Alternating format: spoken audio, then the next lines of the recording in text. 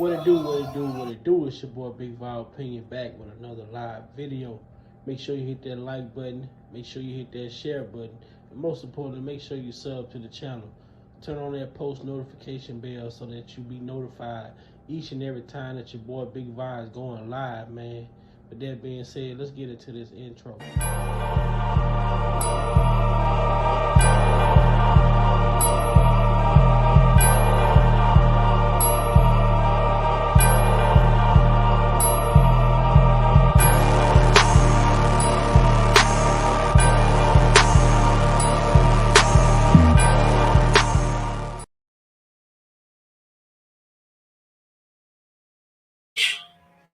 Truth be told, every champion has felt it. Every president has felt it. Every king has felt it. Every lion has felt it. Every winner has felt it. Every soldier has felt it. Every victorious person has felt it. The urge to quit. Don't you give up on your dream. I don't care if you don't have the money, you don't have the help, and you don't have the family for it, and you don't have the background for it, and you don't have the friends for it. Don't you give up on your dream. Don't you do it. Don't you do it. Don't you do it. It may take you twice as long. You may have to take courses and classes. You may not read as fast. You might not move as quick. You might not have as much. But don't you quit. Don't you quit. Don't you quit. You do make a difference. You do make a difference. You do make a difference. As weak as you are, as tired as you are, as many mistakes as you made, you do make a difference. There is something they would lose if you were not there. There was something that they would miss if you were not there. You do make a difference. You do make a difference. You do make a difference. Keep popping. It's for people that are trying to hunt their way back home. Come hell or high water, doing the best they can with what they got. That's who we are, doing the best we can with what we got. And we may not break any ribbons and we may not get any trophies, but if we can learn how to hang on in there, we'll be all right. I will not lie to you, I feel like going on. But I have seen days I did not want to get out of bed, didn't want to put on clothes, and didn't even feel like brushing my teeth.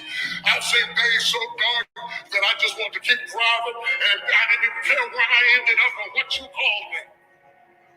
They came, and they passed, and they came to pass. I kept the faith. I kept it. I lost a lot of stuff. I lost a lot of friends. I lost a lot of strength. I lost a lot of courage. I lost a lot of time. I lost a lot of money. But I kept down on my knees. I was still believing. Broke, I was believing. Lonely, I was believing. Betrayed, I was. If you lose a job, keep the faith. If you lose a spouse, keep the faith. If you bury your child, keep the faith. If you have to downsize, keep the faith. If you have to move in with your mama, keep the faith. If you're at your wit's end, keep the faith. If you have to catch the bus, keep the faith. If you have to thumb, keep the faith. If you get sick, keep the faith. If you lose your kidneys, keep the faith. If you got heart trouble, keep the faith. You might not get a go hard, but you got to keep your faith.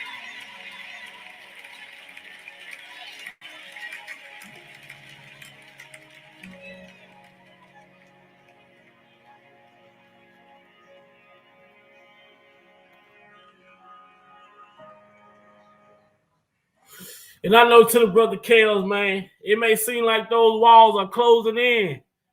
But brother, you got to keep the faith. Keep the faith. Keep talking. Keep speaking. Your voice is being heard. People are coming together. Whether you have some that's out here distracted, some that want to continue to call controversy, some that want to continue to call turmoil. But guess what? You have some that are out here doing the work. That's understanding the assignment, that gets the message. It's some that gets the message. What's up, Sipping? What's up, Sharon? What's up, Miss Lady T? Share the live, share the live, share the live. As people come in, we're gonna get started with the content right after this selection. Shout out to Kels, man. Free Kels until we see them, bro. That's what it is. I want you to do me a favor. I want you to take all your thoughts, all your worries and problems, and forget about them. Because tonight, it's about me and you. No saying love, no patience, no two-way. Just no phone calls, no messages, no family, no friends. I just wanna be alone with you, alone. Girl, I just wanna get it on with you. Yeah, fearing I leave us blue. Here's what I wanna do, baby. I just wanna take my time and like holding your body tight, keeping you warm. Nothing's gonna stop this feeling, no. Giving you such a warm feeling. I just wanna take my time and like holding your body tight, keeping you warm. Nothing's gonna stop this feeling. Nothing. You such a warm feeling. Listen, baby. No bill collectors, no landlords. Your boss is tripping. Just ignore it. You got plans. Call them off.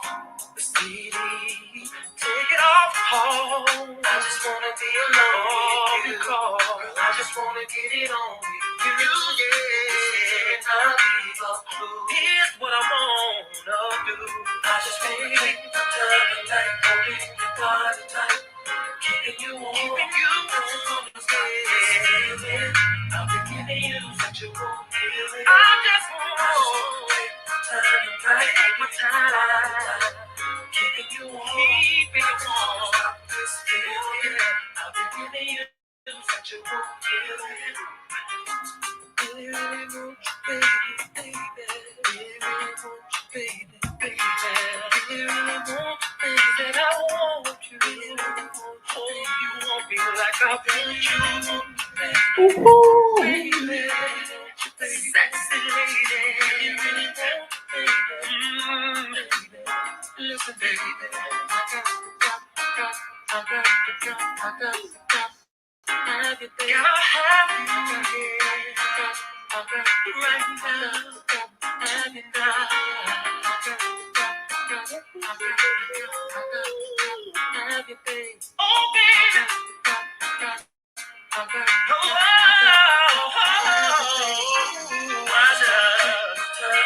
Take my time, keeping you warm.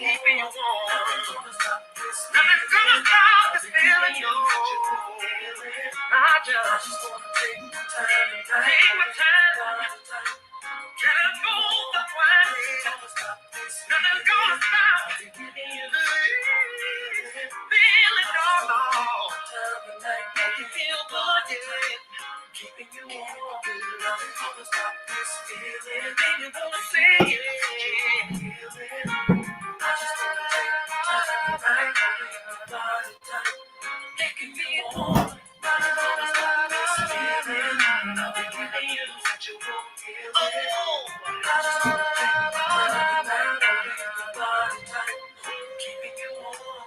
Nothing's gonna stop this feeling.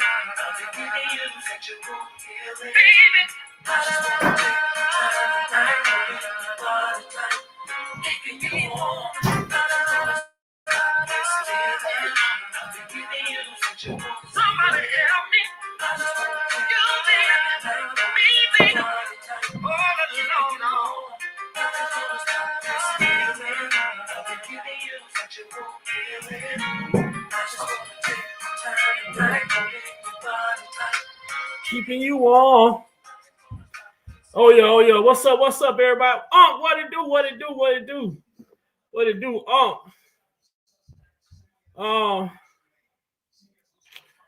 Album moderators. This link at the top, the first comment I left at the top of the comment section. Let me see. Right quick. Let me see if I can. Yeah.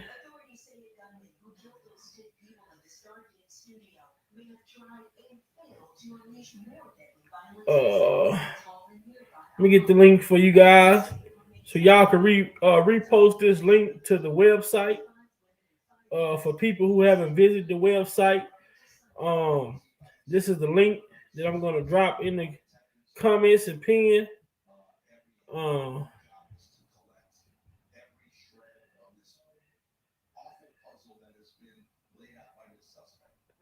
all right, moderators, if y'all can copy that link that's in the pin to the top of the chat and just repost that link throughout the live video.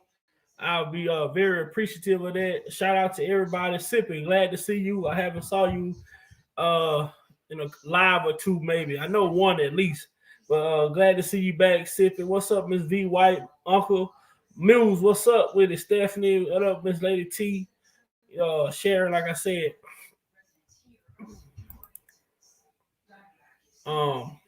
We finna get started with this commentary.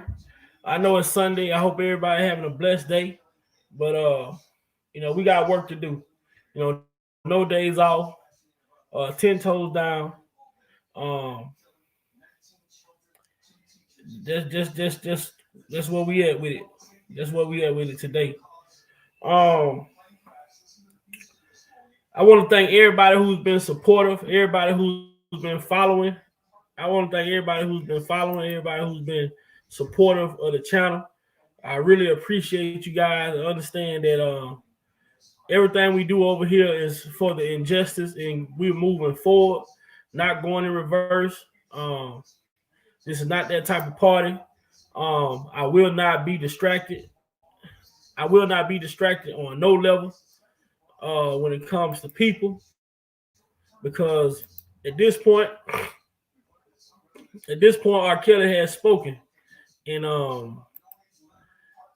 for 4 years, people ask, man, R. Kelly speak out, R. Kelly say something, R. Kelly do this, R. Kelly do that, and then when R. Kelly does speak, I guess when people don't agree with what he spoke, then we still in the same. Some people are still in the same frenzy as far as you know the controversy. Um, for my name to be brought up on platforms, whatever the situation may be, I don't get off into that. I don't entertain that. One thing I do know how to do, I know how to mind my business.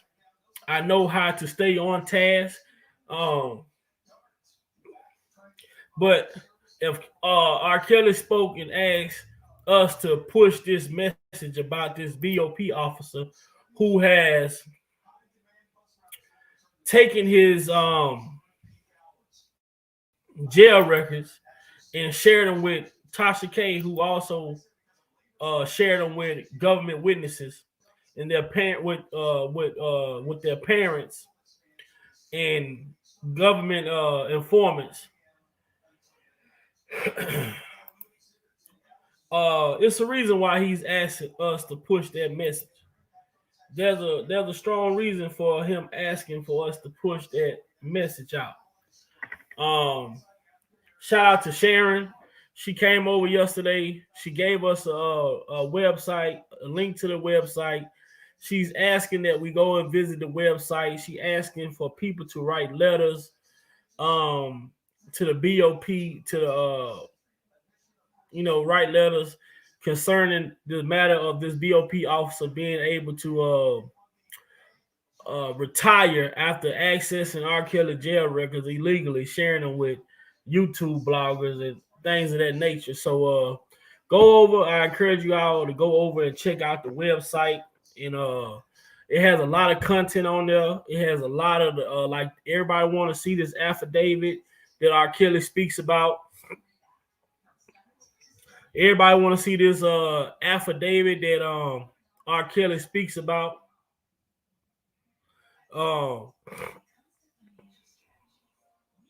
The affidavit is on this website as well.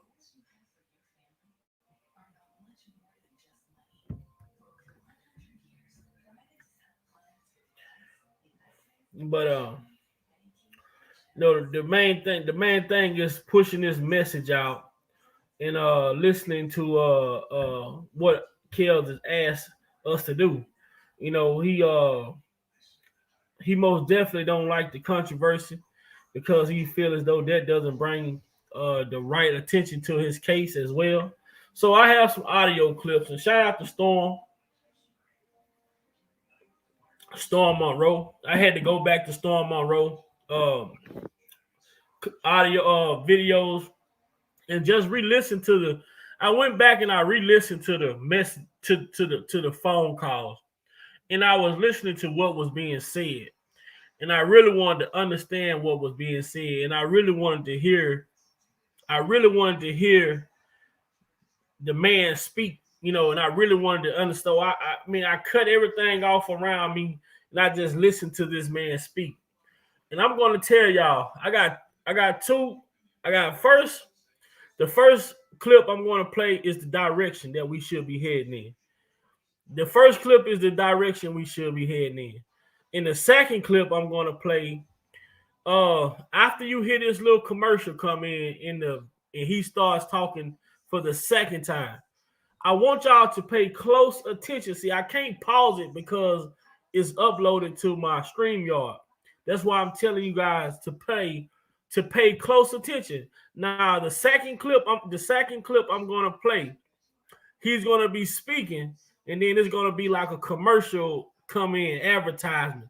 But when the advertisement goes off and he starts speaking for the second time, and he talks about trying to get up out of here, and he's gonna say, I'm willing to stay in. He said, if I was lying, I could just stay in here. So I want y'all when we listening to the second clip that I'm gonna play, there's gonna be a commercial ad in the middle of that, and then he's gonna start talking for a second time. And I want you guys to really pay attention when he starts speaking for the second time. What up, Sir Miguel? What's up, J Rock? Hey, child, Lil Mac. Oh, link in the box, Lil Mac. Link in the box. I know J Rock probably finna watch them Cowboys. Sir Miguel, he probably finna watch them 49ers. I'm not sure, man. But the link is in the box, man. Link is in the box. Link is in the box. Link is in the box, man. Link is in the box. I got the game on, but it's on. It's on. I can hear it. I can hear it, but I'm not watching it. It ain't came on yet. So let's get to it, man. The first clip you're about to hear is R.Kelly speaking as far as the supporters and the people who supporting him and what he's asking the supporters to do.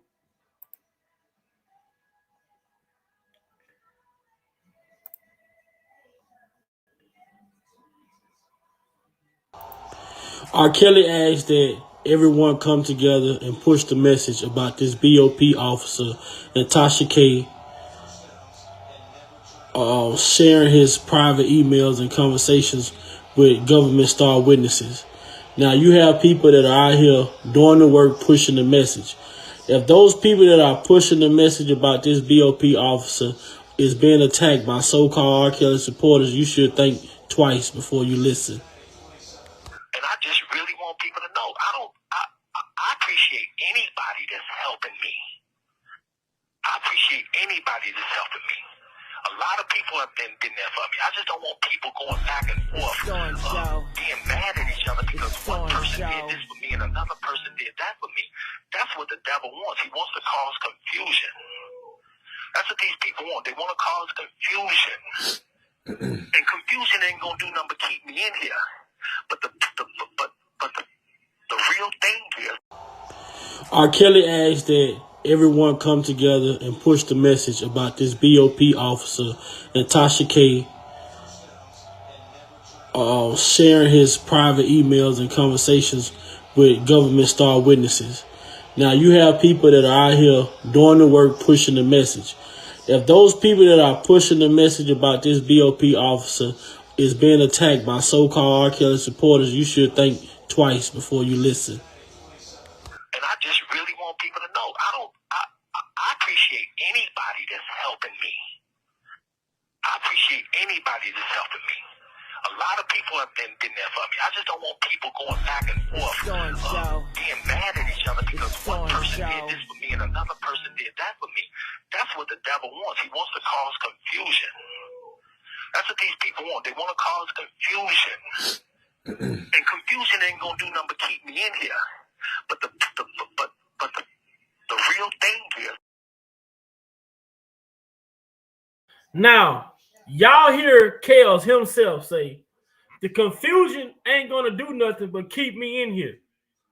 The man said out his mouth, the confusion ain't gonna do nothing but keep me in here. So this audio with Storm Monroe came out just about 2 weeks ago. Why is there still confusion? The man said the confusion ain't gonna do nothing but keep me in here.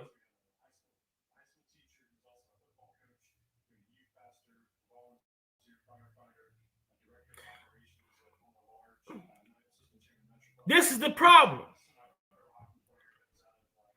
This ain't Layla Kelly. This ain't about Dana. This ain't about Angelo. This ain't about none of that. This is the problem, what we're trying to stop right now. This ain't about Dana. This ain't about Angelo. This is about R.Kelly. This is about him asking us to push the message about this BOP officer sharing his confidential emails with government star witnesses and confidential informants. See, this is the problem. This is why there's study back and forth. People are getting sidetracked worrying about other things outside of what's the most important agenda is right now. This man confidentiality client attorney privileges have been violated. It ain't about Dana. It ain't about none of that. This man is fighting for his life. That's why I'm telling you guys, when I play this next clip, it's very important to you hear this man speak. Listen at what he's saying. After you hear this commercial break in this second clip, listen at what this man is saying about his condition inside of this place that he's in. People want to study, make this shit about Dana, want to make this shit about Levi, want to make this shit about Tyson, want to make this shit about everything but what it's about. If it ain't about this fucking confidential informant, if it ain't about fucking Tasha K, if it ain't about this BOP officer, I don't give a fuck about it. I could care less about it. I could care less about it because most of these goddamn supporters ain't doing nothing but running around from platform to platform, keeping up shit. Keeping up shit.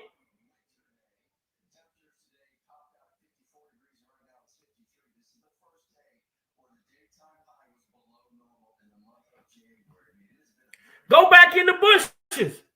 Cause how the hell can Dana give the star witness an email that Tasha K admitted to you into her? You gotta make this shit make sense. We gotta make this shit make sense. If Tasha K come out herself, out of her own mouth, and say she gave goddamn the star witness the emails, she gave it to her parents. Now we gotta sit here and people want to make a whole nother illusion. That's the fucking problem. Y'all running around listening to other people and running and telling shit, and it's just like it in the hood. This internet shit ain't no different than in the hood. Somebody come to your house and tell you about somebody. By the time you leave your house and go tell the next person, you to put your own spin on it. Now the story ain't even original no more. The shit changed from one person to the next person. People come on these platforms instead of y'all listening to understand, y'all listening to keep up shit. That's the fucking problem. It's the reason I keep telling y'all people, man. God gave you 2 eyes, 2 ears, and 1 fucking mouth. Listen, pay attention twice as much as you fucking talk. And then you will understand. A lot of people don't listen to understand. People listen to keep up shit.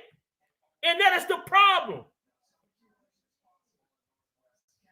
This shit ain't about nobody but this man who's fighting for his fucking life. In a fucking bathroom, as he admitted, as he said. R.Kelly compared his life. R.Kelly compared his life to being in a fucking bathroom. We all out here free. We don't understand what it's like being in his situation unless you done been there before.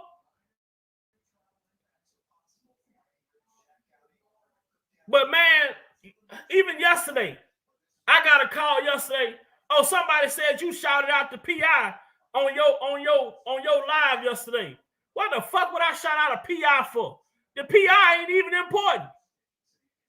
What does the PI got to do with anything that I've been talking about for the last 2 weeks on my platform? The PI is a nobody.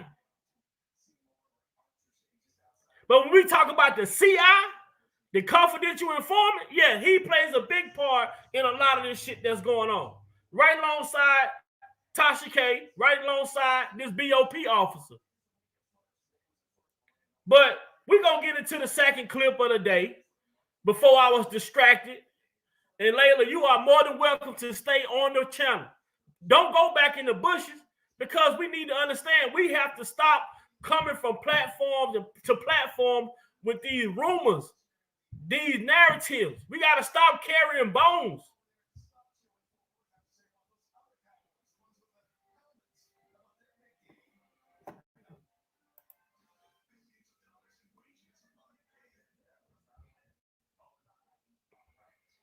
At the same time, because I know who I was talking to. It's hard to trust people. People take my words, they twist them, and all I'm trying to do is get out the truth.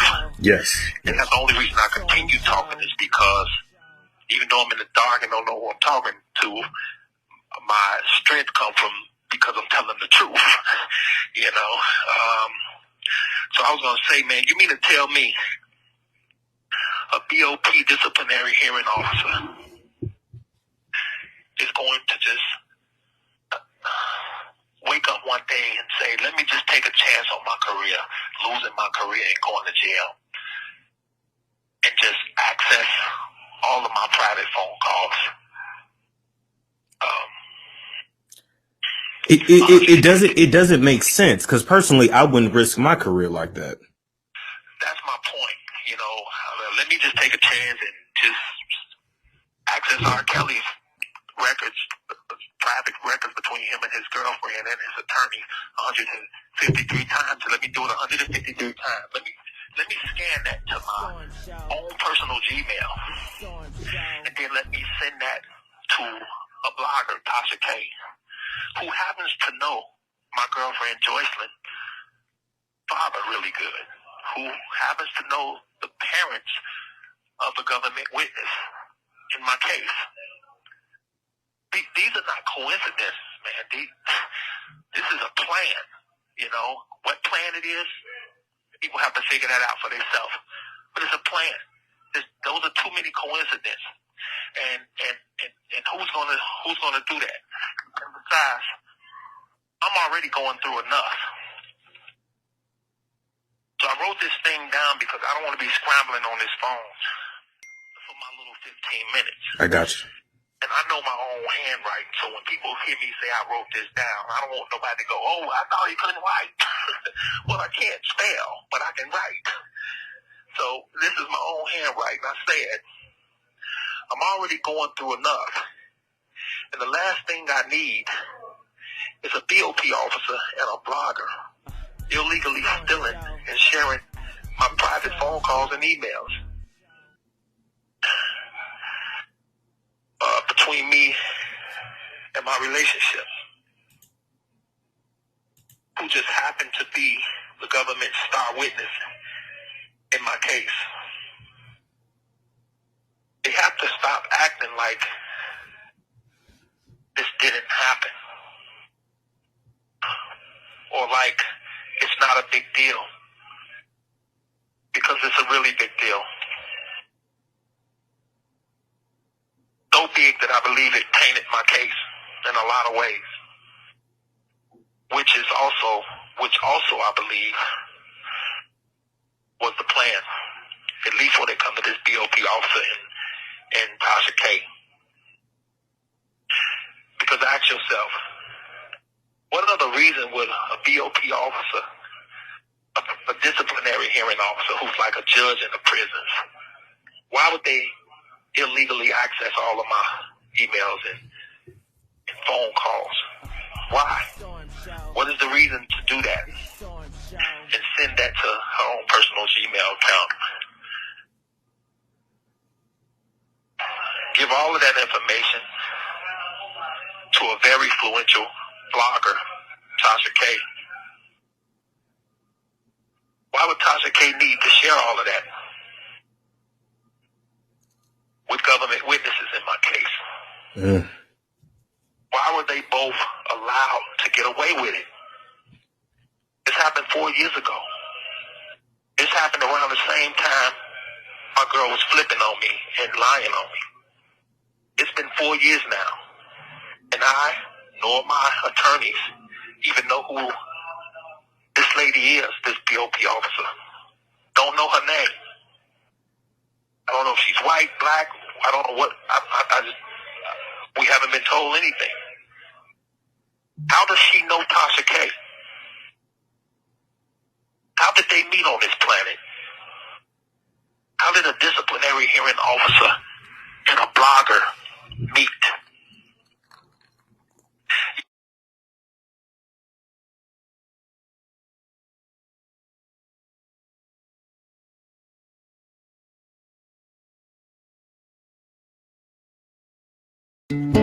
Grown right here in the Lone Star State.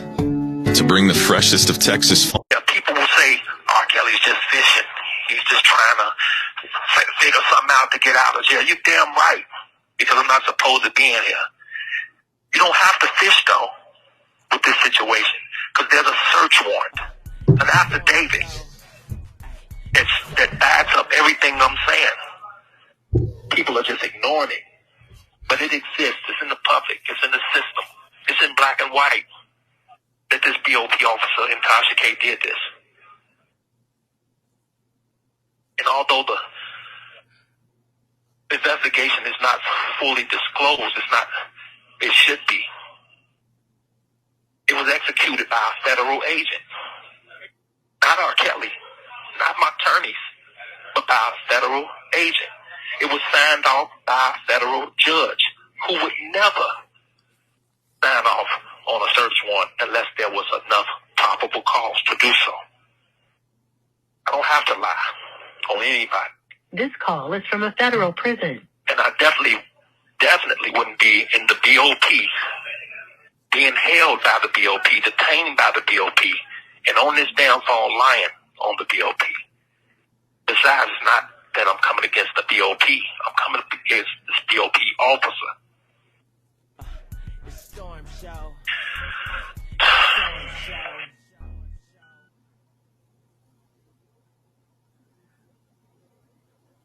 And besides, if I was lying, this phone call would have been disconnected.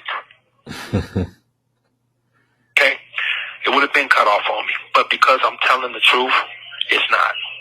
I know I had a very good chance of beating my case. But that chance was stolen from me when this BOP officer decided to illegally steal all my information and share it with government witnesses through Tasha K. And this is according to the OIJ. There was an investigation done, a search warrant done back in 2019, back in 2020, before I even went to court, which means I really shouldn't even went to trial until this investigation was fully investigated. Because now I'm found guilty, and here I am, looking at all of this information that could have helped me in my case. It could have stopped people from being on the stand that was scoring. They're mad at me because they saw some illegal contraband shown to them by Tasha K. from this BOP officer stealing it making sense, just leave my ass in here. But I know I'm making sense. And all I want is the full disclosure. I want full disclosure on this investigation. I want to know this lady who stole my information and gave it to Tasha K. I want to know why she did it. I want to know how she met Tasha K. I want to know why they did this to me. I want to know who else is involved. Why? Because you damn right I want to go home, bro. I want to get my life back. Because nobody deserves this. I don't care if you had a traffic ticket. I don't care what kind of case you have. You have the right to prove your innocence.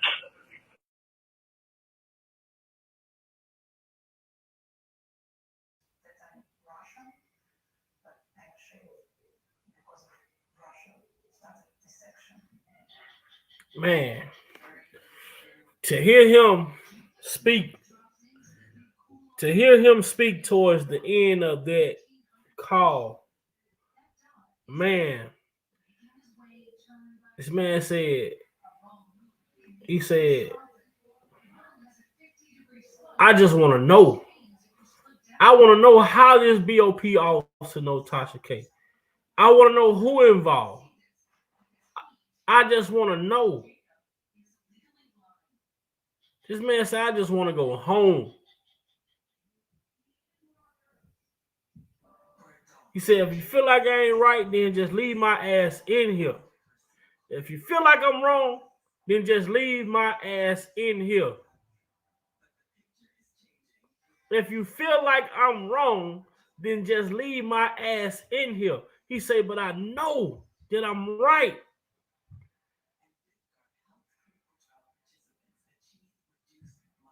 He said, I should not even went to trial until this investigation was over.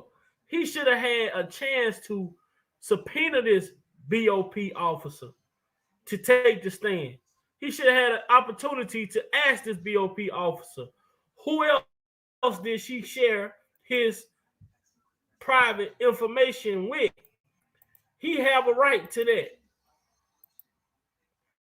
He has a right to do that. He has every right to do that.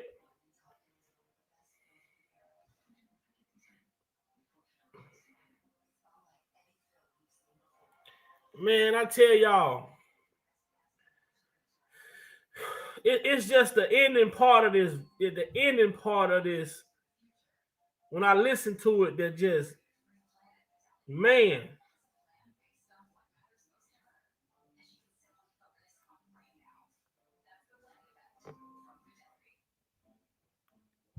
Illegally steal all my information and share it with government witnesses through Tasha K.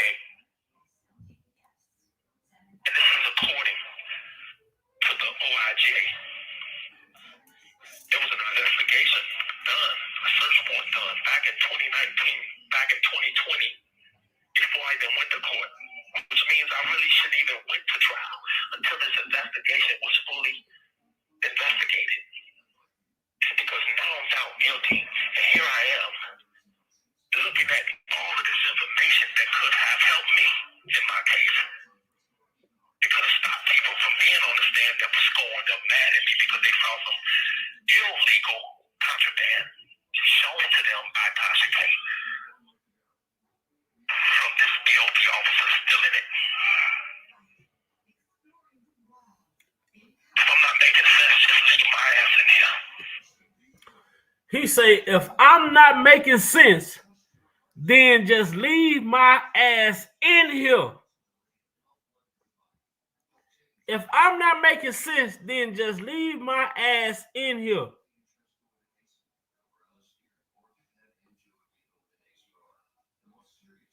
When I went back and I listened to this particular call, man, this shit hurt me, bro. It hurt me because when you listen to this man talk, you can hear his voice breaking up as if you can hear that this is a personal issue with him. Now when he say, I'm having nightmares in here of this BOP officer and how she was able to access my records and just share them. And she was able to just retire as if nothing never happened.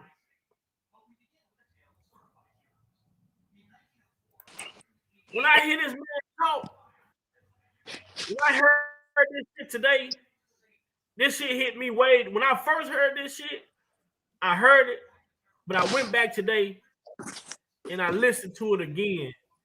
When I listened to it today, I said, man, the way he sounded towards the end of this call, man, I can only imagine, man. A guilty person ain't finna sit here and go through all of this shit, fight all this shit. You know you dead ass wrong. You know you dead guilty. You know you gotta have some type of. You gotta be a heartless person to be dead ass guilty, and you sitting out here playing like you're innocent. Especially after you done lost everything. You lost everything, and then you hear this man speak towards it. You heard the audio, bro. Oh yeah, I was listening. When you hear him towards the ending of that call, man, you can hear it in his voice. Broke up. He was breaking up, man. He was breaking up. He wanted to come home. Dude, you know, one thing that let me know that Bill Cosby was 100% innocent, man, is when they offered him that plea deal to go to the classes or whatever the hell to get a lighter sentence. He said he ain't going to no damn classes.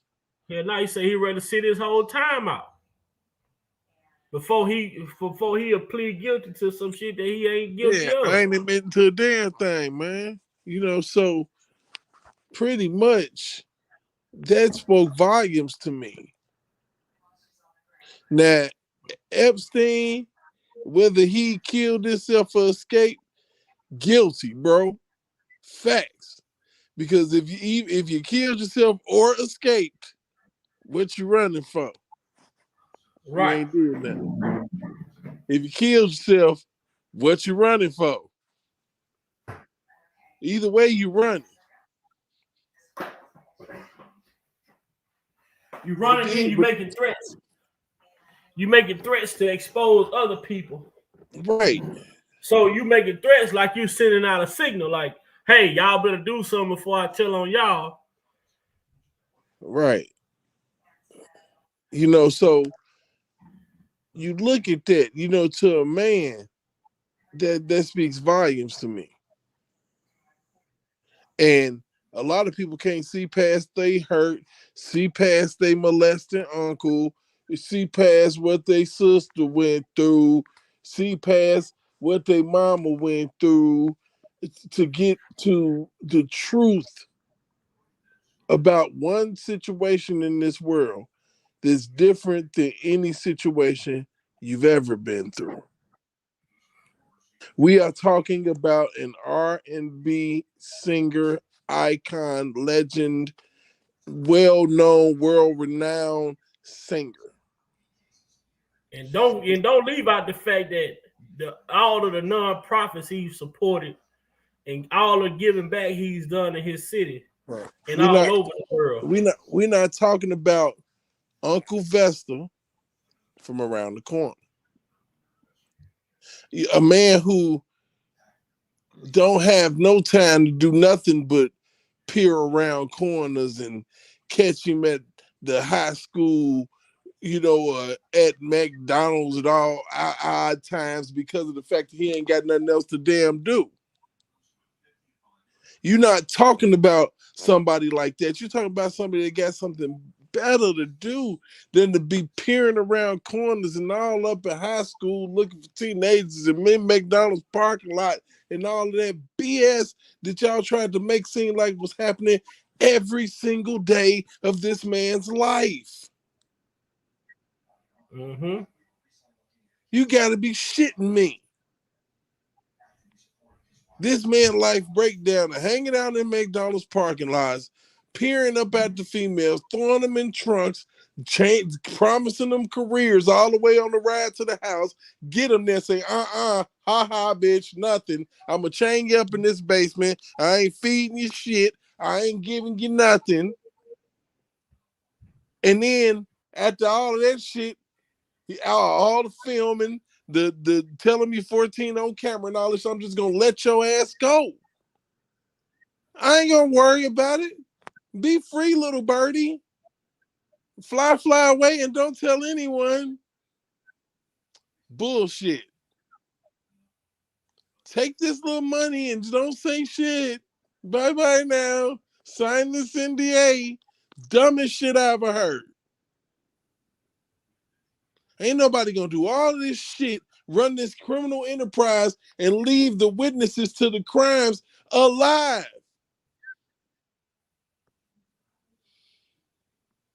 The fuck is going on? And ain't a some bitch dead in this scenario. But we got RICO charges and shit. At least with Young Thug, they pulling up murders. Shit. And like he said, even R.Kelly say, he say this is a plot. Hold on, let me go back in this video when he talk about the beginning of this situation. Go ahead, Derek. Keep talking, man. I'm gonna get to what I'm trying to get to. Then I'll come back in. Like I said, it's irritating that, it took, I guess that, for him to talk now, it's cool. But it ain't nothing different that we done already knew what to focus on, man. It's been in our face the whole damn time. That's why most people, when they start their platforms, I've seen them start out bouncing all over Angelo and Tasha K head for some strange reason, because that's pretty much your introduction into this shit. It's these people from that other side. And when you look at it, every blogger that's came out within the past 2.5 years, oh shit, Tasha K and what the hell and Larry, what the fuck? They go straight after that shit because it's chum in the water. On that particular situation, there's blood all in the water. It's an elephant in the room and people can see it. And it's like, and as soon as you start digging, that's when the vultures come out and start to acting the damn fool. They don't want you. They don't want you talking. They don't want you speaking on certain things. Soon as you start shaking that damn cage right there, it's always some problems. And here, right here, is where I got to the point, bro, where I was speaking about. And like I told people, if this would have been something done by the feds, if taking R.Kelly down was something done by the feds, this man been locked up for 4 years. He would know verbatim how he was took down and why he was took down. But I want y'all to listen to what he say when he speak about trying to understand what's going on. If this was the feds doing, and solely the feds, he would have a clue. He would know something. But listen to what he say.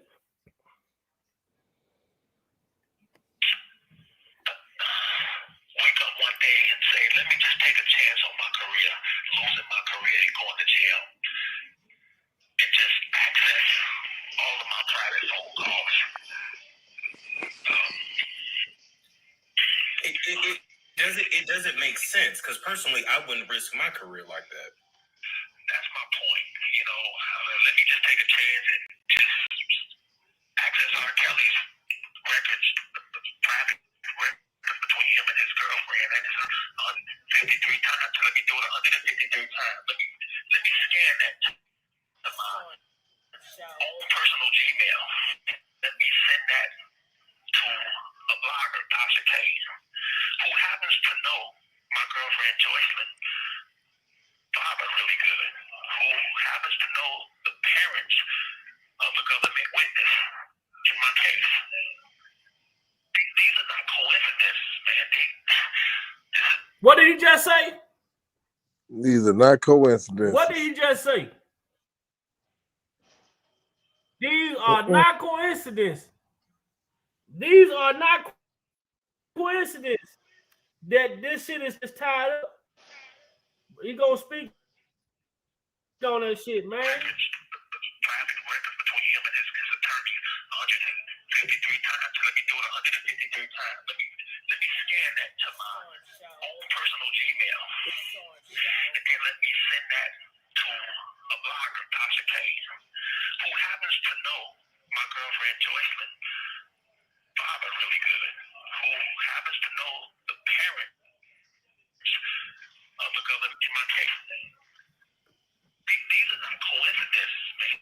This is a plan. Hey, you know, hey, bro. What plan it is, people have to figure that out for themselves. Hey, bro. Check this shit out.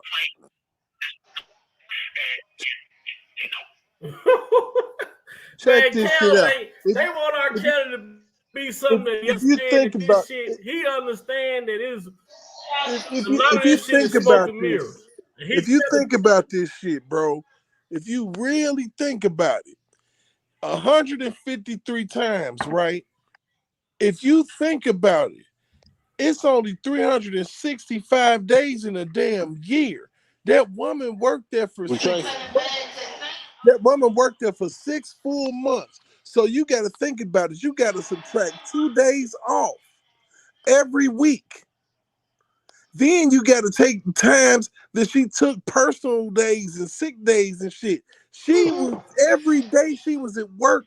When she worked at that facility for 6 months, she was in that man's stuff. And she retired. She was planted there to access his shit. What you say? She was planted there to access his shit.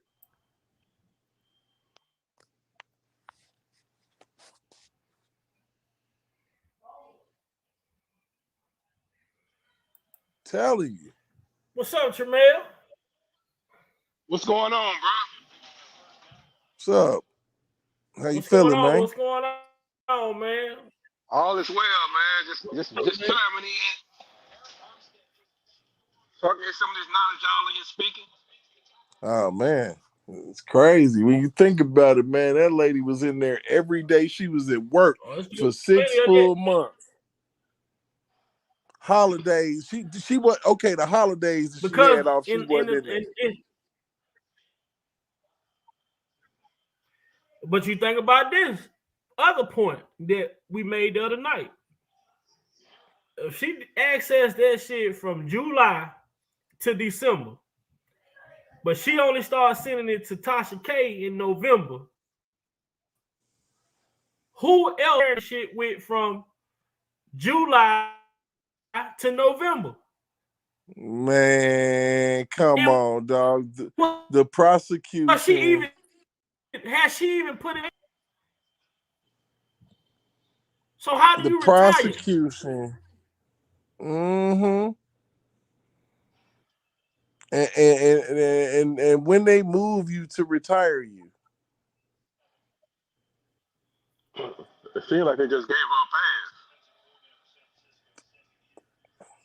And why would you give somebody a pass? Why would you give somebody a pass who has violated you all BOP? Why would you give them a pass unless this person has people backing her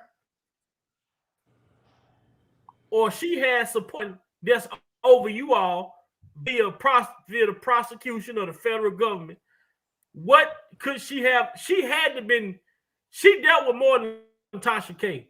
I don't see them protecting this woman the way that they are protecting her solely off of her sharing information with Tasha K. For Tasha K, because they said that they wasn't gonna disclose everything. She gave that shit to the fucking feds. She gave it to the prosecution, the government. The government don't have unfettered access to prison shit like that. on a daily basis because of the lawyer, the confidentiality.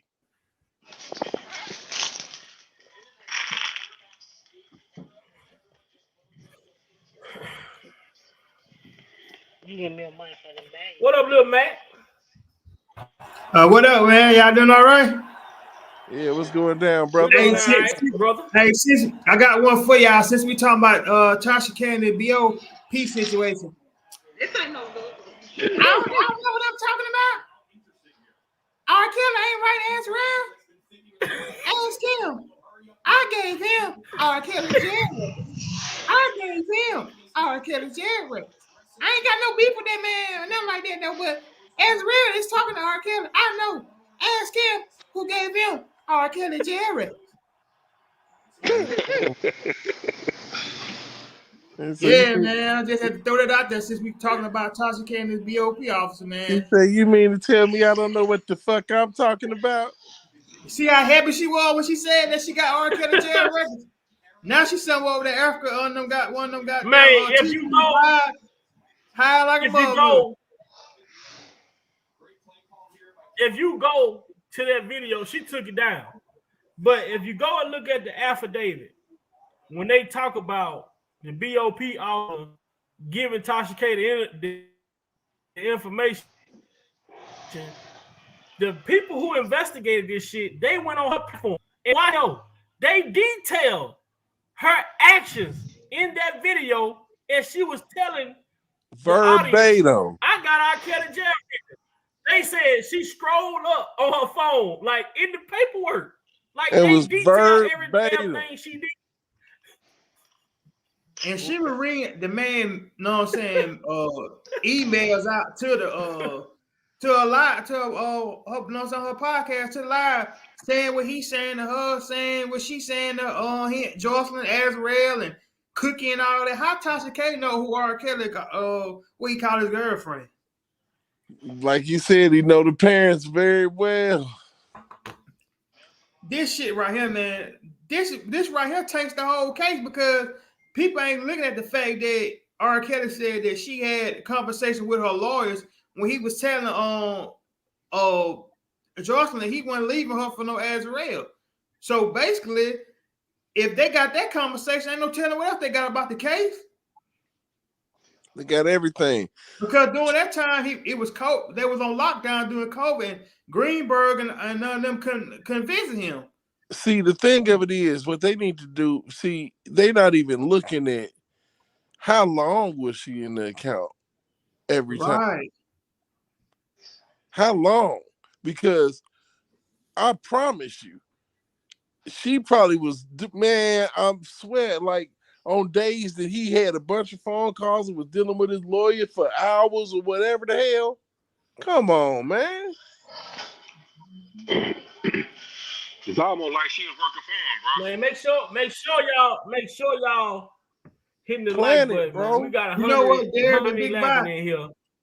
I like Plan I it. said, it been on my head since Big Vibe on live a few months ago. When the first BOP thing first kicked off. I agree with you. I believe she protected by the government because What's up, Petey? that New York case, let's be for real, man.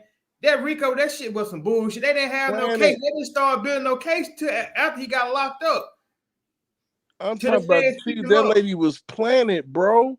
Right. Planted. No way in the world you go work somewhere 6 months and retire. What the hell? Who the hell? When and how? Where? What? Come on now. Exactly. Where? Tell me. Somebody please. Who does that?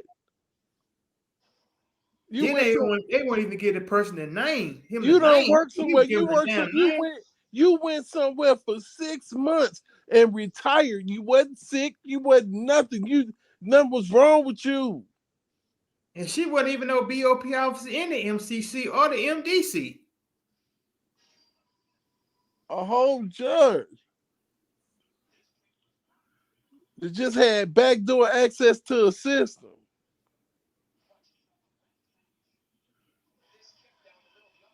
She was telling how planning, many other people bro. information. That lady, She probably helped, you know what I'm saying? She probably getting paid by the government to help government win other cases. That lady was planted there, dog. That's the only way that they protecting her like that. She was planted there. She was planted there, man. Yeah, I'll keep. Well, we gotta keep pressing this issue. Now, that's and we can say Tasha K was planning. So where did she come? How did she come about into this situation? And why would the parents feel so comfortable with sharing so much personal information with her? Right. Like I said, they was all. I'm the reason R.Kelly in jail. Remember she said that? She was bragging about that shit. Excuse my language. Let's drop this clip right quick. R.Kelly tells Storm that it's a go figure. What do he mean when he say go figure? He's telling the supporters to put this shit together. He's giving the clues, but he's asking us to put it together. We're not putting together this shit by being out here talking about what Dana J did. We're not putting this shit together out here talking about what Levi did. You know, you ain't putting this shit together. You out here talking about shit that ain't got nothing to do with the BOP officer or Tasha K or the confidential informant. All that back and forth YouTube beef and shit, that shit is irrelevant, man. It's irrelevant. I ain't trying to hear that stupid ass shit about no Levi, Dana, DJ. I don't give a damn about that, man. It's about the BOP officer. That's what he want everybody to focus on, man. Stop this damn. If you say y'all for this, man, stop this fucking YouTube back and forth beef and shit. That go for everybody, man. Because this ain't getting nowhere. That's a fact. At all. Let's get to it, man. We straight focused over here. This motherfucker. Oh, hold on. You say what? For all you know what you get with me. Bro, you happy about giving people Nigga, that you know how much motherfucking money they gave me for that? How much? $200.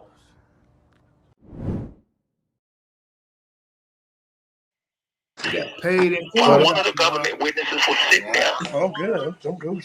With Tasha K. Sitting up here chilling. On the internet, there's a picture of it. It's a ghost.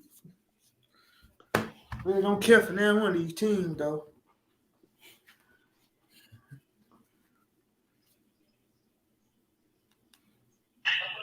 While one of the government witnesses was sitting there with Tasha K. on the internet, there's a picture of it. It's a go figure that my information was being shared with, witnesses. And it was being shared by the Tasha K. So a BOP officer, disciplinary hearing officer, which is a judge in the Bureau of Prisons, how do you even know a YouTube blogger? These questions you have to ask yourself. These questions people have to ask themselves. And I'm not going to lie. I don't have anything bad against the BOP.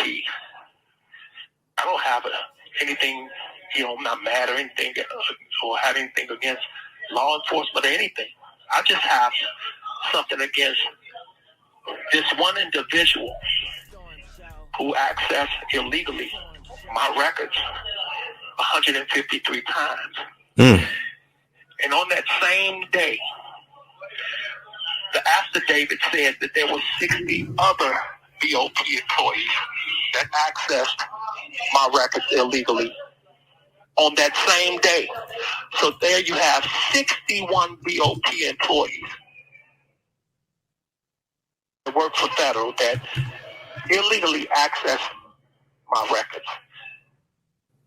my phone calls, my emails. And the last time, and when you talk to your, just put it like this, when you talk to your female, I'm kind of pausing because I want to make sure that I don't go into my case. Right. Excuse me for that. No, you're fine. But to give you a scenario, if you tell one woman, hey, I'm going to give you the money, you put the money behind the blue couch, and because the other lady is spending the money, and she's not supposed to be spending it because I need that money for lawyers. So you being more responsible. You take the money, put it behind the blue couch, and don't tell her. Just hold it and use that for emergencies or if I need anything or pay bills or whatever. The other woman is not supposed to know the very next day where that money is. Right. I'm not supposed to get a call, which I did from my girl saying they took the money, they left a note saying F you and F him, I'm going to do what I have to do. These things is happening. These things happening in 2019, and then I get another visit from the woman who took the money, and she tells me, since when did you start giving her the money, and why did you tell her to put it behind the couch and not tell me? Don't lie to me. I heard the phone call. So in 2019, I'm trying to figure out how the hell did she hear that phone call? In 2019, I'm trying to figure out why would she tell me in the last visit that, and since when did you start calling her Cookie? By nickname on email. I'm trying to figure out how the hell did she know I call her Cookie? She say, don't lie to me. I fucking saw the emails. Excuse my language.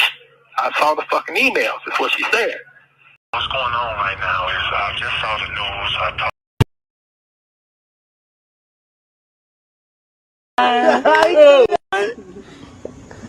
Someone.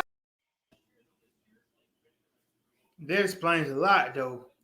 When he said that 60 people had his information, that it's possible that one person was spreading that stuff around to other BOP officers, like other people, you know what I'm saying, that was working at that jailhouse. Like, hey, if I can't do it, y'all might need to get y'all one of y'all. Here you go. You know what I'm saying?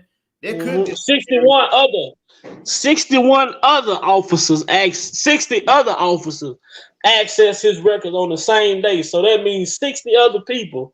How in the hell do 60 people go into your records at the same time on the same day? Yeah, that's something to think about. Maybe did they have a fucking group text going around? Hey y'all, on the count of 3, everyone go. I'm not sure. But if y'all like to donate to the channel, man, $BigVolPinion88@gmail.com. If y'all got anything y'all would like to talk about, any concern, email me at BigVolPinion88@gmail.com. Like, share, subscribe. Get those likes up. Let's get this live stream up to 100 likes. If you can, the likes is free, the shares is free, the comments is free, to watch it is free. Yeah, I think most important, let's just bring awareness. Should sue the BOP, most definitely. Most definitely. And see, and people keep talking about the flip. People keep speaking on the flip. Well, the flip was, with Tasha K sharing those emails with her parents, which got to her, and that was the flip. Right. The flip didn't have nothing to do with nobody on none of these people that people are accusing of doing this and doing that. She was gone. She had already flipped before she got to Larry. She had already made up her mind what she was gonna do. Because you go back and listen to her say this when R.Kelly said that when she took the money, she left a note saying, "Fuck you, Joy. Fuck you, R.Kelly. I'm going to do what I got to do." So first of all, how would she know? Why would she say she's going to do what she got to do if she didn't already know that she had these people in her back pocket whenever she got ready? So she already knew that she was already, that right there let you know that she was already working with the government, but she probably was giving them a hard time because it goes back to the video. Now follow me. We're going somewhere. I think we got to have to take a gas, maybe a little bit over, but we're going somewhere. So when she go back and she like, "Robert, that's my baby," and she say, "The feds, y'all supposed to be the smart one, but y'all got the same old stuff, the same old tape, the same old marriage stuff." Remember she said that? Yeah. So she was in the middle. But yeah, she was straddling the fence. But what flipped it off though was these emails and how she got that information, and she was still in contact with her people. So so that was putting that in her ear. Because you go back to the Shabazz documentary, she said, "Don't pay this pension like I ain't been talking to y'all. Y'all know when I call y'all, and when y'all be arguing and fighting on the phone, that's when I, don't want to be bothered with y'all because y'all be bickering and want to talk about money." Yeah, it's more to it than to that though. Like you said though, that email will cause her to flip. And then my thing with that is like it's like she. Hold on, little Mac. Beautiful brown eyes. Let me address you, beautiful brown eyes. And this how stupid people is. And this is why I say it. Paying attention could save your life, but not paying attention could cost you your life. Shane, he doesn't know those emails were to Azrael, but Tasha K said they were from Jocelyn. Why would the emails be from Azrael if Tasha K said Az got mad because when she read the emails, he was telling her enjoy the same shit. So why would they be to her? Right. Are you following me? Did Tasha K say, everybody in the chat, did Tasha K say or not say that the emails, he was telling Azrael and Jocelyn the same shit? Yeah. Exactly. So for this person, beautiful like brown R.Kelly eyes, said, say, she had testified. Hold on, before we get to going, we're gonna deal with this person. See, these people right here are the people that's, these not R. Kelly supporters, but they come on an R. Kelly platform. That's the first time I know you wasn't raised right. Because the first thing in my household as a kid coming up, we was taught to mind our fucking business. And if it ain't got nothing to do with you, you keep your ass walking. You see and you don't see. So Big Bobby going off, bro. So with that being said, Tasha K said he showed Azrael the message. Azrael got mad because she found out R. Kelly was telling her and Joy the same thing. But then that ain't what pissed Azrael off. Beautiful brown eyes, let me help you out with what pissed Azrael off. What pissed her off, and I hate I'm saying her name, but what pissed her off is when she heard the phone call between R. Kelly and his attorney, and R. Kelly told his attorney that he wasn't leaving Joy. That what pissed her off. She was trying to get Joy out of there. She wanted R. Kelly to leave Joy. Right. She gave R. Kelly an ultimatum to leave Jocelyn or I'm gonna leave. R. Kelly spoke with his attorney. He told his attorney that he wasn't leaving Joy. She heard the phone call. If you go back, if I play the audio back again, she told him, I heard the phone call. I know your voice. I heard the phone call. Why you told your attorney that you wasn't leaving her? Because she gave R. Kelly an ultimatum to leave Joy or she was going to leave. When she realized that R. Kelly wasn't leaving Joy, she knew she was gone then. She had already made up, but she had already stole the money anyway. When she came to visit, she didn't even want Joy to come visit because she old boy played the phone call when she said about why you switching the days over to Joy. Said we've been talking about that. You know when she said that she didn't want to switch those days over to Joy too. She didn't want Joy to be there. She wanted to be the number one. Hey, hold on, hey, Lil Mac, let me tell you something right quick. Hey, you heard of Matumbo? Yeah, came back, the basketball player. Yeah, the basketball player. Yeah, what's up? Okay. Now, Matumbo. What pissed her off is she found out RL was this R.K. but put money on his book. How do you know that, beautiful brown eye? How do you know that? No, but see, I got something for beautiful brown eyes. Moderators, let us all bow our heads. Moderators, let us all bow our heads as we say our last goodbyes to beautiful brown eyes. It was nice knowing you. Glad you was being over here. But this type of shit, I don't care for. May you rest as you leave out this chat into your world where you came from. So, let me go to the chat. Come over and throw us off our game, big boy. Oh, no, she ain't. Her ass finna get kicked like a field goal. Out of here.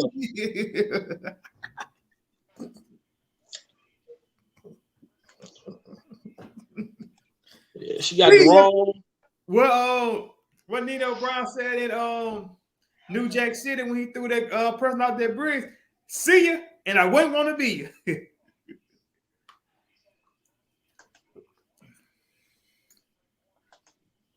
I just feel like he died.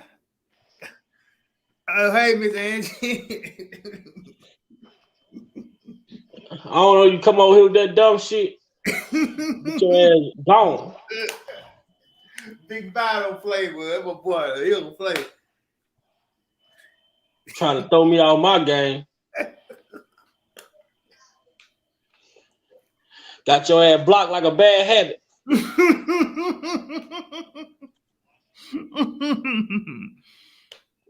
Oh, yeah, man.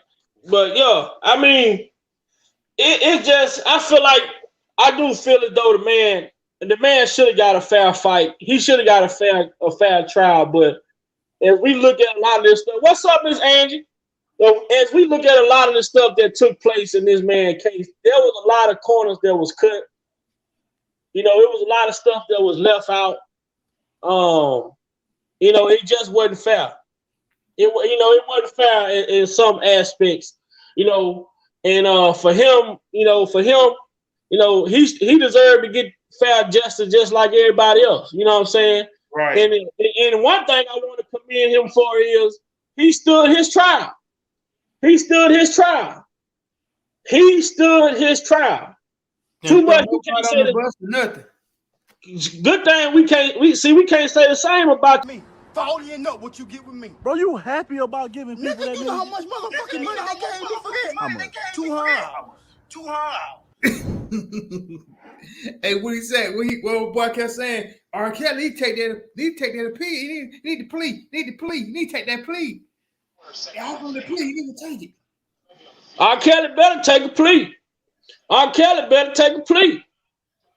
You know what I'm saying? He want R.Kelly to take a plea. But where my reader at? Lavish lady, come on up here and read this document from the government star snitch. You know,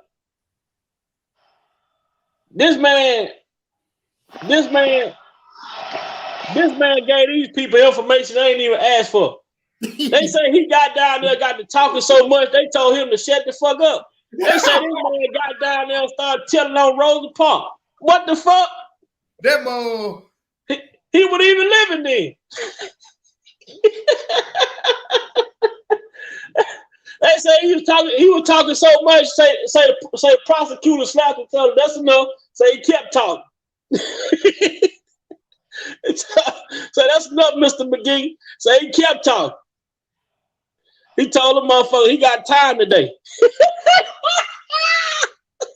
No, he told on Peter and Paul then. I hope y'all got 4 hours of video and audio empty, because I got some shit to tell y'all. Man, we got bus drive. We got assistance. We got storage. We got people We got the storage. We got people to lie. Now he coming out saying they got people to lie. Now we got people like this scared as hell because he's mad because my daughter might be pulled back into this. He wasn't even 18.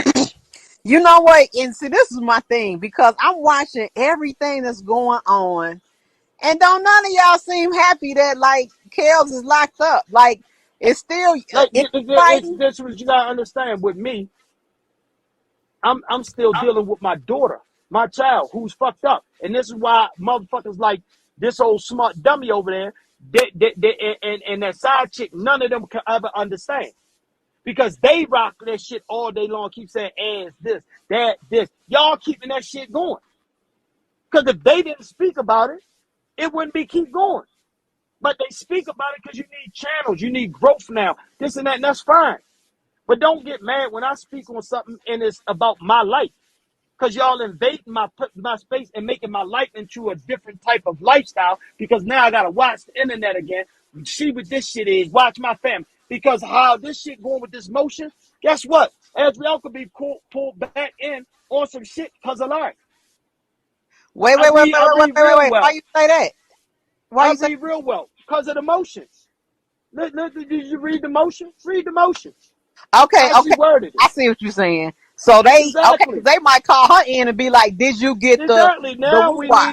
need to exactly. Now Yeah, we need to hear run it this back. part and that part again. Yeah, Yes. So I got. now when she thinking she moving her life on, this dummy done dragged her in there because he want to be on his YouTube talking about, Got you. oh yeah, I got this, and we seen that, and you seen his father there, his mother there, this and that. Man, we was visiting. My wife never stayed at that fucking house. My son never stayed at his house. What the fuck is he talking about? But you know they Like, might this shit goofy. because they Huh? saying they might pull you too because she ain't say your name. I promise. Listen to me. I promise you they ain't gonna call me. Listen to me. I promise you. That makes you wonder why he trying to put a cease and desist on your boy. He called that man a smart dummy.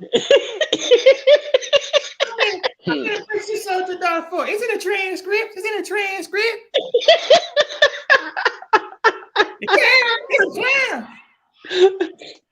Tim, hold on, Tim. What I'm not gonna do, I'm not gonna lie to man. I let you talk low. Let me talk low. I let you talk. What? You a nigga. I ain't call me a nigga. You a nigga. I ain't no gangster. I might get a little Westwood on you, but I ain't no gangster. Well, Tim. See, the thing is, Tim. I'm not gonna lie on no man just because you say he threatened you. I never heard Mason threaten you. You said I was 97 baby girl. I don't know who 97 baby girl is. I thought it was Cad Jones. I thought it was Sunday McGee. 97 baby girl emailed us, said my daughter in a situation. What about Ted Mess? What about Ted Mess? See those messages. I don't want no Cad Jones. Yeah, I flirt with the bitch trying to get some information out of her. Don't mean I want her. You the one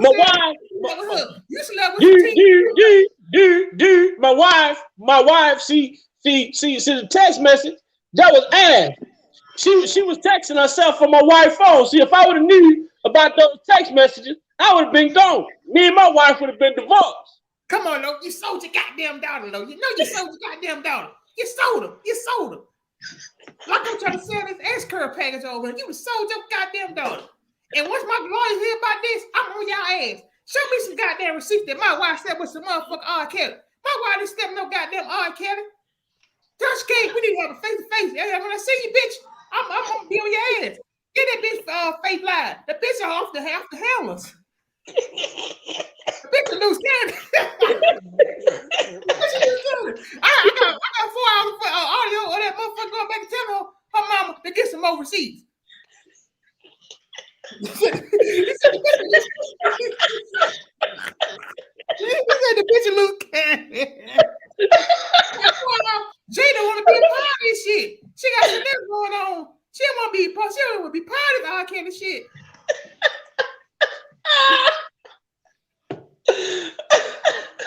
Yeah, if y'all didn't know it, had to get a little Westwood on you. If you didn't know it, that's a Westwood Savage. Westwood Savage, come through, texturize. You hear me? How stupid can you be? Why? How stupid can you be? Y'all know dude was texting my wife. Texting ass pretend to be him. You know, how the hell that do that make sense? How the hell none of that shit makes sense. Texting your wife, she in Florida off her phone, he in California. None of that shit makes sense, bro. Yeah, y'all know dude had them right letters and it came out in court. He came out of court. But yeah, Tim, I'm gonna be on your ass. I'm gonna hit you with that defamation lawsuit because you keep bringing up me and my wife, talking about my wife had a relationship with R.Kelly, but me and Don Russell on the phone, Don Russell said to us on three-way that your goddamn wife was in the bathroom with R. Kelly for 2 hours. Talk about that. Is this the same man that did an intervention over his daughter? You know what I'm saying? Talking about fellatio and shit and who he been with.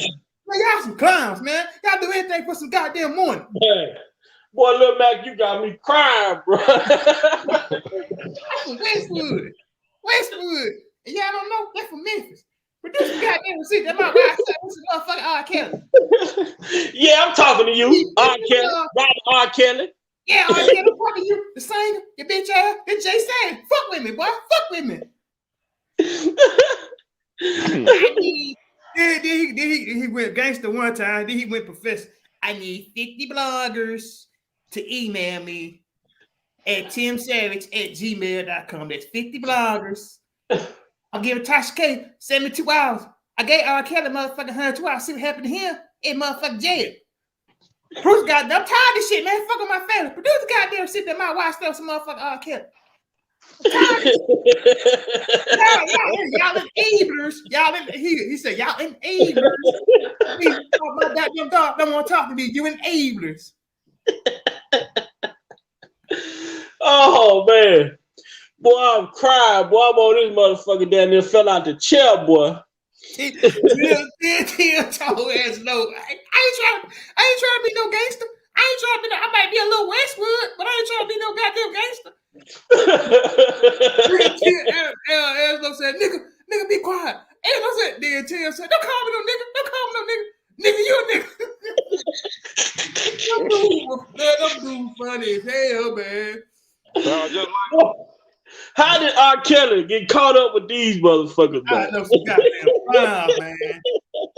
Man, shout out to Daddy J, man. Daddy J goddamn broke the internet. That goddamn lie, man, what about text message? I told motherfucker if Johnson come in this chat, it is a 2-drink minimum. She gonna already be drunk, so she might not even laugh. King True is King Live. King Live. King Live. Knock me in my goddamn mouth here. Where my teeth at? Man, let's run the audio back, man. We had to put a little intermission in there for y'all, man. It's always good when Lil Mac come through. It's always good when Lil Mac come through, man. But man, we got this audio, man, from Storm Monroe. And like I told y'all earlier, man, listen to the audio. But once you hear this commercial break and he start talking for the second time, just pay attention to the voice. Pay attention to how he's talking. And bruh, it hurted me to hear his voice because it sounded as if he was breaking up. And he was talking about, he said, man, if I'm wrong, leave me in here. You know what I'm saying? If I'm wrong, leave me in here. But I know I'm not wrong. You know what I'm saying? So y'all listen to the audio, man. And this is gonna be the last time. The devil doesn't want you to become what God has spoken over your life. But you cannot afford to be afraid because fear. Not that one.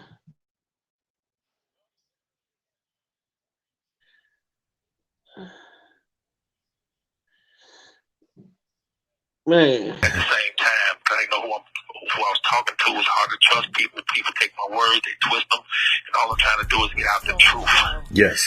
And that's the only reason I continue talking is because even though I'm in the dark and don't know who I'm talking to, my strength comes from because I'm telling the truth. You know? So I was going to say, man, you mean to tell me a BOP disciplinary hearing officer is going to just wake up one day and say, let me just take a chance on my career, losing my career and going to jail, and just access all of my private phone calls. It doesn't make sense because personally I wouldn't risk my career like that.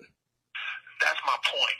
You know, let me just take a chance and just access R. Kelly's records, private records between him and his girlfriend and his attorney 153 times. So let me do it 153 times. Let me let me scan that to my own personal Gmail, and then let me send that to a blogger, Tasha K, who happens to know my girlfriend Joycelyn father really good, who happens to know the parents of the government witness in my case.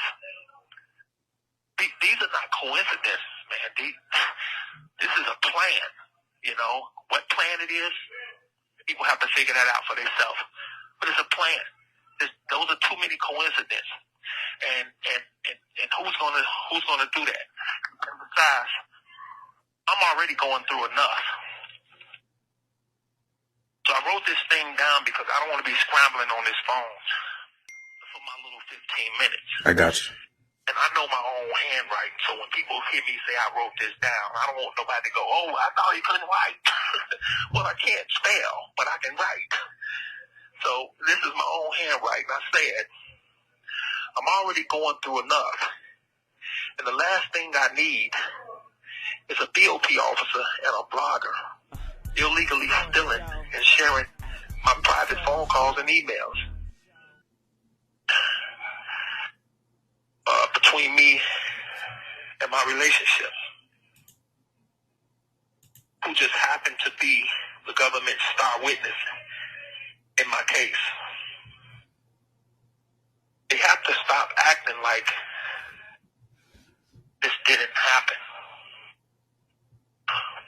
or like it's not a big deal, because it's a really big deal. So big that I believe it tainted my case in a lot of ways, which also I believe was the plan, at least when it comes to this BOP officer and Tasha K. Because ask yourself, what other reason would a BOP officer, a disciplinary hearing officer who's like a judge in the prisons, why would they illegally access all of my emails and phone calls? Why? What is the reason to do that? And send that to her own personal Gmail account. Give all of that information to a very influential blogger, Tasha K. Why would Tasha K need to share all of that with government witnesses in my case? Why were they both allowed to get away with it? This happened 4 years ago. This happened around the same time my girl was flipping on me and lying on me. It's been 4 years now, and I, nor my attorneys, even know who this lady is, this BOP officer. Don't know her name. I don't know if she's white, black, I don't know what, we haven't been told anything. How does she know Tasha K? How did they meet on this planet? How did a disciplinary hearing officer and a blogger meet?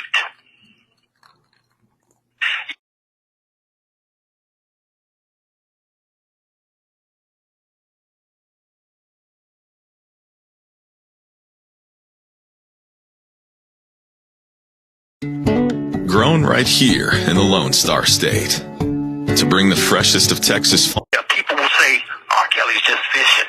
He's just trying to figure something out to get out of jail. You're damn right, because I'm not supposed to be in here. You don't have to fish, though, with this situation, because there's a search warrant, an affidavit that backs up everything I'm saying. People are just ignoring it. But it exists. It's in the public. It's in the system. It's in black and white that this BOP officer in Tasha K did this. And although the investigation is not fully disclosed, it should be. It was executed by a federal agent. Not R.Kelly, not my attorneys, but by a federal agent. It was signed off by a federal judge who would never sign off on a search warrant unless there was enough probable cause to do so. I don't have to lie. on anybody. This call is from a federal prison. And I definitely wouldn't be in the BOP, being held by the BOP, detained by the BOP, and on this damn phone lying on the BOP. Besides, it's not that I'm coming against the BOP. I'm coming against this BOP officer.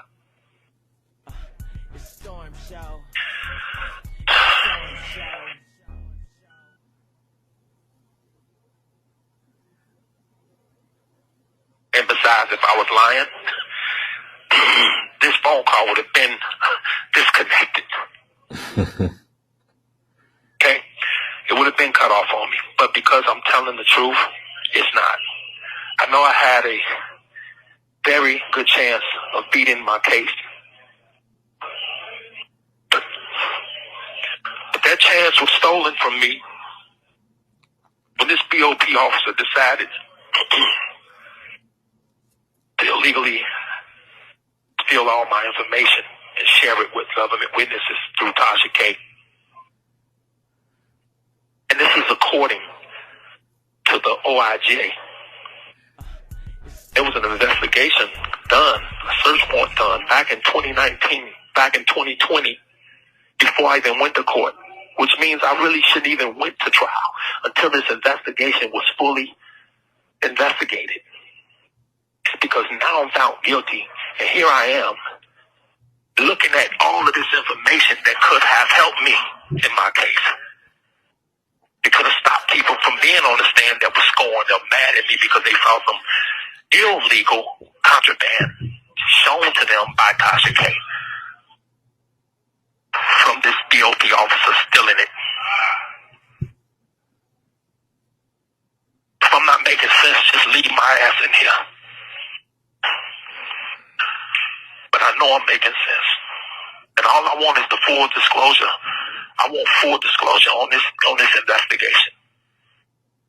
I want to know this lady who stole my information and gave it to Tasha K. I want to know why she did it. I want to know how she met Tasha K. I want to know why they did this to me. I want to know who else is involved. Why? Because you damn right I want to go home, bro. I want to get my life back. Because nobody deserves this. I don't care if you had a traffic ticket. I don't care what kind of case you have. You have the right to prove your innocence.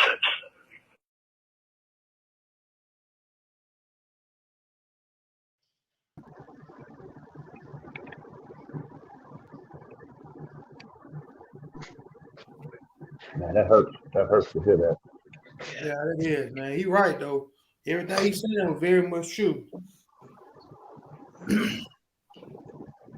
Man. My thing is, though, if they ain't got nothing to hide, why they just won't give him the information on also who this person is and why they was investigating him, why they just won't hand him the information? If they ain't hiding, they give him what he wants. You just answer your own questions, little Matt. Right. It's hidden information. They ain't play fair. And this is why. And this is why. See, we go down the timeline. So this is why you get this right here. It's a prosecution. Yeah, that's right. And I can appreciate that there's emotions that run high and people don't necessarily value how the government goes about getting what they consider to be justice. But when the government runs amok, right now it's R.Kelly, tomorrow it's somebody else. And maybe it's someone you care about tomorrow. Maybe it's a loved one of yours. To keep the government honest and to keep them in check, the system has to work for all of us. The R.Kellys of the world, the Bill Cosbys of the world, and then people that we don't even know. And so my job is to make sure the government does it the fair way. And if they didn't do it fair, it just doesn't count. It's like if you cheat during a football game and you want to declare victory, you can't because you cheated. And it is my job to hold the government responsible. Right. She said. They on the same page. I'm sorry, Matt. They on the same page. I commend. God bless that woman. Put your loving, surrounded protection around this, put a hedge around this woman. When you walk in integrity and goodness and righteousness and decency, man, they can hold you up. They can distract you for a moment. They can throw all the wind and snow at you, man. But they cannot go down within you to take out your righteousness and your integrity. Amen. It's going to always stand for justice, and everything else going to fall by the side. Here's the question I hear back. Here's the thing. Big Vibe been saying it for the longest. You have to push through and endure to the end. That's hard to do. Like they told Pop when he was going through all that stuff. Idi Amin, one of his Machiavelli trained soldiers, was in an interview. He said, y'all got to understand, Pop was young. There's a lot of stuff going on. People trying to kill him, people lying, all that kind of stuff. He said, this game ain't for the weak and the timid. This game ain't for the weak and the timid. When you walk in this path out here, man, when you get to this particular status of changing people's lives from within, not just with music, but the heart behind your music. It's helping people be a better person. Those who run who sit at the top, that pull the strings, because of, unfortunately, the deception they under and the evilness that they haven't embraced. This is your result. So all of us, it may be few in number, just like the movie 300. We more than enough. Well, because long as you'd rather have what they say, well, my granddaddy say, I'd rather have 5 good men that I know that's gonna go to war with me than to have 50 soldiers who might not go to war with me. I'd rather have 4 quarters than 100 pennies. That's it. That's all. That's it. That's all. But this is who they're afraid of. I'm gonna show y'all who they're afraid of. This is they know, these people know that this man is anointed. They know that this man has a strong spiritual faith belief system that he operates by. But this is why they wanted to tear him down to the world, to make him portray him as being Lucifer, as he said. But this man know that he's nowhere near a Lucifer. I mean, I tell y'all, no disrespect to some of these women, but these women were fucking stray cats. And you know what happened when you feed stray cats or dogs? They don't leave. They keep coming back. They go get their friends and bring their friends back. Prime example, look how they act after they left him, like right now while he in jail. You seen but Jane Doe number 5, how that pitch she got with her whole buttocks out and all that shit. Man, I don't go nowhere near them. I'm scared of them people. Yeah, I was just saying, like, I was just making a point. Look how they, you know what I'm saying, acting when they. But that's how she are. But the thing is, she have always been that way. Yeah, but her parents, the one came out portraying like this woman didn't have no freedom, right? Or wasn't able to do this, or wasn't able to do that. You know, she told us. I was just the point I was making, like, look how they was acting when she was with him, to after the fact that she's not with him. But before then, you know what I'm saying? The cause and the after effect of it. Right. she had a good life with Kels. Right. She let her dad and them trick her out of her position because her dad and them did to her what Drea did to her children. They tricked her out of her position. Like Drea tricked her children out of their generational wealth. That's jealousy, man. I don't think you should have been there in the first place, but that's a whole nother lie. But the experience itself is in and of itself, because you're able to see, I strategically from now on have to make certain decisions, and certain ones that I used to make, I just can't be on that no more. Here's what it is. He already put it clear who the individual was that everybody had a problem with. So we never had to have that conversation ever again. He already defined his fiance, who she is in his life. We ain't got to ever have that conversation no more. The only conversation we gonna be having is this PO officer. Now you put heat under the institution in and of itself. And that's why And that's why we have to go to this website. I haven't been seeing the website in the chat that much. For moderators, make sure we get that website put back in there. The website that was created for us to be able to go on and look at a lot of the injustice, and you can also write letters to the higher ups over this BOP in the government, whatever, to bring awareness, try to bring to further bring awareness to what's going on in the injustice of this case. And I like to go back to this clip. I like to play this Tavis Smiley video because I tell people when I watch this Tavis Smiley interview, I take so many notes from it. It's a great interview with Rob. Yeah, best one. I said these people watch this interview and they use this interview to cripple R.Kelly because everything that he speaks about in this little clip is everything that they attacked. You pay attention? You paid attention to that, huh? Right. They've been studying us for centuries. But that's what, and I'm gonna yield back so you can go and play this clip. That's the whole thing that they strategically was doing to get the public's mind, and it worked. The same thing they did on the plantation, the same way that Woody Lynch thing is still with the black community. Moderators, make sure y'all copy that link. All the other moderators, y'all be sure to copy that link and repost it. Repost it every so often. Like Derek, and I'm gonna say this one more thing. Like Derek said early before he had got off. Go get your. I said it too early on in the beginning of all this crap. My heart goes out to anyone. My nephew has constantly been saying that on this channel. Anyone who's been hurt, been taken advantage of. But there are facilities and there are good, decent people that can help you navigate through that, no matter how old you are now.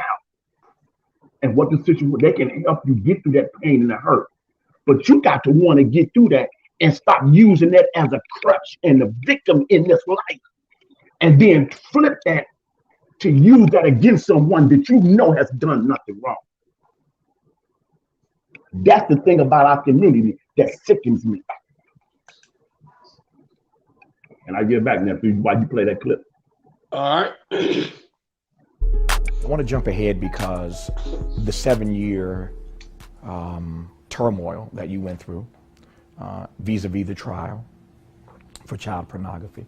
Your advisors, almost to a person, told you over and over and over again, while you're going through this period, Kels, do not put out sexually explicit material. Do not. The audience can't handle that. Your fans can't handle it. It's not going to be good for the outcome of this trial. Tone it down. Don't put that out. You ignore all of them. Do it anyway and get bold with it. It's during this period you put out Chocolate Factory, you put out Remix, you put out Ignition. Here they're telling you not to do this, and you put out a song about putting your key in the ignition. I read that and I wanted to ask, so I will, why it is that you went against your advisors? What is it that you were thinking, that you were feeling, that kept you doing that when everybody else told you not to do that? Well, first of all, let me say, I wasn't bold about it, and I didn't totally ignore them, because that would be the worst thing to do, is totally ignore your advisors or your lawyers. I listened to them, we talked, we discussed the situation. I felt strong, very strong, as I said many years ago about the trial, that I will have my day in court, and I will be innocent, and I will walk away, and I will move on with my life. I said that in the beginning. I said that during the middle part of the trial and everything else. I look at my music like a soldier looks at his sword. You never put your sword down in the midst of a war. You never lay down in the midst of a war. And I think that my lawyers were good lawyers, great lawyers, but I didn't think they had that part down. And you have to be the soldier in the midst of the war to even understand that. And I was the soldier on the front line for my life, for my kids' life, for my fans. And I told them I would not lay down. I would not stop doing music. Why would I do that? I think that would say, oh yeah, he did it. I think that would say all of the things that people want to say about R. Kelly. So I did what I'm supposed to do. Like any fireman that goes up in the building, they don't get to the building and say, oh, wait a minute, that's just too much fire. But you're a fireman. So go and fight the fire. Don't care how much it is. I had to go and I had to do my music. I'm not going to change my lyric. I'm not going to change my name. I'm not going to do any of that. I'm going to do my music. And that's what I did. And that's what I told the company, even though they continued to say, no, don't do it. But the minute Ignition came out, which was the first song I did, it blew up. And all of a sudden the company's calling me, everybody's calling me, come do an album cover shoot. We got to get the rest of this album done. We got to go there. We got to bring your clothes. We're going to have well, I ain't got no doggone makeup person. Yeah. You got some makeup, bring your own makeup. We'll do it. I mean, it just got crazy. So I did what I felt was right for myself. Words, powerful words by the legend himself. Like you said, Big Vi, they watched that video and they studied him, you know what I'm saying, to bring him down. Because look at what he said. He had it, you know, when a soldier go to war, he had his weapon. And where his weapon was music. They came out with Mute R. Kelly and they took his music from him. So that's what they did. They took his weapon from him. Okay. Now you see what I'm saying. Yeah. We don't follow him, man. But what they wasn't counting on is us. Across the globe and Miss Bongine. And Miss Bongine. Miss Cosby. Mr. Cosby. They wasn't counting on that. That you still have some people that ain't gonna lay down, they're gonna fight back, man. Because they understand after this situation is over with, who was next? And then who was next? Then who was next? And then behind closed doors, y'all playing these games with people's lives and changing these laws. That even good men are even afraid to date a woman and date a lady, you know what I mean, take it out on a date. We scared because of what you might feel some type of way. Like the lady they did, the date went bad, so she took the guy to court for $10,000 suing for. What kind of world we living in? But that's the reality of what's going on. You know what? Go ahead. They charged this man with a RICO, and Big Vi could be a witness to this, and everybody in the chat could be a witness to this. Whoever followed the trial, read the transcripts, they didn't show, you know what I'm saying, the prosecution didn't put up a fight about who did this and who did that. And like when the RICO, it's like the mob, like racketeering, like money involved, and it's organized. Wasn't nobody on trial but him. And what they was talking about was his girlfriend, how he treated them, and how he did it. If you look at that New York trial, it was just a re-enhancement of surviving R. Kelly. They didn't show me no RICO. They didn't prove no RICO to me. But the jury was already tainted. They were so blind with the surviving R. Kelly and all that. Well, he did it. He's guilty. No, so he's a monster and all that. The jury was tainted already from the jump. He wasn't gonna have a fair trial. Right. Yeah. I heard it said that one of the journalists was sitting in the room that they had them off to the side during that time and was saying, I'm tired of hearing about Mr. Kelly's sex life. Right. It wasn't no evidence about no other stuff. That's the only thing against him. Right. So what you did is you took that period of a person's life that they spend in that particular arena as a star, and that comes with it. No illegal crap that y'all trying to throw out there, but just the typical, you're a star, you're a rock star, just that comes with, that everyone is presently doing. No illegal stuff for this individual. I can't speak for nobody else, but not for this individual. So you took that and you made a case out of it. You didn't have anything at all to stand on. So you threw the RICO in there and the man that real clever, but you overdid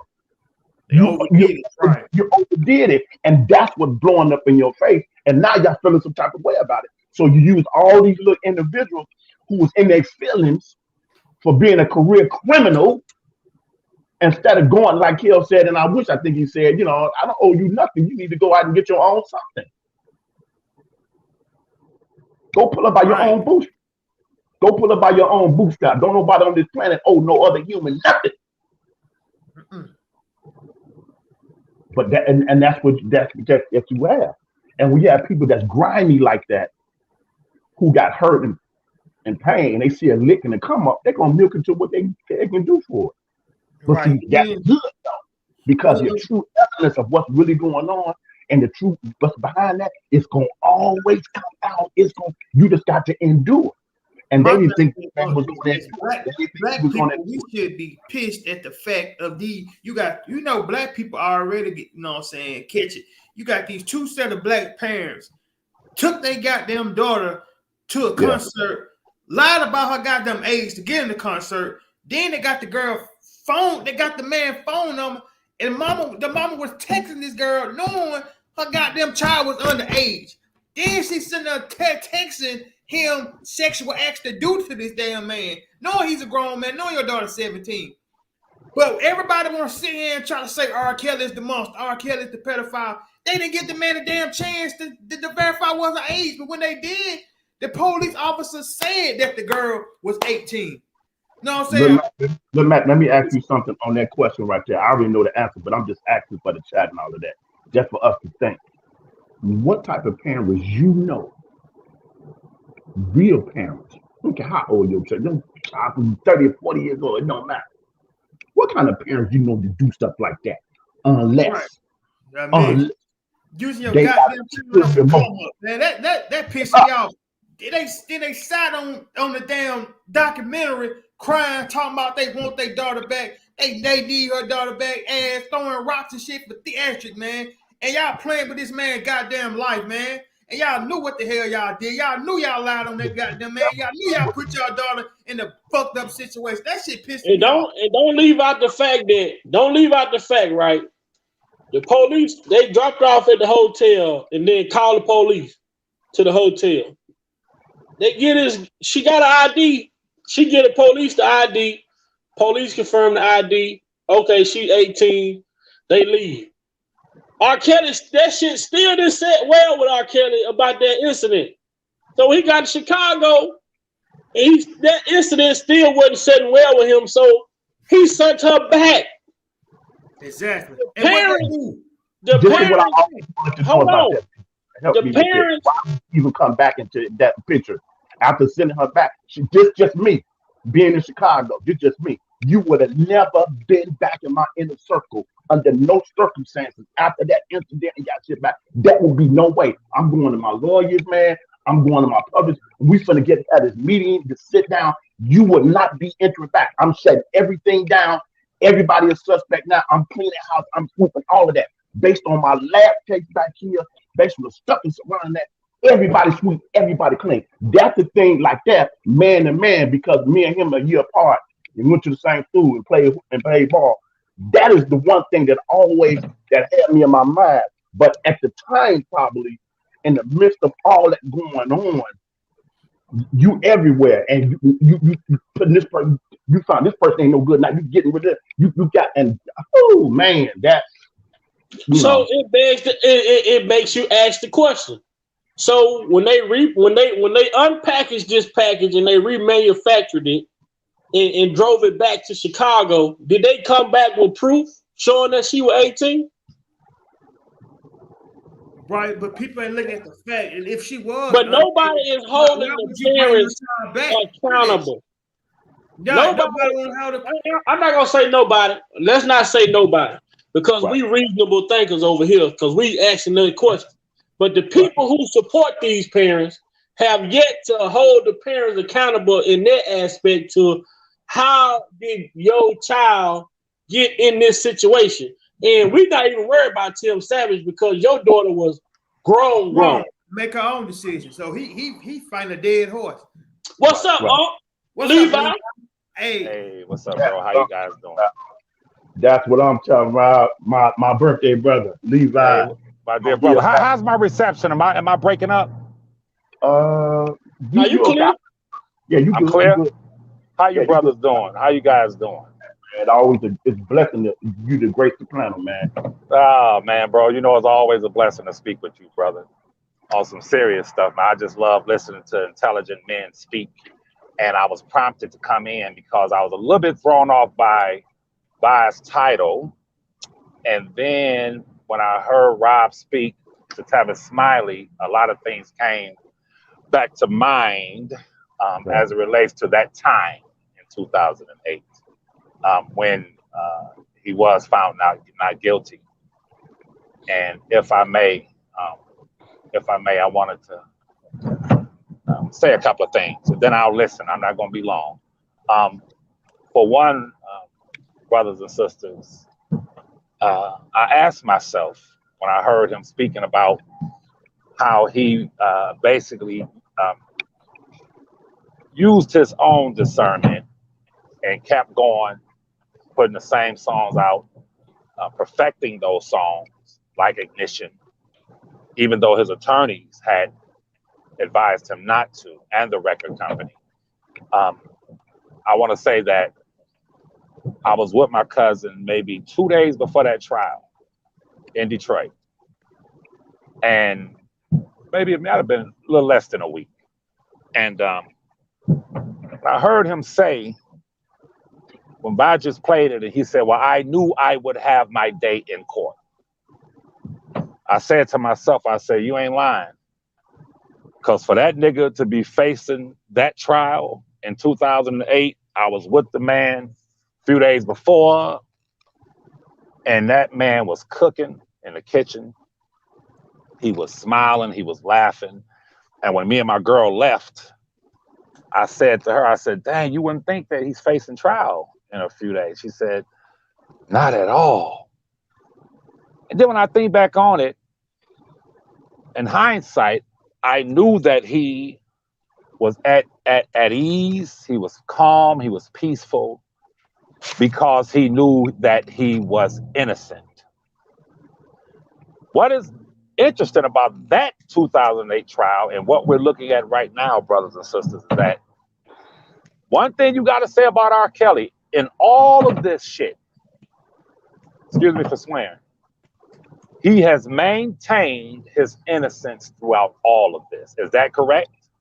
That's correct. And integrity. And integrity. Absolutely. He's maintained that. He hasn't cussed anyone out.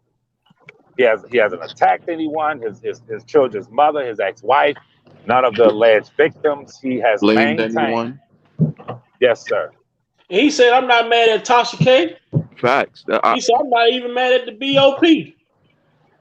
Absolutely. Or the officer. He got too But I much have of a pure. problem with He the got officer. too much of a pure heart, man. Like his heart too pure. Like absolutely. And when you have the truth on your side, I'm sorry, brother. I didn't mean to cut you off. Go ahead. No. You good, Levi? I'm listening. When you have the truth on your side, you know, you don't have to be upset. And this is what a lot of people. And I don't want to make this about me, but I have to say this. So I want to ask Vi about his title. And I want to ask you guys what you feel this means. But however, a lot of people really hate me on YouTube because of the terrorist leaders and the lies, slander, all of that, you know, that was done, which I can care less. But it is because if you observe Levi, and I don't want to make this about me, if you observe me, how I've moved for 4 years, you would have to bear witness and say, well, he's moved similarly to his cousin. He's been very similar in how he moves, in the sense that I've never attacked Drea. I never attacked those alleged victims. I've always tried to approach this as a representative of his in the most respectful manner. Now, there were times where, you know, people going to push your buttons. You have to put their asses in check. Feel me. Sorry for swearing. But this title, my dear brother Vi, I wanted clarity on it, and I wanted to ask your panel, what do Brother Vi and the rest of you guys, how do you perceive when he says R. Kelly calls for the unity of the supporters, I will presume. What's y'all thoughts on that? I want Vi, since he put it up there, to explain that to me, please. Well, my reason for the title is just pretty much because I actually couldn't name it the same. I had another video I named it R.Kelly Speak. So I didn't want to rename this one R.Kelly Speak, but I understood that I knew what the word unity means is to come together, whatever, you know. And when I played the audio from Storm, like I said, I went back and listened to the first audio. And when he speaks and he said, I appreciate everyone who's out there helping me, because it's not no one person who's going to get me out of here. You know, he said when he talk about if the roach passed by with a sign that had information that can help get me out, he said I would accept their roach. But what he did say, he said, but all of the back and forth, right, arguing and fighting, that is gonna keep me in here. Correct. So when I titled the video, that's the reason why I titled the video what I titled it. And I asked the people earlier on when I first started my live, I said, well, no, I'll play it for you while you're on here. I'll let you know. Let me let you hear what I said. I put a little clip in front of what I said before I played that. R.Kelly asked that everyone come together and push the message about this BOP officer, Natasha K, sharing his private emails and conversations with government star witnesses. Now, you have people that are out here doing the work, pushing the message. If those people that are pushing the message about this BOP officer is being attacked by so-called R. Kelly supporters, you should think twice before you listen. And I just really want people to know, I appreciate anybody that's helping me. I appreciate anybody that's helping me. A lot of people have been there for me. I just don't want people going back and forth. I just don't want people going back at each other. That's what the devil wants. He wants to cause confusion. That's what the devil wants. He wants to cause confusion. They want to cause confusion. That's what these people want. They want to cause confusion. Ain't going to do nothing but keep me in here. Confusion ain't going to do nothing but keep me in here. The real thing, the real thing. Yes, sir. So that's why I named it Unity. R.Kelly Ask For Unity. Beautiful title. Beautiful title. How do the other brothers on the panel? What's your view of Unity? My view of it is, it's like, basically what Boz said. My view of it is like, you got people who claim they for Kells, right? Like people that like, but it's like due to the fact that it's like, yo, during on this side of the fence, because you got the side of the fence, they say, oh, Cove and them. I don't really follow their side. I don't really know too much, but I just be listening from like Dan and Jay, everybody be speaking.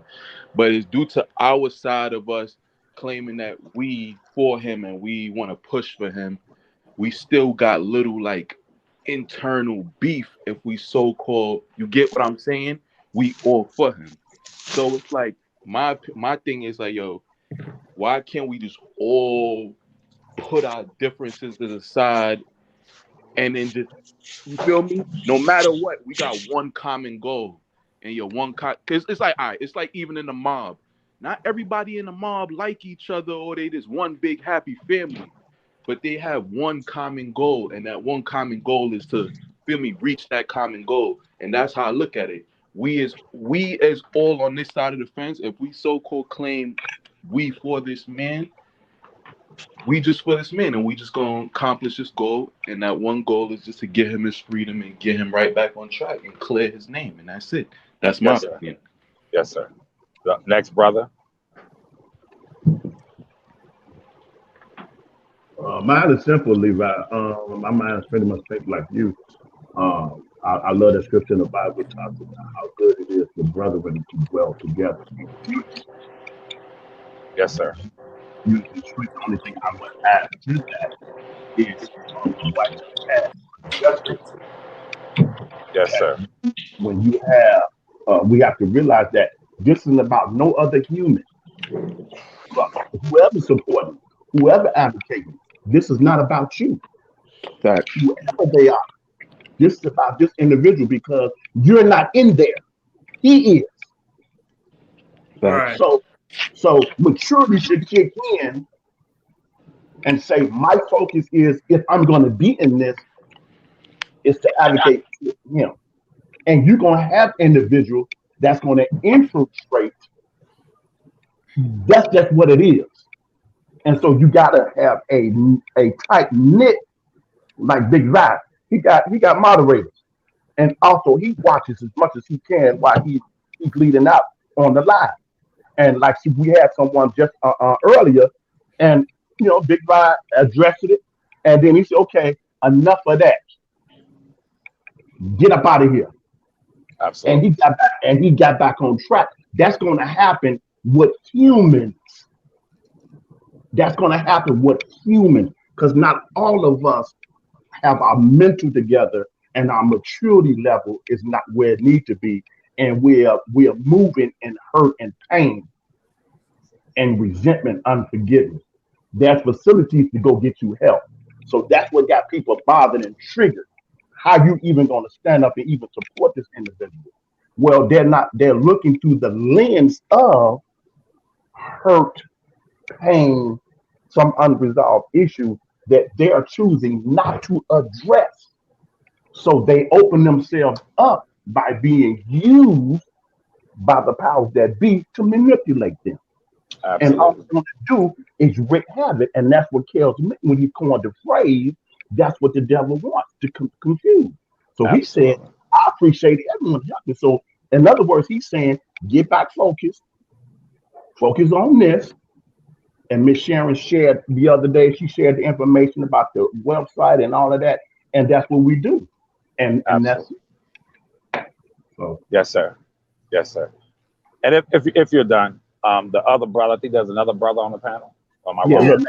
Yeah, I agree with all y'all was saying though. I think we got to a point in this R.Kelly sector where everybody got divided. Because me personally, when I first got on 3.5 years ago, Levi, you was one of the first brothers I was listening to, and I was liking what you were saying, and what you were saying was making a whole lot of sense when it comes to R. Kelly. Yeah. I just think that with the beefing and the back and forth, and you know what I'm saying, that's what caused the confusion. But after R. Kelly spoke, we should take heed of what he said. Like I look at it now, it's like R. Kelly being Phil Jackson, and the YouTube bloggers being Dennis Rodman, Michael Jordan, Scottie Pippen. Dennis Rodman and Scottie Pippen and Michael Jordan might not always got along, but they won 6 championships together. So we got to get to a point where on YouTube where the bloggers got to, okay, I might not get along with this person, and we may not get along with this person, but hey, I ain't gonna say that about him. All I'm gonna be focused on is what Rob wants to be focused on is BOP officer.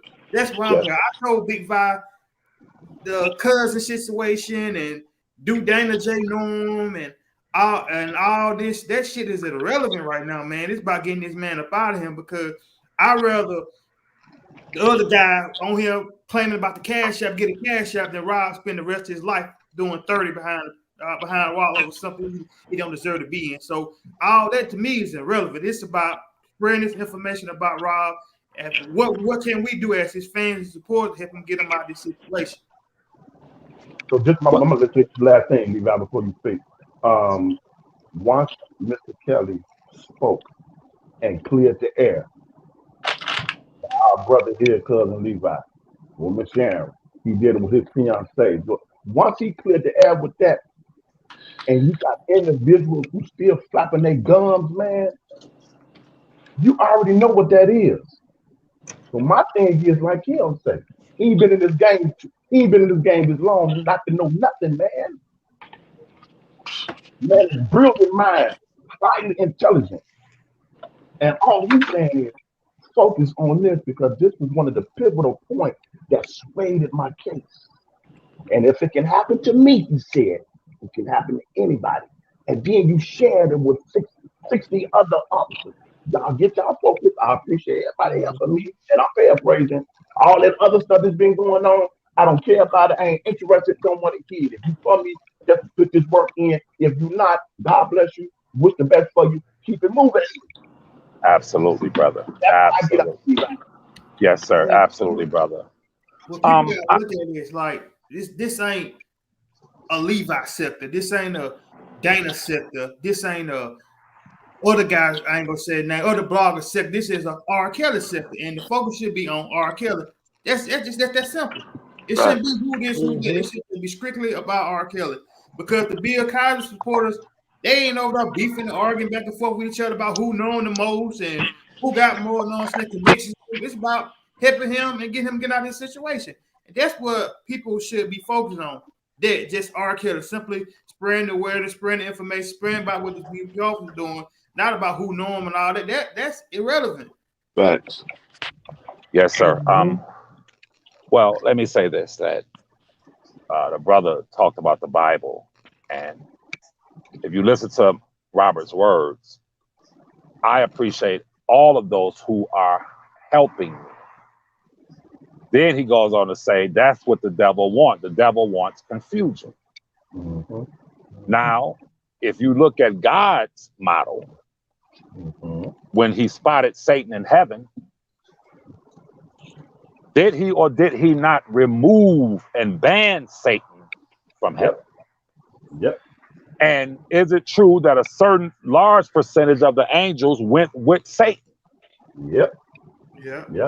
To wreak havoc on the earth. So God didn't say, I'm gonna let y'all stay and I want a united heaven. No, God understood that when you're dealing with slanderers and liars and people who are not for R. Kelly, people who have their own agenda, there will never be unity and there will never be peace. Now I want to ask y'all a question. How many so-called bloggers in that message when speaking to Storm, all he talked about, 80, 90%, 95% of what he talked about was how he was being railroaded, treated unfairly, and how the laws are not applying to him as it should. He being an American citizen. All that was looked over. Fact. There you go. But he threw it in there a few times. I want everybody to listen to my cousin Levi.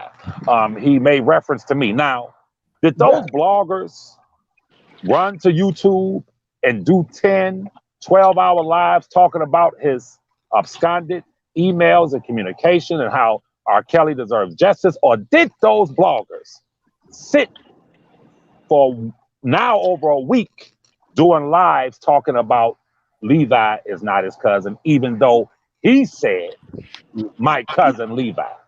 Right. What happened was this. And what the point is, they missing the point. It wasn't even about you being his cousin. It's about the BOP officer and what Tasha K did. They skipped past that. No, but I feel like this is what he's trying to say.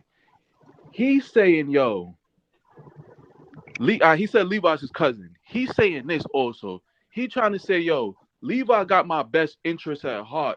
So if y'all for me, yo, rock out with him, and you get what I'm saying.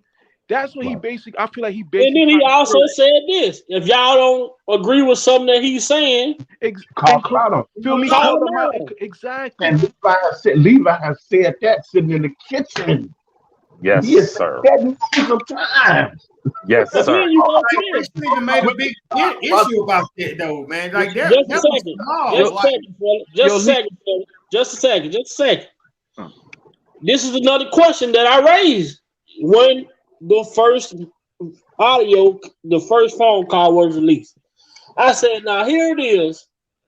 For 4 years, people have been saying that they wasn't going to listen to this, or they wasn't going to believe that until they heard R. Kelly say it himself. Now R. Kelly has spoke, and it's still the same fucking thing. Absolutely. Facts. The point I was making is why make an issue about that? If he said it, it is what it is. You can't stop. They say he need to be quiet. Who his relatives is and who he knowing. Like we got to get to a point where we keep the focus on R. Kelly. Like You know how much people, if they didn't talk about that, they could have just spread the awareness about this BOP officer. Like if but they're not on that though. But you know right.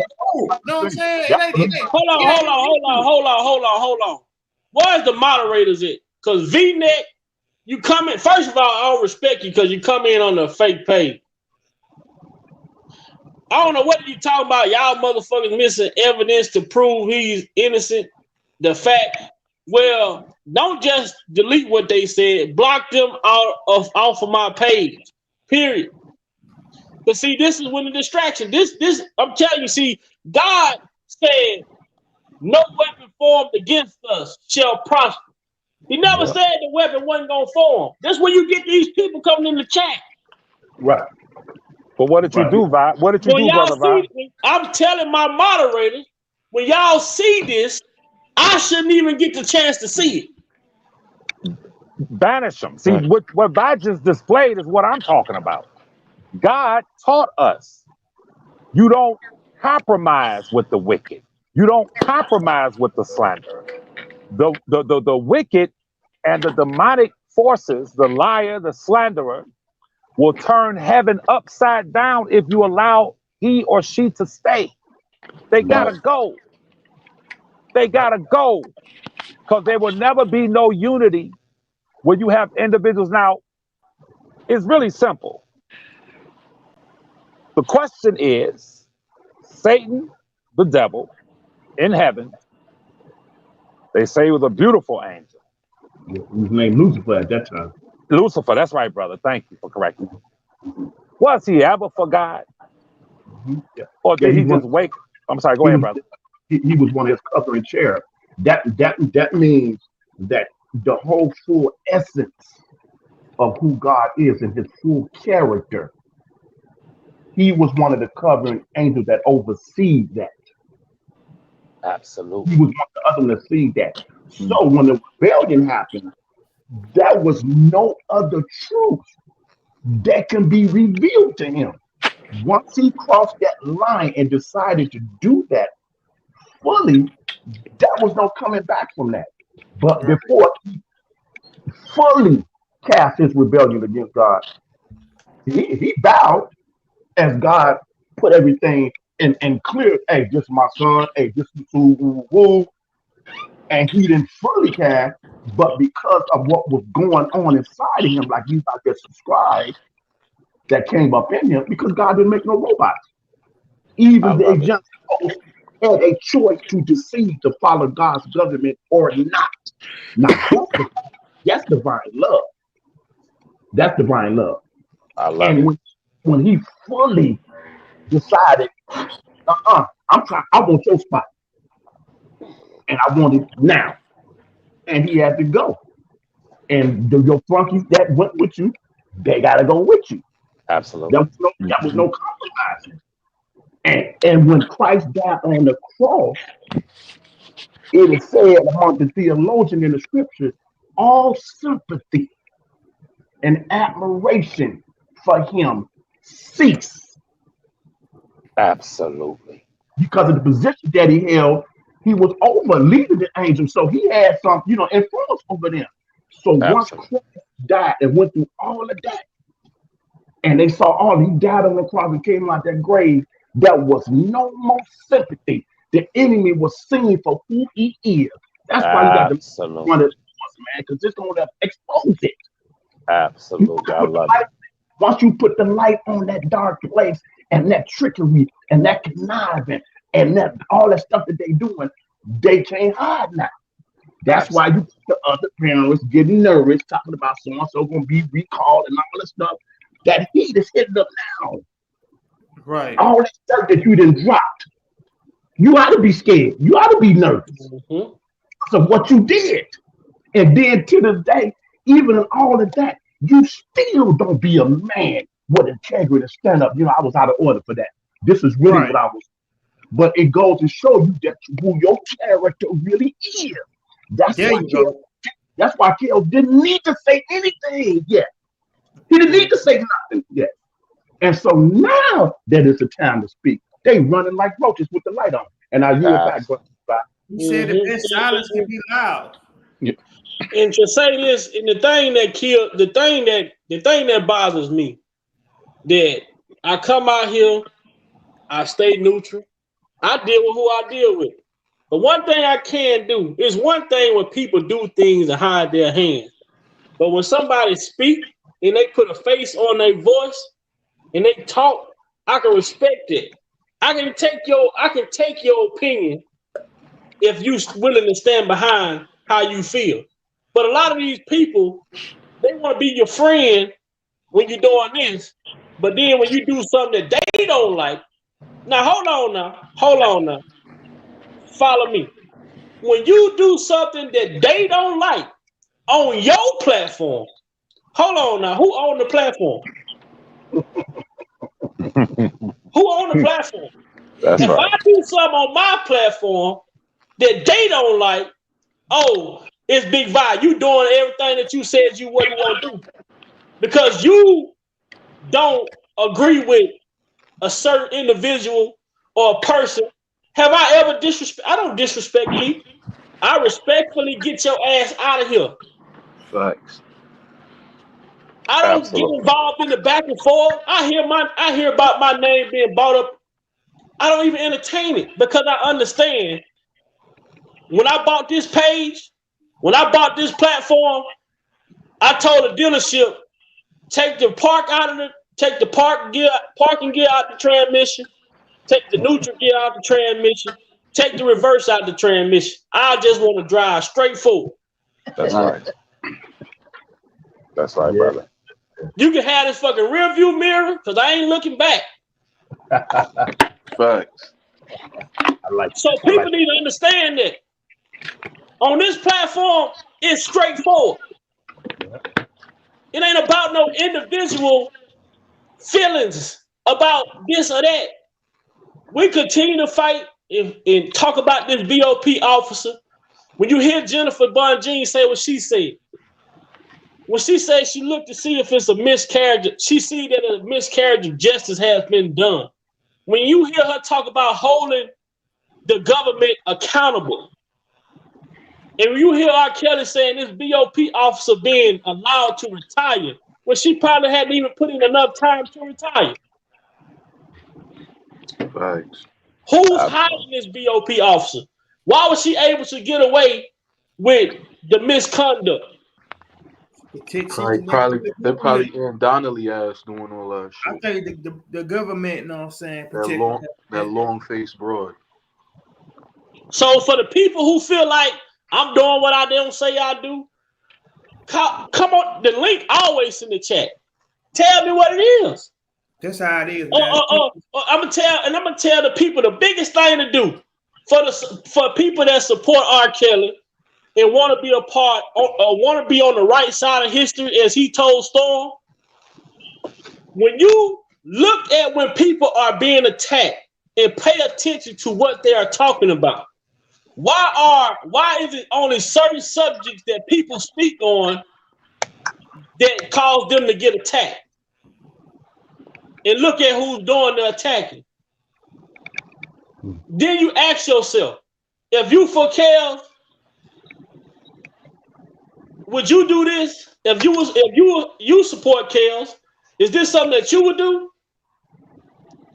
But these people that let their individual feelings get in place of the whole agenda. And the agenda is to push. At first, we didn't have no knowledge of what it was. But now that R. Kelly has put a title to it, now we have something to start writing this book with. This BOP officer,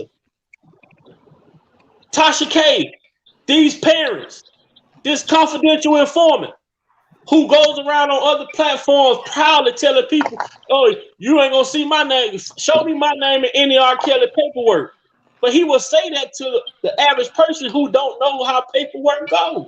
Facts, Vi. Right, and that's the point I was making to y'all guys. It's so much that we can point out that's going wrong in Kel's case, and to be sitting here worrying about is Levi related to this man and all that. Like it's just so much out here that can help him, and that ain't helping him. If R. Kelly say he rock with him, he rock with him. It ain't nothing we can do about that. That's between him and his cousin. Fact. Like, Thank you, brother. But yo, man. But yo, Lil Mac, you know this is why I tell Big Bob every single time. Even if Levi was his cousin, wasn't, that ain't my business. Right. Yo, that's what people. That's so we got somebody young live flipper say who told on Kel. Lavish Lady, if you not busy, if Lavish Lady not busy, I'm gonna need you to come on and read that paperwork about this this CI who was given the dude was given the victim got a Grammy. He must have got an Oscar for his performance. Because the way the government, the people presiding over this man's case, they asked for a non-custodial sentence, which means they didn't even want him to go to jail. Right. It's funny about, but it ain't funny, man. Don't delete who's that sipping. Don't block long live flipper. Bring that back. Unhide long live flipper. But man, they call this man say his daughter helped with victim. When have your daughter? Your daughter is this man's daughter therapist? What type of psychiatric school his daughter's been to? What type of degree they have in helping battered people who like? I don't know. Uncle Levi, help me, man. Just a little bit. I'm trying to understand. Yes, like, sir. I mean, yes, sir. Let me say this. When my cousin says that's the devil, the author of confusion, what y'all must understand is that as I have studied this thing for 4 years, there are so many layers. There are so many aspects to the injustices, the conspiracy that took place with R.Kelly, that it requires addressing one aspect at a time. This is how the prosecutors were able to do what they did. This is how Lifetime was able to do what they did. These are social scientists, and they focused on every aspect of putting together this propaganda documentary and this propagandist prosecution. So when I address the text messages, the Tasha K thing, I have to take out time to just study that. And this is what I'm recommending that everyone does. You have to look at every aspect of this because there's so many moving parts. There's so many moving parts, bro. Well said. Well said. And they know it. That's how they set it up. They booby trapped it. They set it up in so many ways, but it takes a thinking person to offer some assistance to my cousin. And I know all of y'all are thinking men. But the one thing we cannot do is get caught up in the emotions, for one. But the first thing we can never do in this fight for R. Kelly is go to war thinking you're with your comrades, but you're with the enemies of R. Kelly. That you cannot do. You can never. The BOP officer and Tasha K. Well, yes, sir. There's several. That's one of them. Right. Yeah, I'm just giving examples. Yes, sir. Yes, sir. And I agree with you 1,000%, my brother. It's like this. You go to war. You ain't going to war with nobody I don't think that you know will slit your throat in the foxhole. Every war has spies.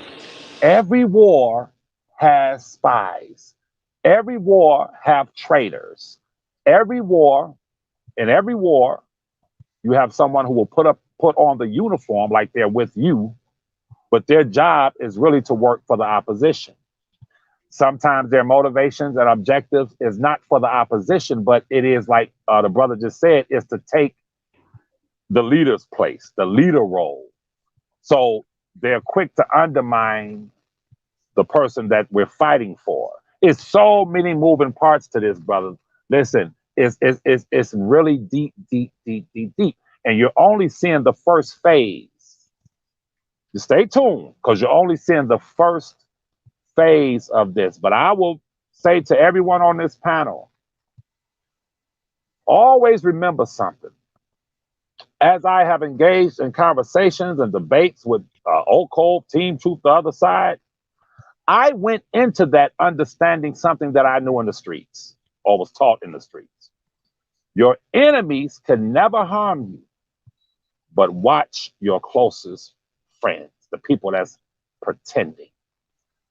What Larry and them have said, what Larry and them have done, it is up to intelligent minds to unravel that. But at the same time, one thing you can't say about none of them is that they have not been forthright and honest in how they feel about R. Kelly. They've called him every pedo, every punk, they've called him every name in the book. But guess what? Guess what? I can intellectually defeat them. Facts. If y'all notice, when they do the name calling, I start laughing. You know why? Because I know my cousin's innocent. I don't allow emotions to overtake how I move. But when you have people claiming to represent for R. Kelly, those who are doing everything to undermine his progress so he won't receive bail. Listen, man, I got to get out of here, y'all, but I have to say this very clearly. One of the most crucial parts of R. Kelly's situation was that the government held a man with no previous record, with no prior actions of intimidation, bribery, obstruction. He had not done any of that. But there were people, and I want y'all to remember this, man. One of the biggest blows dealt to R. Kelly is when people came on social media behaving in such a way where it gave the prosecutors an excuse to say to the judge, there are people out here, that's right, sequester jury, anonymous jury, listen, 3,500 material. We want all of these things in place because according to them, there are people out here doing this on R. Kelly's at his instructions, which is absolutely not true. So my fight has been a hell of a fight. My fight, bro, has been on both fronts. My fight has been on both fronts. But once again, I'm in good company. And I came on here to thank you guys for really being fair and advocating for my cousin, because it's going to take each and every one of you. It's going to take fair, objective people that are decent people, because you'll never get progress from people who continue to focus on Levi, focus on Dana.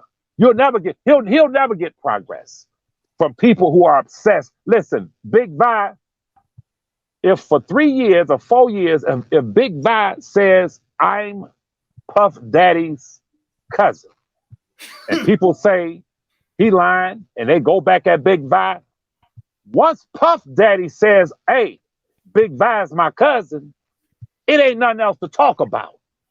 Once Puff Daddy says, I want y'all to listen to Big Vi, you know, I'm very close to him, I want y'all to listen to my cousin Big Vi, it's over with. So that means anybody that opposes what Puff Daddy says, that means they're not for Puff Daddy. That means they don't give a fuck about Puff Daddy. They don't give a fuck about R. Kelly. They don't give a fuck about him languishing in prison. They don't give a, excuse me for swearing on your show, bro, because you don't be swearing. They don't care about his struggle and what he's facing, because if that were not so, if they did care, they would be listening to his message and doing what you guys are doing and discussing these layers and layers of the conspiracy. They would be doing the work of uncovering this stuff, period. And you can never uncover anything being emotional, attacking people, talking up under young ladies' clothes. If you notice in the courtroom and the libraries across America are the two most civil places in the world. They're very civil. is quiet. People are studying. In the courts, it's order. It takes order to get down to the bottom of this. So that's all I want to do is thank you guys. And I will continue to listen. And you just don't know how much I thank you guys for being the men of this movement, the real men of this movement. I've never heard y'all talk up under young ladies' clothes and talk about sodomizing people's kids. And please understand this, brothers and sisters who are listening. Right. And then, like what you're saying, Levi, is true. It's like a kid go out and when his mother dress him up, you know what I'm saying? She put a suit and a tie on, and then when he leave and go to his friend's house and put on some baggy jeans, a t-shirt, and a snapback hat, and then people come out and talk about her kid, how he dressing, she gonna whoop his ass because you don't represent me like that. I left you here with a suit and tie. It's the same thing. How you gonna represent this man and you doing the opposite of what he's telling you to do?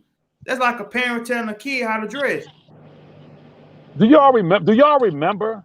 I mean, let's not get amnesia. All of y'all who have been here on this, do you remember when Rob was almost killed and beaten in the MCC because the people who claimed to be for him, went down to the MCC to cause a prison riot so they can get press and be on the shade room? They were only concerned with trying to gain notoriety. They wanted the press to, they wanted to be in on the television, and they went down there and they were disruptive. As a result of that, they put the MCC on lockdown, and he was almost beaten. He was almost killed because the guy, by God's grace, he didn't take the pencil that he had.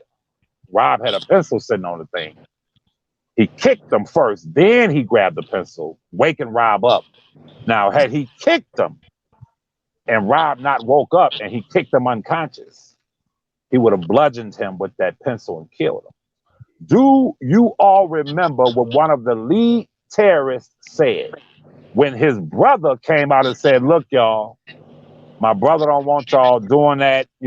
He thanks you for what you're trying to do, but just stay away from the MCC. What did one of the lead terrorists say that's been indicted? He said, we going back up there anyway. He got to deal with it. We still going back up there. Now, God, come on now.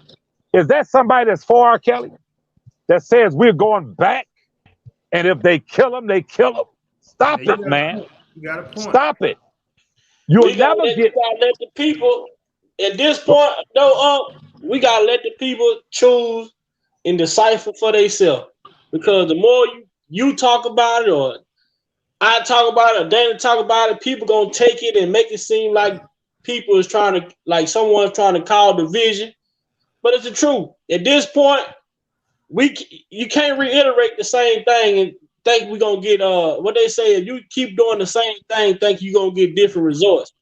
That's what it says, insanity. Absolutely. So at this point, it ain't even no sense of we only got to keep going back and forth with the actions and what people have done, because these supporters and fans know. And if they choosing to still follow and do certain things, then that speaks to their character.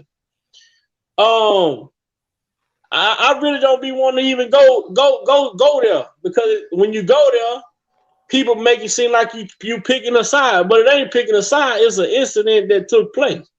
It ain't no side. It's strictly for R. Kelly. That's the problem. That's why this YouTube stuff became a big fiasco. If you ain't on this blogger side, you ain't for R. Kelly. If you ain't on this blogger side, you ain't for R. Kelly. The focus ain't on the blog. It's the focus on one man and one situation. Like, people right now might get mad that I'm on Big Vacha. Like, why? He ain't for R. Kelly. Like, it's different if I was over there saying, "Oh, free R. Kelly, lock." Then I go over on Oco and say, "Lock R. Kelly up." That's different. So what? I don't understand what the big issue is. And that's been the biggest thing on with this sector. People wanting folks to choose where to go. I don't. PDYTF. Peter been coming in my chat since I've been doing YouTube. And I know what Petey YTL stand for. But you know what Petey wrote me? And she said, you know what? I respect you. Yes, At some point, if me, the biasness in me can say, you know what? I'm not fucking with Petey. Just because of the YTF. But does YTF represent Petey? Or this person just has a YouTube handle, just like it's a YouTube handle. If we just look at this, if we look at the people that people don't like the fact that I rock with who I rock with.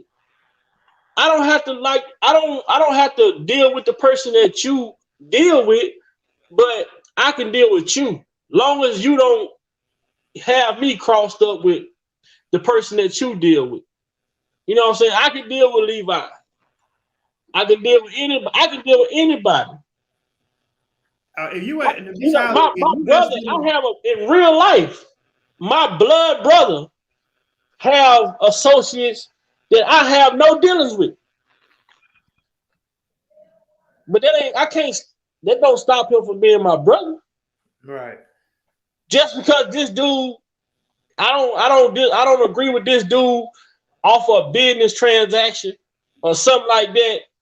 Then look, I ain't talking to him. But that's my brother homeboy. I can't tell my brother, well, you keep talking to him, I ain't fucking with you. That's my brother. And I know if it came down to it, my brother gonna always have my best interest at heart. Right.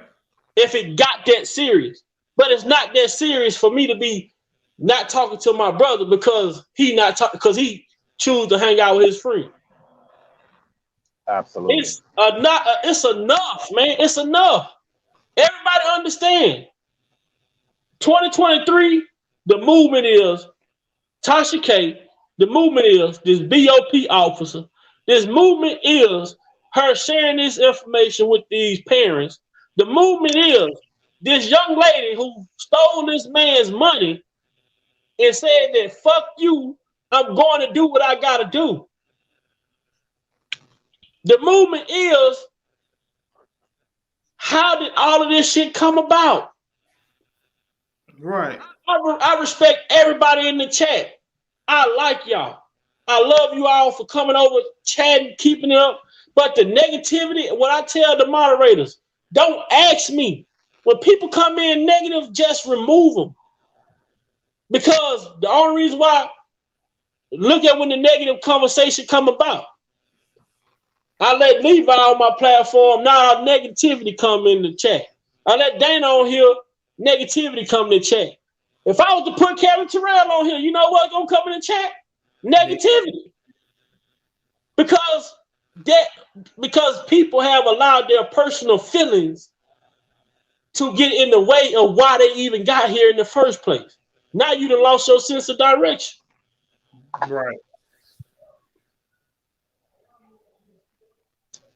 Yes, sir. We're gonna get back on topic. I know Levi say he finna have to get ready to go. We're gonna get back to this BOP officer. Yes, and sir. Tasha K, before we get up out of here, we're gonna always leave out. We're gonna leave better than we came in. So thank you, brother. And I'm gonna listen. I'm gonna listen as you close. I'll be listening. And once again, thank everyone who was truly committed to fighting for Robert and that's really doing it the right way, like you guys. I really thank you and appreciate you. And so does he. You know he does. So thank you. All right, Levi. All right, brother. Thanks for putting it. Tell Uncle Kels I love him with all my heart, man. For sure, bro. Tell him, man. Can't nobody speak negative about Kels around me, or else I'm punching him in the mouth. He know how I'm coming for him. Thank you, brother. Thank you, brother. Thank you. He will get the message. Thank you, brother, so much. All right. Appreciate it. Appreciate it, Levi. Yeah, man. So what people have to, what we have to do, man, we cannot continue to try to dissect people because we have a personal gripe with them, you know. And I don't speak on none of the shit that took place on this YouTube streets. None of the shit that people have done whether it was from protesting to whatever, I don't speak on it. The only people I speak on is I speak on that CI that I'm gonna always speak on. Facts. You know, I speak on Don Russell, which I'm gonna always speak on. Demetrius Smith. Demetrius Smith, I'm gonna always speak on. What about Ted Man? What about Ted Man? They feel about Ted. Always gonna speak on the parents. I don't have no problem with nobody. It's people, it's other bloggers on the YouTube that speak on me, and I never spoke bad about none of these people not one time. Yeah, Who one brought thing my about name you up? don't be in the biz, bro. You don't I don't get in it. I don't even when people call me, they said this, they said that. I don't. I'm like, I don't ask nobody who said it. I don't tell nobody to send me the clip. I don't give. When people call me with bullshit, I tell them, man, don't call me with that shit, because I don't care about it. That's not my. That's not my reason for being here. Facts. Some bloggers got a channel just to bash other bloggers. Like, man, what the hell? Where the chicken go? Yeah, like, so we gonna keep rolling, man. Let's see what we going. Oh, we want the letter read. Hold on, let me get Lavish laid up here so she can read this informant information. Let Lavish lady read the informative information.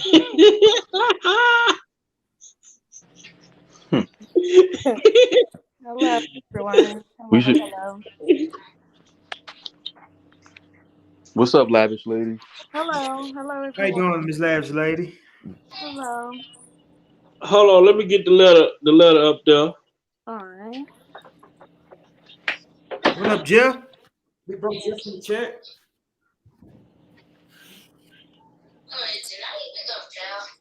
Man, warm that stuff up, boy. No need to get it. Actually, Courtney Love, where you been? I ain't seen you in a minute. Man, I told her the same thing.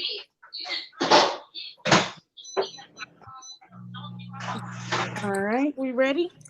Okay, so it says, as I have stated, Mr. McGee should be a non-custodial sentence. The reason why I have already articulated. And he's still doing things to help individuals in society. His blog is still helping young women, still helping little girls, still helping society to prevent the predators and pedophiles and preying on these young children, vulnerable children. I think that to stop him and to prevent him from continuing his assistance in many different areas and putting him in custody will not accomplish anything but hurt the good that he's done, the good that he's continuing to do, and the good it is in helping all these young women. His daughters help him with the blogs. They basically try to assist in the pain in helping these young kids that have been traumatized. And he's continuing to do so, and he does that every day. And again, Judge, if the court feels that there has to be some sort of sentence other than non-custodial, I would ask for the court to sentence him to house arrest. The court can sentence him up to a year, 10 months to a year on house arrest. That way, at least he can continue the good things that he's doing and he will not be separated from his family.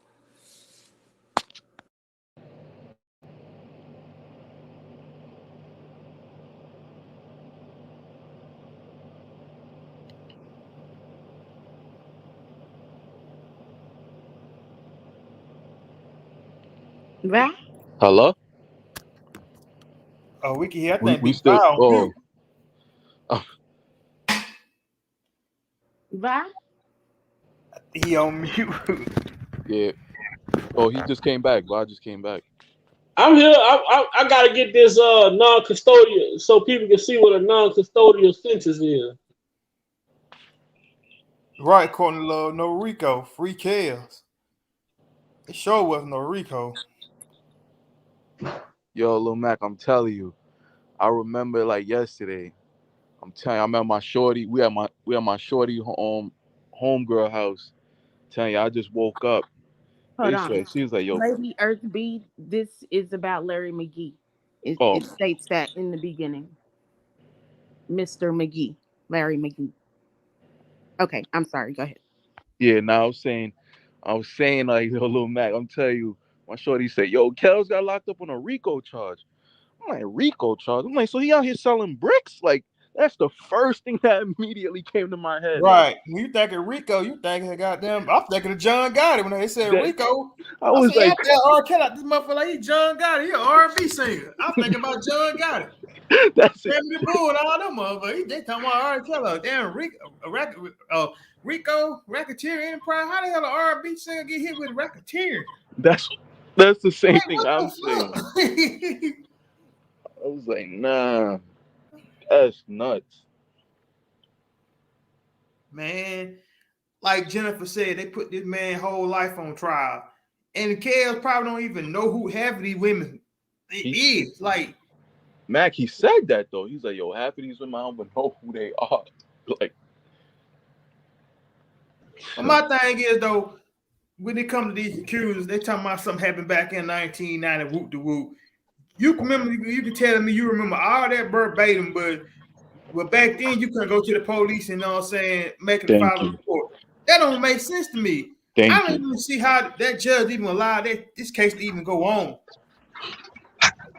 Thank you. Hey, Lil Mac. Hold on. Lady B. Earth say, I thought Larry said he had nothing to do with Kel's case. That's how he's been fooling people, Lady B. Earth. He's been telling people to show him his name in R. Kelly paperwork because he know his name is not going to show up in R. Kelly paperwork. But all you have to do is go to his sentencing memorandum, and you will see R. Kelly case all through there. I wish Jeff was on here still, because Jeff talked to the man offline, and Jeff asked him about it. He told Jeff said, man, I don't know nobody that got two federal cases in two different jurisdictions in a state case. He told Jeff it was one of his co-defendants. But your co-defendants on the same charges as you. Right. And then if you snitch on your co-defendant, it's gonna come up in their paperwork that you snitched. That ain't gonna be sealed. So hold on. I'm gonna show y'all how good his testimony was. So give me a sec. Wow.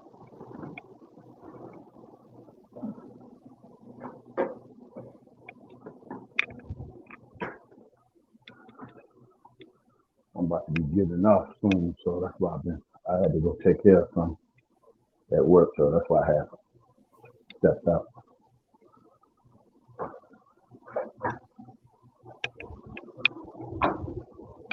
While nephew doing that, Lil Mac, but I was going to say something about Pac said. Can you hear me, Lil Mac? Yeah, I hear you. I hear you. Remember what Pac said? He said, they asked him, well, then what is this all about? He said, all I do is make rap. That's all I do is make rap and talk loud. He said, my greatest crime is talking too loud. Right. They don't like nobody. They don't like one of us, you know what I'm saying, speaking loud up on stuff, you know what I'm saying?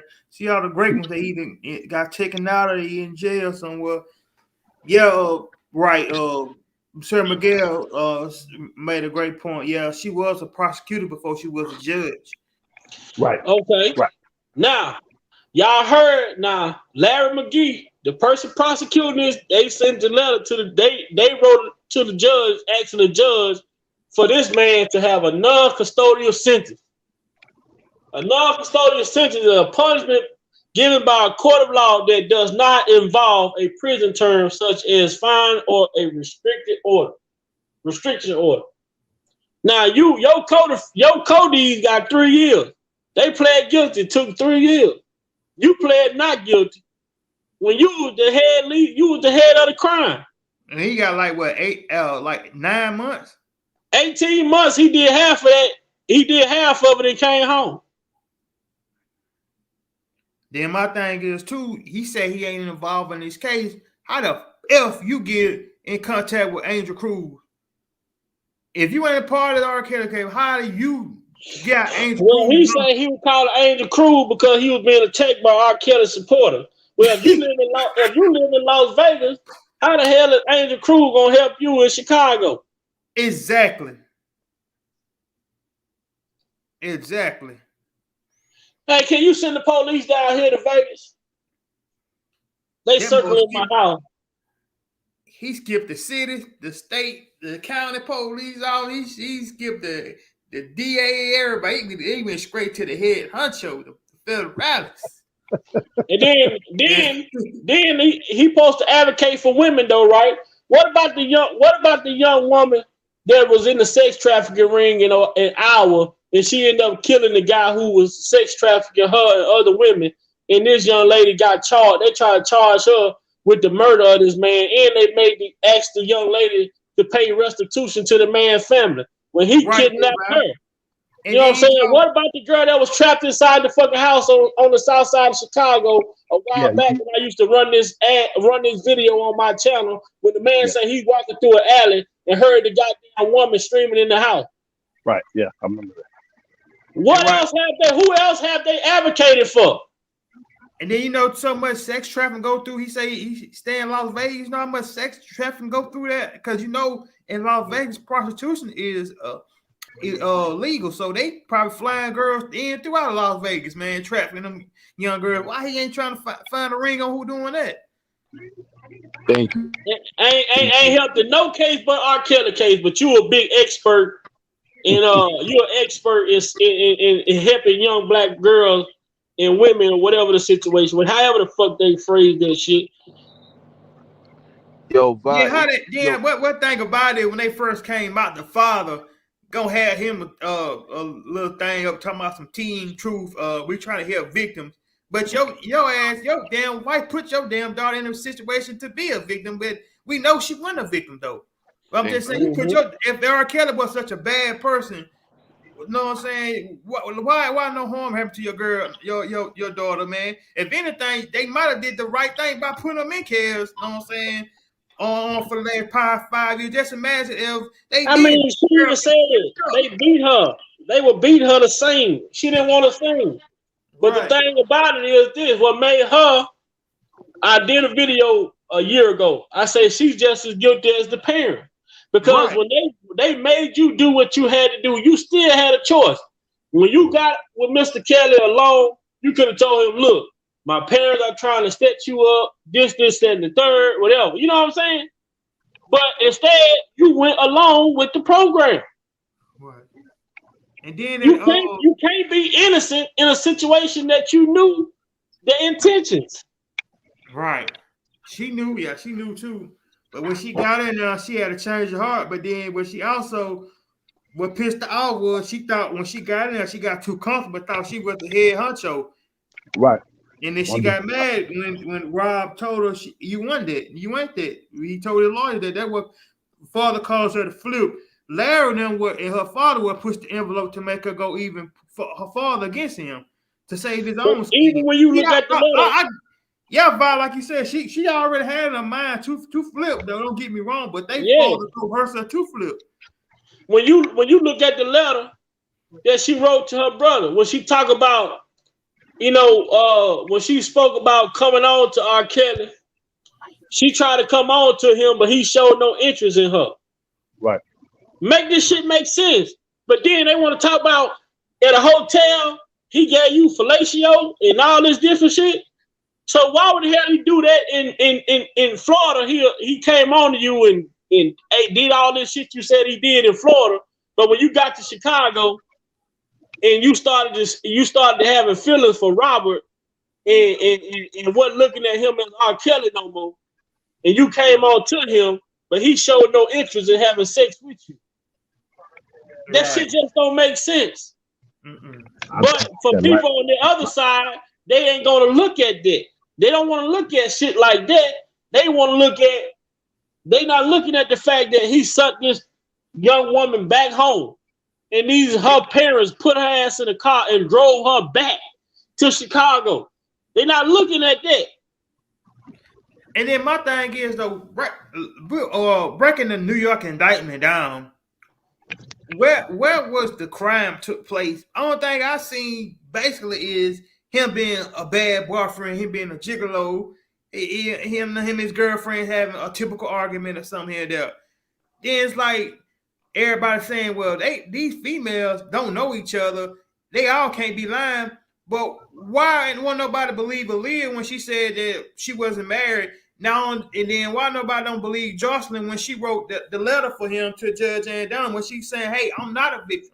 I'm a grown adult, and I choose to be with him." Why ain't nobody looking at that? But y'all won't look at.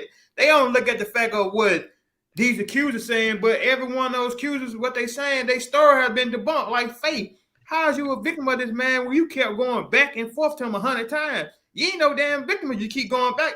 No, 1 or 2 times we were with him, you didn't see something that wasn't right. You wouldn't have kept coming back. I think it was a matter of probably it was a different stage. I don't think it was all like at one time. Right. But as it's been put on display, hey, this is the lifestyle I live. You know, this is what I got going on. You want to be down with that? Then cool. If not, then you know you can come and go. And then they seeing like, dang, I'm trying to be the number 1 stunner though. I want to be the number. Jane don't did.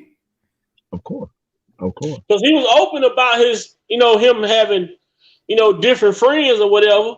But earlier I was reading some comments in the comments after one of my lives, and a guy told me, he said, "Do you think if this was Elvis and this type of shit was going on, do you think it would be this quiet about this BOP officer?" Hell, nope. Hell no, bro. If it was just average, you know what I'm saying, another, you know what I'm saying, skin person, man, it wouldn't be like this. It wasn't average white person. I ain't be put racism in it, but it wouldn't go on like this. So, but do y'all understand something? I'm gonna tell y'all something. If y'all ever go back and look at the reason why the reason why we seeing a lot of these people getting out of prison that has served all of this goddamn time in prison is because some of the same shit that's going on with this case at R.Kelly. Right. Do y'all remember when I showed y'all? Do y'all remember when I showed y'all about the Vincent Simmons case in Louisiana when the guy did 44 years in prison and the man had did 20 years? The man had did 20 years in prison, and he had information. He had doctor records from when these girls went to the doctor showing that these girls had never been raped. They confessed to the doctors that they had already been sexually active, but they was having sex with the cousin. But when they got caught having sex with the cousin, they lied on a black man, not a person, just an image, a black man, and the police officers just went and locked the first nigga up they saw. Right, and then people don't know how far will the federal government to stoop, know what I'm saying, to stoop to get a conviction. Just like you brought up about that show 50 Cent did, Big Vi. They were withholding information from that man to get out of jail. Like they knew they had information they knew they were going to They kept intercepting his witnesses. Every time he meet with his lawyer, that's why I tell people to go watch that show. Every time he talking to his lawyers, he talked to his lawyers, and they supposed to have witnesses coming in and testify on his behalf. The fucking government go get his witnesses and send them out of the country. Yep. Pay him to go out of town. Yep. That's the same. This is the reason they took that show. That's the reason they took that show off of ABC, because that show was shedding too much light on the corruption. Because, like I told Unc, me and Unc was talking, the system is designed to work. It ain't the system that failed the people. It's the goddamn people that run the system that fails the people. That's the same thing happened to Master P brother C Murder, Corey Miller. They had information. They told the witness to go to court and lie and say that they saw him shoot him. But this man that came out and recanted his statement said, "Hey, I didn't see him shoot that man. He didn't shoot that young boy at that club." And they still won't release this man. That's how dirty the system is. Then he went back to trial. He had a 10-2. You know, in other case, that's a mistrial right there. In Louisiana, 10-2. All they need is 10-2. How dirty they is. They still found them guilty on the 10-2. The system is set up to be corrupt, man. I'm like, damn, these people that came out, and then they had one person even openly admitted, said, he didn't shoot him, I shot him. They say, nope, Louisiana. But see, that's why I was telling people about Louisiana. Louisiana is not the place for you when you become successful. That's why Lil Boosie had to move to Atlanta. Because when Lil Boosie was Lil Boosie, it was okay. But once he became Boosie and started to come into money, they was fucking they was seizing all of his cars and shit like that just because. He said they'll put him over the interstate and cut his car. Your nephew overachieved. Once you overachieve, then you become a problem. That's what R.Kelly overachieved anything they thought he would ever do. Like Unc always mentioning too. Pac said his favorite time was when he was with Digital Underground because he didn't go through nothing when no media bothered him. The police weren't trying to get him. It's when till he reached his level of star. That's when all these attacks come. He said, "I didn't have a record until I made a record." Woo-hoo! Powerful statement. That's fire. That's fire. He said, "I ain't have a." That's true though. Man, we're gonna get through these clips one more time before we get up out of here, man. But I want to say shout out to one of the best chats on YouTube. Shout out to the panel. Most definitely, man. We're gonna get through these lives one more time. We're gonna get through these slides one more time before we get up out of here. But I gotta take my hats off to the chat for being one of the best chats in the YouTube world. Shout out to the panel for being one of the best panels in the YouTube world. And shout out to God for allowing us to meet here yet again. You know, most definitely shout out to God for allowing us to meet here yet again, man. And we're going to stay focused. We're going to stay on cue. Like I told you, this car only go forward. We on a quarter tank of gas. And guess what? We finna roll on until we run out tonight. At least for the night until God come and refill this thing.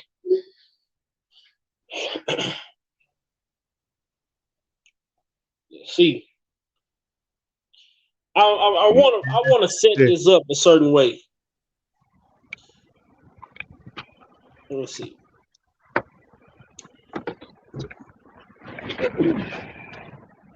Let's go here.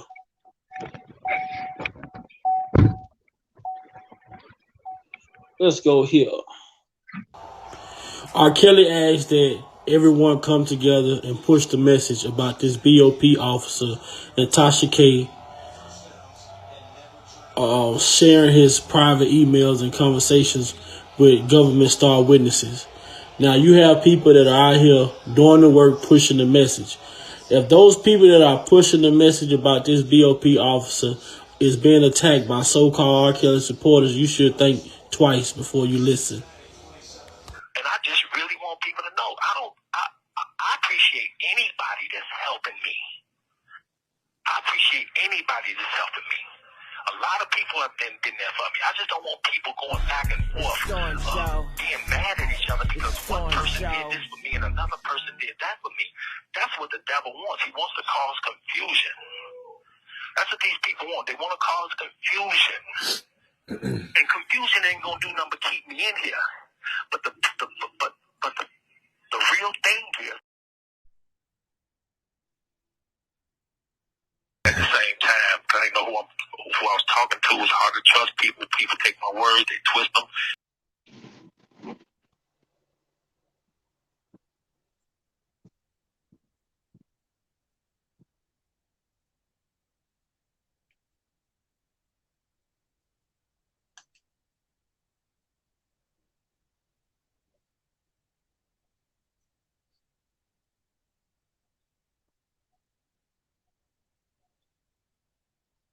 At the same time, because I know who I was talking to. It's hard to trust people. People take my words, they twist them, and all I'm trying to do is get out the truth. Yes. And that's the only reason I continue talking is because even though I'm in the dark and don't know who I'm talking to, my strength comes from because I'm telling the truth. You know. So I was gonna say, man, you mean to tell me a BOP disciplinary hearing officer is going to just wake up one day and say, let me just take a chance on my career, losing my career and going to jail, and just access all of my private phone calls. It doesn't make sense because personally, I wouldn't risk my career like that. That's my point. You know, let me just take a chance and just access R.Kelly's records, private records between him and his girlfriend and his attorney 153 times. So let me do it 153 times. Let me scan that to my own personal Gmail, and then let me send that to a blogger, Tasha K, who happens to know my girlfriend Joycelyn father really good, who happens to know the parents of the government witness in my case. These are not coincidences, man. This is a plan. You know what plan it is? People have to figure that out for themselves. But it's a plan. Those are too many coincidences. And who's gonna do that? And besides, I'm already going through enough. So I wrote this thing down because I don't want to be scrambling on this phone for my little 15 minutes. I got you. And I know my own handwriting, so when people hear me say I wrote this down, I don't want nobody to go, oh, I thought he couldn't write. Well, I can't spell, but I can write. So this is my own handwriting. I said, I'm already going through enough. And the last thing I need is a BOP officer and a blogger illegally stealing and sharing my private phone calls and emails. Between me and my relationship, who just happened to be the government's star witness in my case. They have to stop acting like this didn't happen, or like it's not a big deal, because it's a really big deal. So big that I believe it tainted my case in a lot of ways, which also I believe was the plan, at least when it comes to this BOP officer and Tasha K.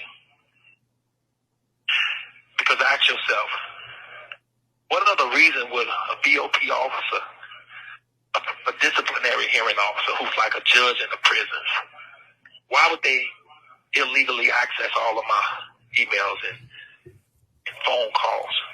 Why? What is the reason to do that? And send that to her own personal Gmail account.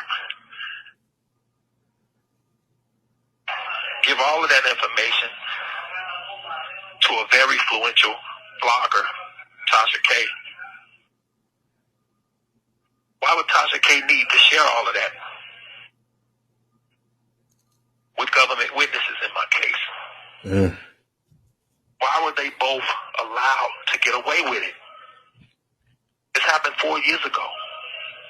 This happened around the same time my girl was flipping on me and lying on me.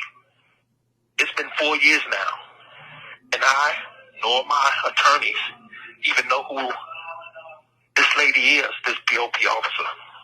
Don't know her name. I don't know if she's white, black, I don't know what, we haven't been told anything. How does she know Tasha K? How did they meet on this planet? How did a disciplinary hearing officer and a blogger meet?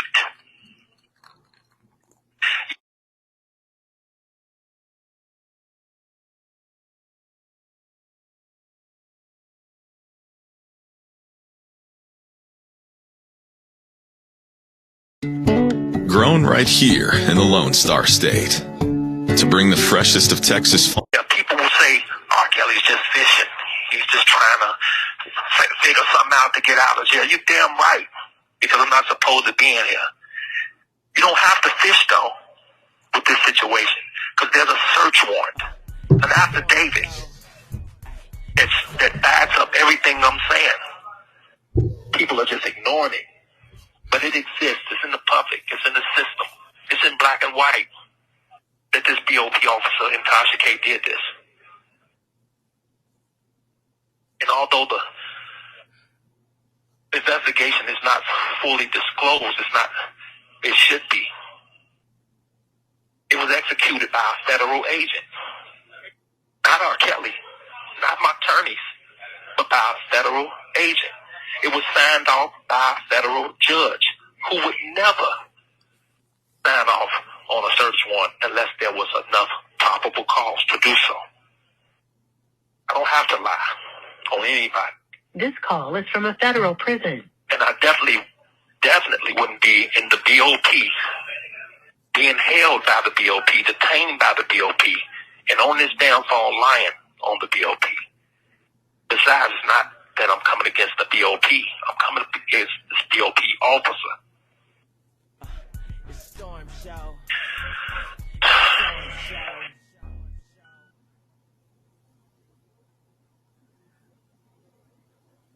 And besides, if I was lying, this phone call would have been disconnected. Okay? It would have been cut off on me. But because I'm telling the truth, it's not. I know I had a very good chance of beating my case. But that chance was stolen from me when this BOP officer decided to illegally steal all my information and share it with government witnesses through Tasha K. And this is according to the OIJ. There was an investigation done, a search warrant done back in 2019, back in 2020, before I even went to court, which means I really shouldn't even went to trial until this investigation was fully investigated. It's because now I'm found guilty, and here I am, looking at all of this information that could have helped me in my case. It could have stopped people from being on the stand that was scorned. They're mad at me because they saw some illegal contraband shown to them by Tasha K.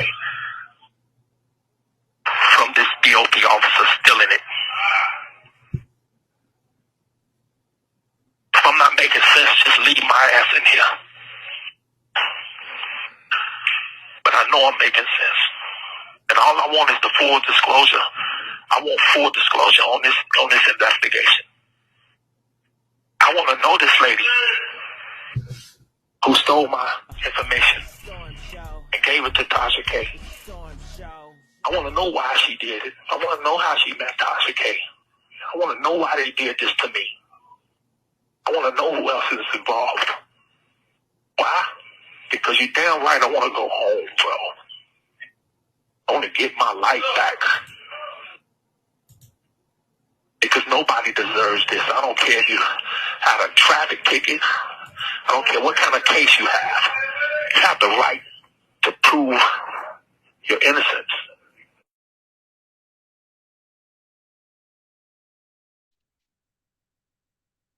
Wow. Wow. That man, that whew.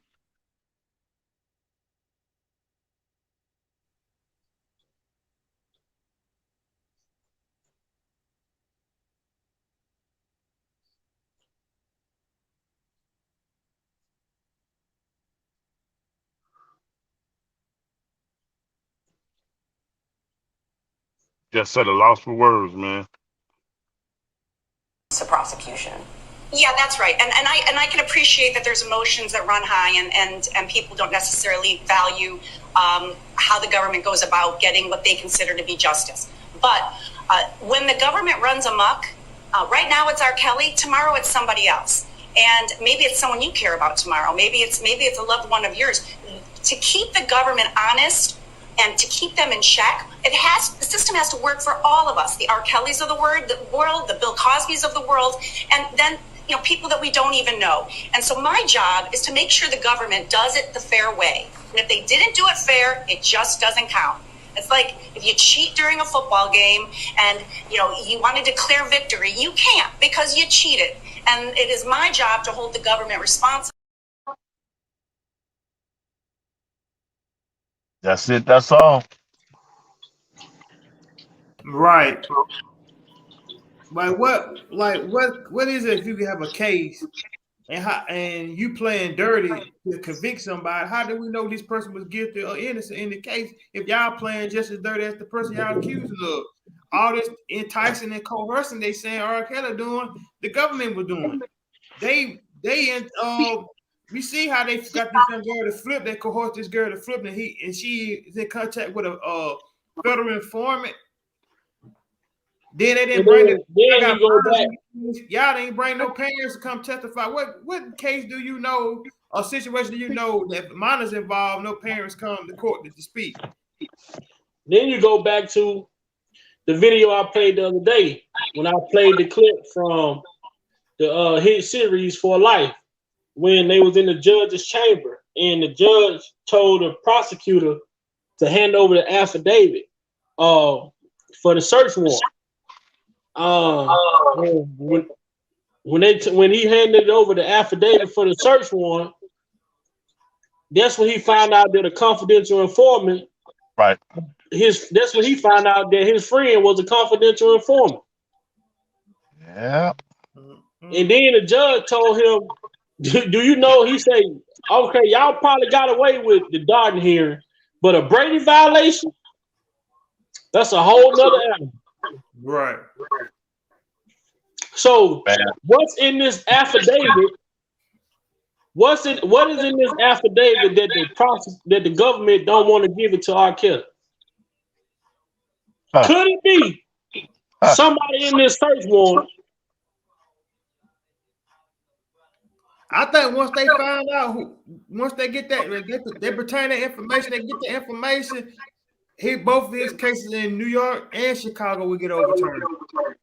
I'm pretty sure that DOP officer was in contact with. We got an echo somewhere. Oh, who that's me? My bad.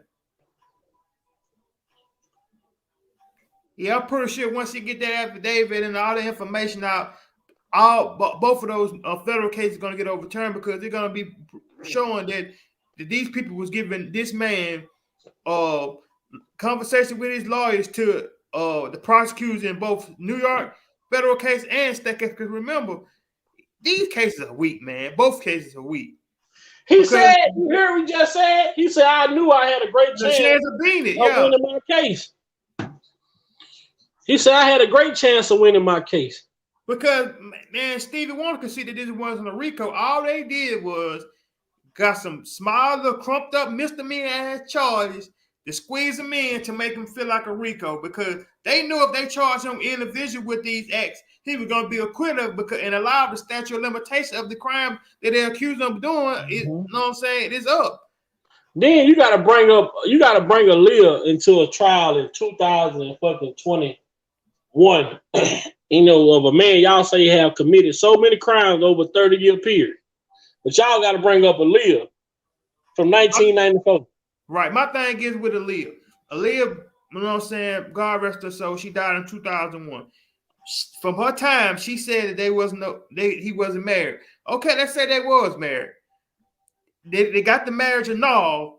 That's the end of it. Once something get annulled, isn't it valid? So why bring that back up again? You know what I'm saying? Even the lie with the annulment, if you put in for the certificate, according to someone who got married in Illinois in 1981, it's a 2 weeks process for you to even get your certificate back. So if you annul the marriage in 3 days, you would have never got a certificate. They would have rejected the shit. Right. And then I'm gonna give my marriage certificate to Vibe or somebody that I married that was underage. Make that shit make sense. Yeah. So if I'm like, why would I give that? Why would I give that knowing that I married this girl illegally? Why would I let Vibe know that I married? Either these people turned that shit over, try to make it a publicity stunt, or it was leverage, man. But Demetrius number doing that shit to get back at Chaos, and I think that's what it was. Either those two, and Chaos fired his ass. Because why would I commit? Why would I go through all the trouble now? Yes, because you are so truthful. Get married that's the thing. to somebody that's a minor, and then turn it back around and let Vibe, you know what I'm saying, get the hold of the marriage certificate. Yes, Cookie, that's correct. The government needed Azriel as the star witness because they had to have in order for them to bring the RICO against R.Kelly, they needed 2 similar acts within a 10-year period to be able to come with this charge. So they used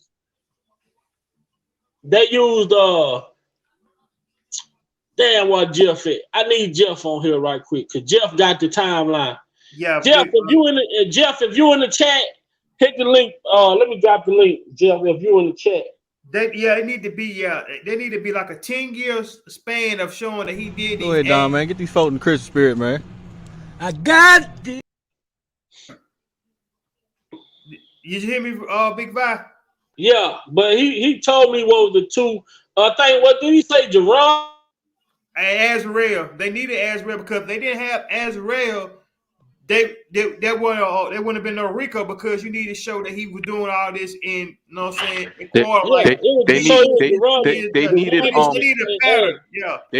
They needed one thing within his prior 5 years of them bringing the case. Basically, they needed one thing within the prior 5 years for them to be able to go back and then a lot of stuff with statute of limitations. For them to go over the statute of limitations part, they needed at least one thing within the prior 5 years. So basically, when they tried 2019, they needed something anywhere from 2019 back to 2014. Right. Mm-hmm. And then Azrael being the most recent person, and they swore that she was. Her parents kept coming out to my she was 17. That's what put her in the indictment. Right, but she's 17. She's 17 in Florida. In Florida, that's a violation. But when you talk about 17 in Chicago, then that's something totally different. But it ain't even what they cheated. Right, Big Five. That's why Kim Fox didn't have no case. That's why they wanted to go federal because they know all these accusers were 17 and they was in Chicago and New York. That's the age of consent. They wouldn't know by state law they ain't underage. They are legal age of consent. That's why they pushed the federal. And then you got to also look at this. If Adriel, this shit happened in Chicago, Geronda shit happened in Chicago, how the fuck did they end up in New York? Right. Then the crazy thing about it is it ended up in New York because what they were charging with Azrael with, he can only be charged with in California and New York, and Faith with the herpes situation. They said the situation happened in New York. So they filed that case for her in New York because she went to the court in Dallas, Texas, or Houston, Texas. And they rejected that shit. They said it's out of her hand. But my thing is though, well, Faith, she ain't no damn victim. They charged this man with exposing her to something. But my thing is though, it's your fault if you slide down with somebody that, you know what I'm saying, will not wearing protection, and you know he get around you can expose him too. So that is his shit. I don't even see how the fuck that's a crime. The man doctor said he never tested positive for any venereal disease. Right. He was just treating him with some shit to kind of slow his sex drive down or whatever. But the doctor said he never tested positive for what he was giving him the medicine for. And they said what they were saying, talking about the Valtrex situation, it wasn't for herpes. It was for, he said, he had a scratch or something that he was wearing, something that was irritating, and he treated him for that. But that don't necessarily mean that he was diagnosed with it. Have we seen these young ladies, know what I'm saying, doctors documents and doctors showing that they don't have a venereal disease? Oh, he having a venereal disease because he don't have it. No, they can't fight no more. They can no longer fight, you know what I'm saying? They can no longer fight. Like I told people, Greenberg had said that they knew that the star witness was working with the Homeland Security. He said this shit way before she even became a star witness. It was just a matter of time before she went over there and did what she had to do. I think we got one. Let's see, we got one more. We got one one more video before we get up out of here, man. We're gonna play one more slide before we get up out of here. Like I said, man, if y'all like to donate to the channel, $, Big Val Opinion. Right, Cookie. Those are like really misdemeanor charges, though. They prop them up, you know what I'm saying, to make it to a RICO. You're right, man. If you like to contact me, email bigvalopinion88@gmail.com. You look at the ticker going across the stream. There's the website for the R.Kelly awareness. The injustice of R.Kelly. That's the website that you see going across the bottom ticker as well. On that website, it has videos, links, it has affidavits, all type of information pertaining to the case. And they're asking that you write a letter and send it out. All of that information is on this website. Hold on, let me see. Let me pin the website right here. It's pinned to the top of the chat. The website is pinned to the top of the chat. So make sure you all go out and check that website out and leave some reviews and comment and follow the instructions as far as writing the letter goes. Like this live, share the live. We're trying to hit. We need 10 more subscribers tonight. We need to find 10 new subscribers. So if you ain't shared me on all of your social media platforms, share me out. We need 10 new subscribers tonight. We're growing and we continue to push the message. We staying focused. If I offended anyone today, my apologies, but that wasn't my intention. But focus is the number one thing, and there's the BOP officer and Tasha K colluding with the Star Witness and her family and the CI as well to further take down this man we know as R.Kelly. You know, we're just going to continue to fight and continue to push the message out. I'm going to play this final clip. When this clip go off, then, you know, I'm going to let Lil Mac say his piece and let Deem say his piece, and then we'll be getting up out of here. While one of the government witnesses was sitting there with Tasha K on the internet, there's a picture of it. It's a go figure that my information was being shared with, you know, witnesses. And it was being shared by the Tasha K. So a BOP officer, disciplinary hearing officer, which is a judge in the Bureau of Prisons, how do you even know a YouTube blogger? These questions you have to ask yourself. These questions people have to ask themselves. And I'm not going to lie. I don't have anything bad against the BOP. I don't have anything, you know, I'm not mad or anything or have anything against law enforcement or anything. I just have something against this one individual who accessed illegally my records 153 times. And on that same day, the affidavit said that there were 60 other BOP employees that accessed my records illegally on that same day. So there you have 61 BOP employees that work for federal that illegally access my records, my phone calls, my emails. And the last time, you know, and when you talk to your, just put it like this, when you talk to your female, I'm kind of pausing because I want to make sure that I don't go into my case.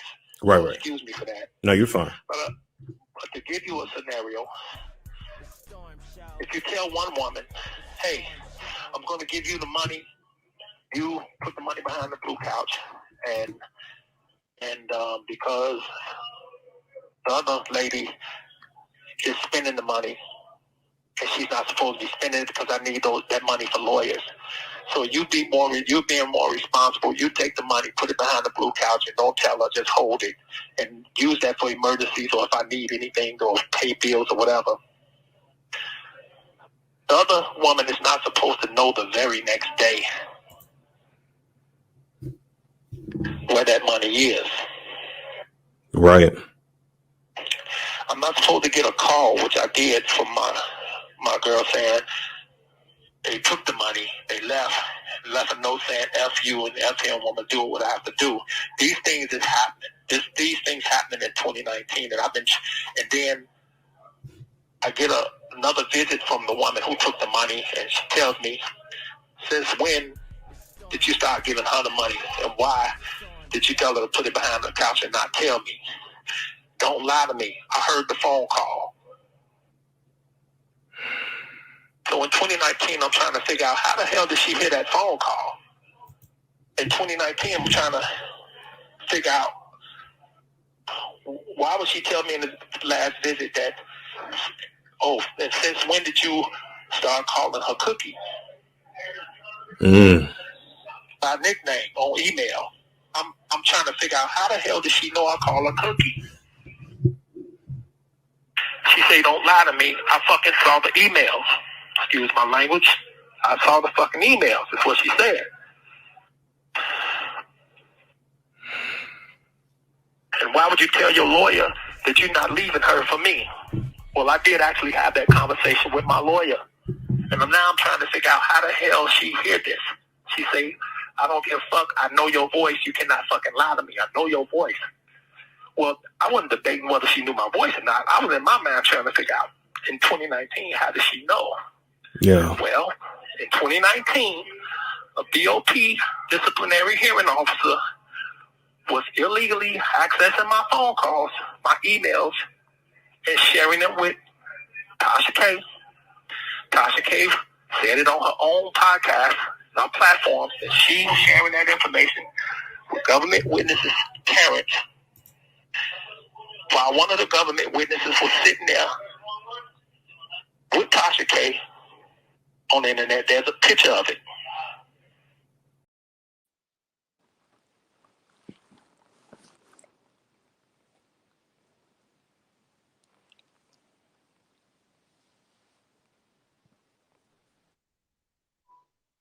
Courtney Love, y'all. That's a look at the website. When you hit the link, that's what you'll see. It shows emails from Kel. It shows affidavits. It shows videos. It got it's so much information on there. So I'm advising everybody to hit copy that link and go check it out and leave your input over there. We pushing the ball. What's up, Miss Courtney Love? It's been a while. Where you been at? I've been in the replay. I hit the likes. I catch my replays. I ain't gone nowhere. I've been watching your channel for about 10 days now, and I've been doing what you call tarrying. Tarrying is when you do something consistently. I watch it over and over. And one thing, that I want to add intelligently to this conversation is that I have to say it. This is my intro. There's no RICO. There is no RICO. And I feel like R.Kelly, we got a long road. We must fight the federal government at all costs. And I really believe R.Kelly will beat this case on appeal. Without a doubt. It's without a doubt in my mind, because I'm believing in the justice system, and I'm believing in the liberty, and I'm believing in the Libra sign. See, that's the justice. She turns no blind eye to justice. This case was the man was kidnapped. See now. I don't want to move too fast because I ain't been up here in a long time. So y'all know I'm full, and I just hope that y'all can hear that I've been keeping up. See, I ain't coming in big teddy bear, and missing some pieces. I be up late at night. I be in them bushes. I be listening. And one thing I want to say, and I want to thank God and praise God and shout out to the Almighty God that we heard him speak. See, we had to understand that we finally heard R. Kelly speak. He's saying a lot. He's saying a lot, but I really think that this is a lot of work. I want to shout out to the lawyers. I want to shout out to everybody who have an opinion on this, because this is a lot of work. This is a modern day lynching that we were privy to and we watched for the last 4 years. The man said he felt like he was in a casket, Big Five. Yeah, kicking. The man said he didn't care if a roach helped him. See, and that's some real talk right there. And I also want to say, to the question, because see, I'm always screaming no RICO. And I really honestly believe that people that's coming in maybe some years later, they need to really sit down and read that RICO indictment and how they hung the man, put the noose around the man every time they added something to that RICO. And into that question, when it comes in reference to Jane Doe number 5, the BOP officer in foreign affairs, it must release the information to the man, because I heard you when you read that the other day about the 6th Amendment. He still has the right under the internal because that was investigated by Internal Affairs. But when we look at these chats and when we look at these commentaries, and if you look at the lady Nia Simone, when she interviewed Tasha K 2 weeks ago, Tasha K told you she knew who the lady was. So I'm going to come on out the chat and I'm going to just throw some gems on you. Keep listening. And when I say keep the replay going, Big Five, replay it over and over and over again till we put these pieces to the puzzle, because we want to know who leaked the emails. Oh, definitely that. Anybody feeling me in the chat? Oh yeah, they feeling you. R. Kelly demand, on the behalf of R. Kelly, we demand, and we don't want to sound radical. We don't want to sound like no terrorist group. We are passionate about the law. We are not no super fans. We believe in the injustice of one man, Robert Sylvester Kelly. And regardless to if anybody can understand what I'm saying, regardless to the guilty verdict, the man is still overcharged for RICO. Those elements in that RICO. If it wasn't no RICO, see, somebody asked in the chat, did he didn't get charged with marrying Aaliyah. He got charged with bribing and a government official. They only carried 2 years. Exactly.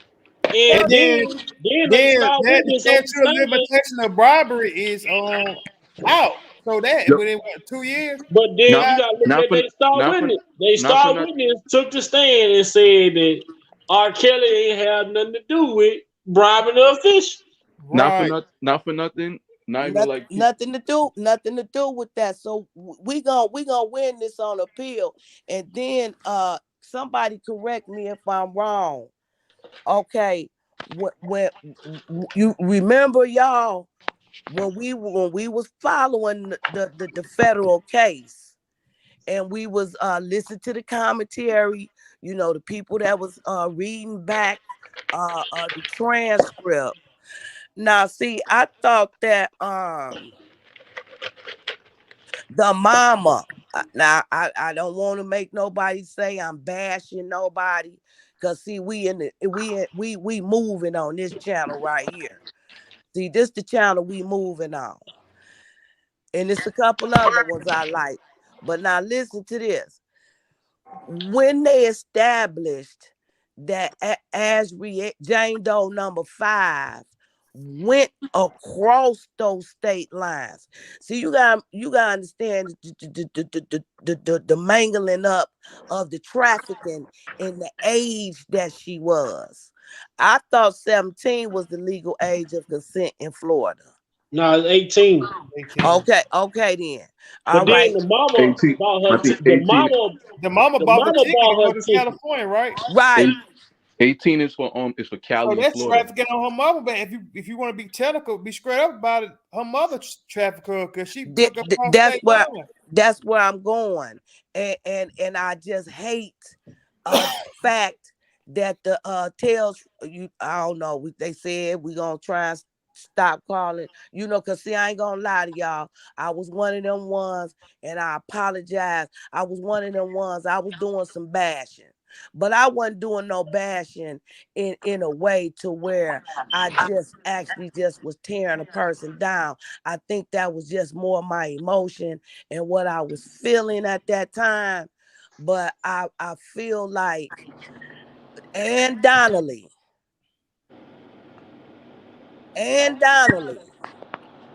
if you listening to me, Ann Donnelly knows she could have did the right thing, man. I'm getting emotional. Right. And goddamn Donnelly did not preside over that case with the eyes of justice. See, that's why we Definitely got not. an appellate court because of case of judges like her. She had a right. She had a right now to come out and make the government produce whoever this officer is. Right. Produce it. She got the right to break them damn charges down because I really actually believe that he done time served. That's what's gonna happen when they reach the appellate court. They're gonna say time considered served. They They're gonna gonna overturn all that shit. see the thing is they're gonna probably offer him that deal saying, "Oh, time served." But knowing Kel's probably like, "Nah, I'm not taking nothing." I know him. He probably like, "I'm not taking nothing." He said, because he no, we want Kells to speak. Mm-hmm. Now, see, that's another thing I was saying, y'all, because I was in the chat the other night, and you got some good ideas. We need to hear him speak again, and we don't want nobody over there lying, talking about that's the most intelligent I heard that man speak since Gayle King. Right. Because they told the truth on Gayle King. Mm-hmm. That's what It I ain't a said doubt in though. my mind. The night I said we need to keep I'm glad Big Vi doing what he doing. Keep playing that message what he said on Storm, because if Big Vi keep coming over and saying out his mouth, or me or Dean or you, they're gonna think we some obsessed fans. But you hearing it from the horse's mouth what happened to him. We understand the assignment over here. This is Right. what we trying to do. We trying to do the best that we can, but we can't. We gotta hear him speak again. And I don't mean to sound selfish, but you got to keep it rolling. You got to keep that rolling. Right, especially something big as this, but this BOP officer and Tasha K, that's major. Anything else that people discover is even major than the damn mama text message. It's major. And we behind the scenes, in front of the scenes. See, at first I don't want nobody doxing me. See, some of them people are Shout out to channel member Darlene Williams, man. Shout out. I'm sorry, Courtney. We do got some new channel members, too. Mel J and Darlene Williams. I'm sorry, I haven't. Hey, Darlene Williams. I know Darlene Williams. Yeah. Hey, Darlene. Hey, I didn't notice that they were channel members until I've been telling a lot of people come on over here to come, even if you just catch the replay. Lay down, meditate, listen to Big Teddy Bear talk this real R. Kelly, because we not no super fans. We want what is just for Robert Sylvester Kelly. Because enough is enough. And I feel like we can do this. We can do this. We can do this, y'all. Because it's too much. We know too much. Right. And this ain't about how long somebody been following them. Who we know the whole story. The real spill. Mm-hmm. And back to when she did say that, Nene B. And back to when when them leaked phone calls came out. We know what channel we heard them leaked phone calls come out. Right. Yeah, we know who did that. We spoke on that guy earlier. Oh, I know, but I'm just saying, we know. We know, right. we know. And the first leak phone call was when she was asking him to switch out the days. Right. We know. But he gonna swear up and down. I ain't get him. I ain't hit him. I ain't get them. They didn't get them to cover me. I didn't. He said he didn't get the email, but he said if you go to JoJo Live, go to my community wall, go to JoJo Live. He said that they sent him the emails in an Apple message on iMessage, like a Apple note. He said he didn't get the email. He got it on an Apple note. They told him what to say. But the thing is, though, people be missing is it ain't how you got it. It ain't that you got it. It's how you got it and what you got. So that's that's the issue. So y'all ain't figured out how he got him. Yeah, we know how he got him. Tasha K explained how it all went down. Tasha K said on the Nina Simone show that dude emailed her. She tried to play it off like she know who dude was, but if she know Low, she know the other guy. Right. But see, this is what I was figuring. Okay, that's just like me and you, Lil Mac. And you got the emails, but as soon as you give me the emails, as soon as you get the emails, you give me the emails. We both got them. Mm-hmm. Right. We both got them. She got them from the BOP officer. Right. She shared them with the star witness parent. R. Kelly said she shared them with the star witness parent. That must have been in some of the information that they gave R. Kelly. They got proof of when they talk about in the affidavit, in the search warrant, they talk about Tasha K being on her platform, saying she got his jail record, strolling through her phone, laughing at the spelling of some of the stuff that's on there.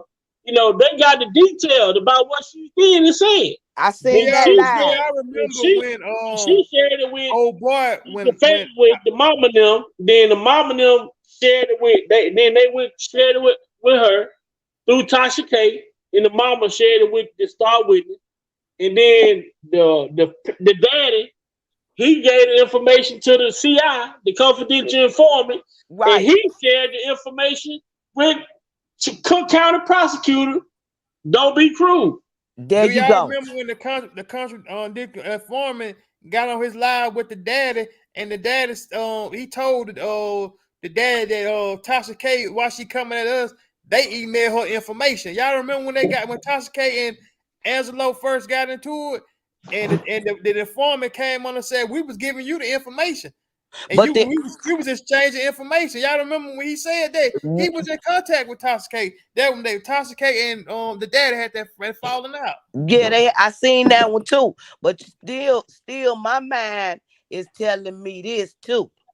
Now, cause y'all, this what my mind telling me too. It was 150 of them motherfuckers. 153. And wasn't it 60 more from somebody else?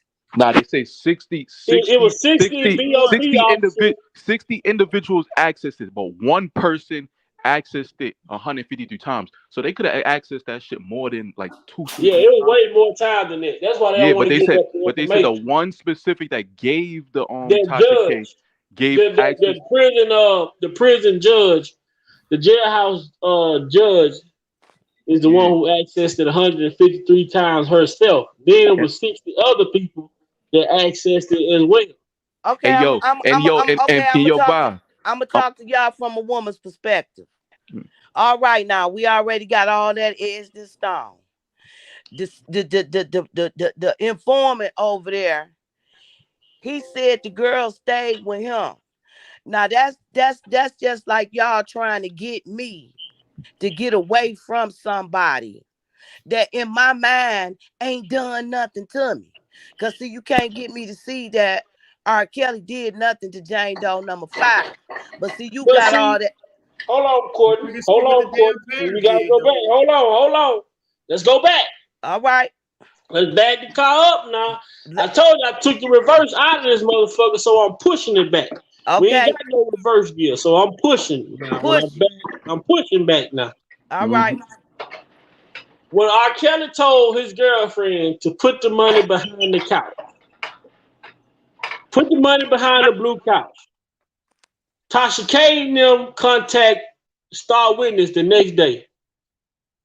R. Kelly told Joy to put the money behind the couch because you were spending the money and he needed it. So the Star Witness go behind the couch, take the money, writes the note. Fuck you, Joy. Fuck R. Kelly. I'm going to do what I got to do. She was already done with R. Kelly at that point. She go down and visit him before she leaves Chicago. And said, when did you start trusting her with the money? Then she tell him, I heard the conversation. I know your voice. She heard that he told his attorney that he wasn't leaving Joy to be with her. So that's another reason why she had already flipped. Then she told him, I saw the emails about Cookie. I think the Cookie chick is RL. So with all three of them incidents, she had already flipped. When she went to Las Vegas, them motherfuckers was coming up with a plan to throw a distraction. That's how their fight and all that shit was premeditated. That's what she went to Las Vegas for, them to figure out how was they going to fucking distract people from what was really going on. He didn't flip. She went there. They came up with a plan to throw a distraction and cause a distraction. And the idea was, well, you should go back to the front, to the trunk, and start a fight with Joy. Right. Nobody knew she had stolen money until R. Kelly come out and spoke about it. That changed the whole perspective of this fight. The fight was premeditated. She did. If you go back to Presidents now, this is how I'm going to show you what makes it premeditated. So on President, she going back to the trunk. She tell R. Kelly, you knew I was coming back to get Joy and you lied to her. Hold on. Why would you leave Joy in the first place? And you took the money and you left the note and you said, fuck Joy. So what reason was it you coming back to get Joy on his birthday? You chose his birthday to come there and start a fight because you wanted this man's life to be a living hell. Just like you said on the phone call, you better hope you make it to court. Right. I got a all lot of that. this shit was premeditated. Okay. That shit they did in Las Vegas with Larry, see all that shit, they distracted people by saying he put Surviving R. Kelly on the TV to cause her to flip. She flipped because she realized that she wasn't finna be the only woman. She wanted him to stop dealing with other people. That's why she tried on a wedding dress. She thought she was finna get married. She had to come to realization that shit wasn't gonna happen. Okay, but I got all that information. We putting the gas on. Now let's put this gas on here. Okay. I'm speaking from a woman's perspective. That was in her. She was going to do that from the beginning. Because if that, hear me out. If that was not in her, it wouldn't have been nothing nobody could do or say for me to leave that Which man. I'm with you And 1,000%. speaking from a woman, I'm on the gas. I said the same thing, Courtney. I'm on the gas. I said, why if her and Joy and R. Kelly are in a relationship, why would she get mad because he told Greenberg he not leaving one for the other if they all in a relationship together?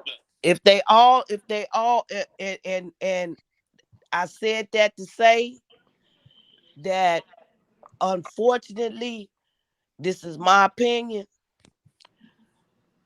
R. Kelly wouldn't have never thought that girl would do him like that. No, but you know what she did? I'm speaking from a woman's perspective. She never thought R. Kelly would cut off her access to the money. But when he told Joy to hide that money because she was spending it recklessly, that's when the problem became the problem. There you go. There you go. But you gotta understand that we gotta listen to some of this other rhetoric, right? On how she was, and we gotta call a spade a spade. Look at her daddy. Mm-hmm. And this is a damn shame for a setup, and we always said it in the beginning, and then I'll fall back. It was the setup and the shakedown and the takedown, and it ain't no telling how many years this on them people had this plan. Because if you listen 4 years ago, when the other blogger had the man on there, he said he didn't give a damn if they fell in love and ran away in the sunset. All the hell he wanted was a #1 hit with his name smashed on it. Even she said, even the fact that Kel said, he said this ain't no coincidence. No. I want to know who all is involved in this shit. And they all should be co-defendants. Facts. They all should be co-defendants. But I came in and I just want to let you know I'm still supporting the channel. I listen every day. It depends on how I'm working. But you keep these videos rolling and you keep that man's voice alive, because I couldn't wait when the earth moved up under my feet when I heard it. When I heard R. Kelly speak for the first time, the earth moved up under my feet. Facts. And that's facts. Free Uncle Kels. Free. I think you need to do one more. I think you need to do one more phone call. I just can't wait till he air everybody out. I can't wait till he beat this and he could really tell the full spill. Oh yeah, he can't right now. Nah, yeah, he definitely can't. That's why I said I just can't wait till he beat it, and then, once he beat it, we could just hear from the horse's mouth on everything. On everything. Oh, because it wouldn't have been no Rico without Jane Doe #5. Mm-hmm. Nope. That's why they kept saying star witness. It wouldn't have been. Mm-hmm. And I remember the day that indictment came out. The star witness was compromised. Yeah. By government officials. By government officials.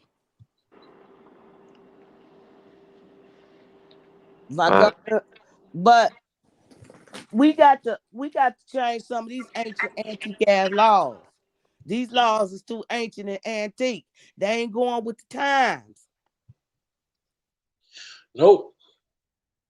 They ain't going with the times. This man had never been convicted of anything. I say at the most, or whatever validity out of them indictments was felonies. You know what I'm saying? That I know plenty of people done had cases and they ain't get all this kind of time like this. And then another thing that used to, but it don't bother me no more. R. Kelly is not a pedophile. Facts. You know, that used to bother me, you know, when I would come on, but I said, no, Courtney, keep your feelings to yourself. R. Kelly, no way, no form, no fashion, by the definition, is a pedophile. I ain't see no kids. Facts. No. They just been trying to make motherfuckers kids. They was trying to make people kids. R. Kelly got to fight the federal government, and it can be done. It can be done. All this other stuff, I ain't never seen nobody win an appeal on the watch.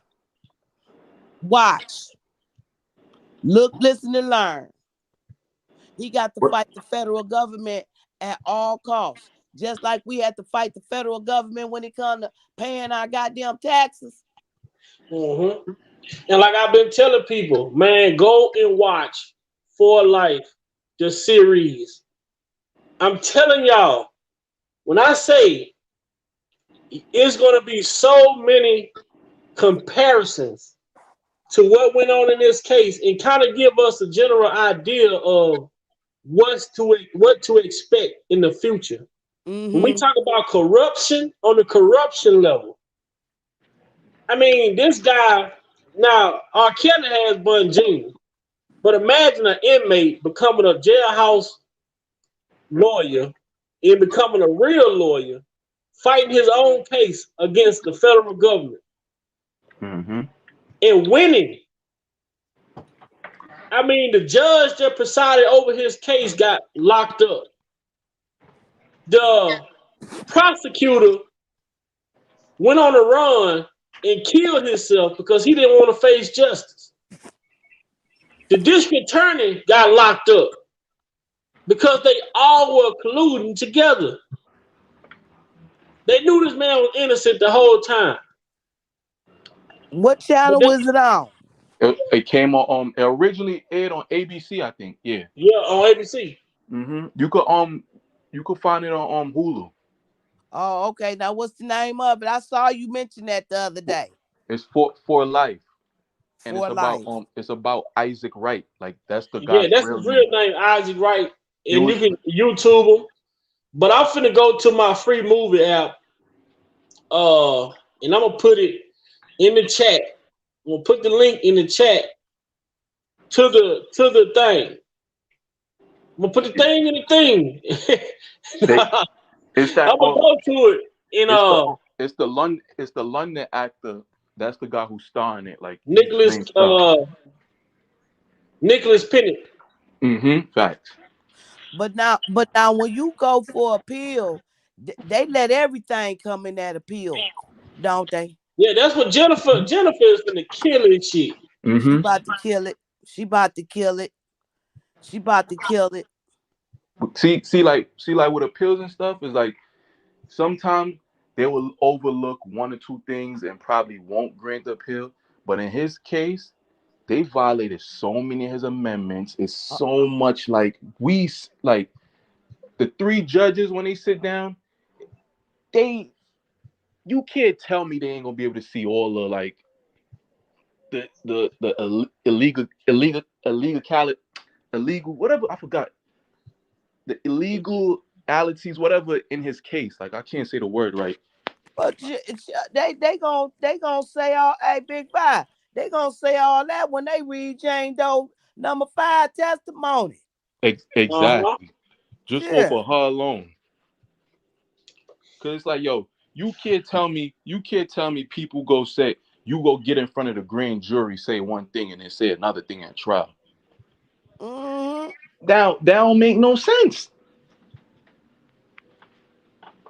And you can't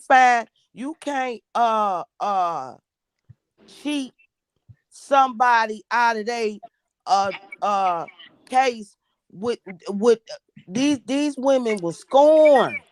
Mm-hmm. Oh my God, these women were scorned. Okay, there it is, right there.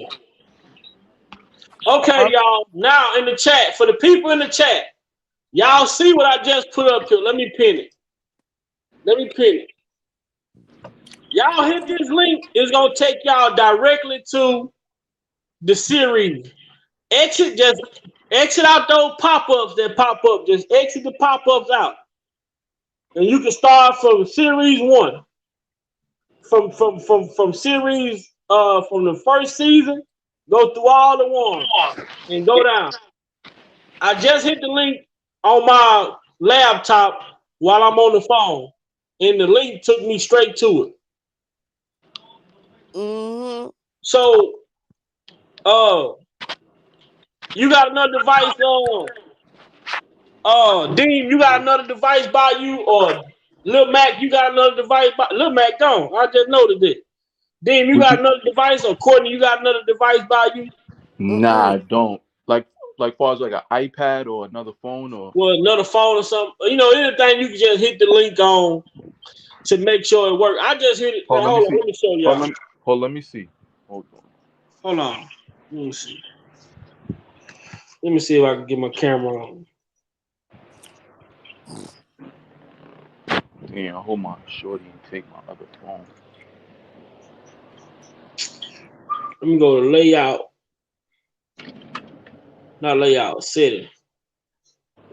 Let me turn the camera around.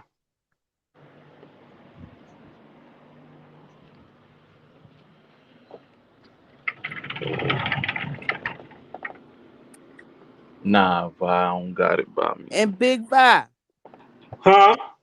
You know, just speaking, right? Because we already know the truth out.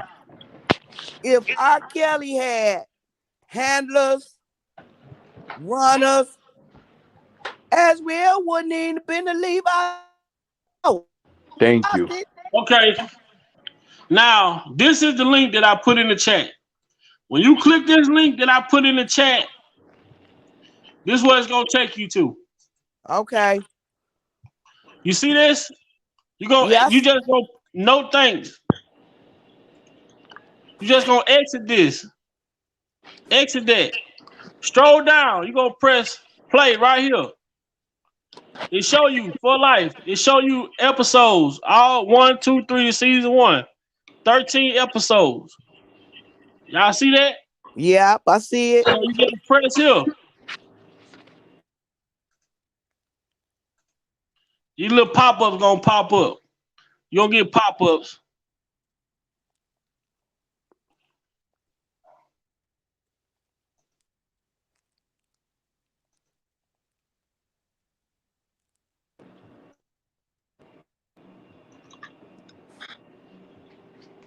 It's a little free movie app. You can watch all movies on this. Anything that come out in the theater, you can watch on here. I see it. I'm gonna watch it. I don't go back to work till Tuesday. See, this is the show.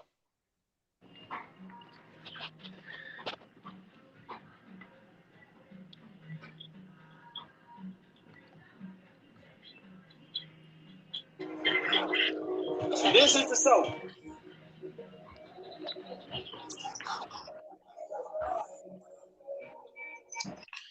It showed how he was just living his life, you know, going on about his day. But his best friend was dealing in drugs and had drugs in his club. And his best friend got set up. His best friend was getting indicted. But the best friend planted drugs in his club and got him in trouble. But instead of the best friend taking his charge, he did what Larry did. Then one of his other best friends ended up going with his wife. This sounds like it's gonna be good. It's good. One of the other best friends, one of them sat him up. Then his other best friend turned around and started going with his baby mama. Or I don't know if they were married. Because she asked him for a divorce. So they were still married. And one of his best friends started going with her while they were still married. And she asked him for a divorce when he was in jail. And she wanted to divorce him to get with his friend. And she was telling her daughter, look, your daddy ain't coming home. He got life in prison. But his daughter, she felt her dad was coming home. She said, my dad come home. She would go, his daughter ended up getting pregnant while he was locked up. And I think that was the biggest motivation for him. And when his daughter, he was hurt to see his daughter pregnant and he was in prison. But I think that motivated him more to fight for his freedom as well, to come home. It's a true, all this shit is based off a true story. Yeah, that's why I was about to ask you. This based on a true story? Yes, yeah, it's a true story. Oh, I'm watching it tonight. See, because we need all hands on deck. We need all the information that we could just keep, This shit's so crazy, dude, Courtney. This shit happened in New York. The man case happened in New York. The corruption happened in New York. But following this R.Kelly case, it helped. It when you take the emotion out, it this your private thing that you do, it's helping me be a better person. I mean, you kind of get what I'm saying, right? It's broadening my vocabulary. It's helping me to articulate. By me coming up on these panels. So it's a blessing in everything, because R.Kelly gonna beat this. R.Kelly, I say it again. I don't see no Rico. I don't. And you can also find For Life. I think it's on Amazon Prime as well. But you got to pay for. Let me go to Amazon Prime. It was on the Stars app or the ABC app. Like that. If you got a Fire Stick, then the shit free. You got a Fire Stick, just go to your little movie app and type in For Life. Most people got a Fire Stick, I know. Well, I ain't got no Fire Stick. Damn, Courtney, you ain't got no Fire Stick? No, I ain't got no Fire Stick. I ain't even got no TV in my room. I watch y'all more than TV. Let me check on Amazon Prime and see if it's on there. You can buy it on YouTube as well. You can pay for the series on YouTube as well. But it's worth it. You can buy the series on YouTube. It's worth it. I'm telling you, it's worth it. I'm gonna watch it.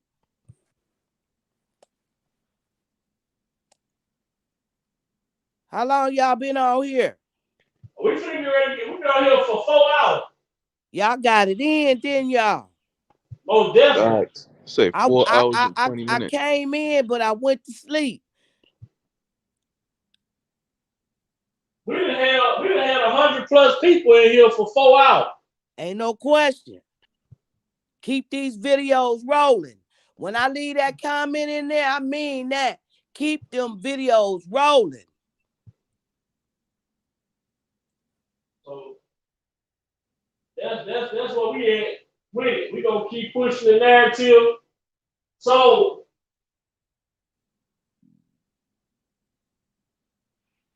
they got it over here is season 1.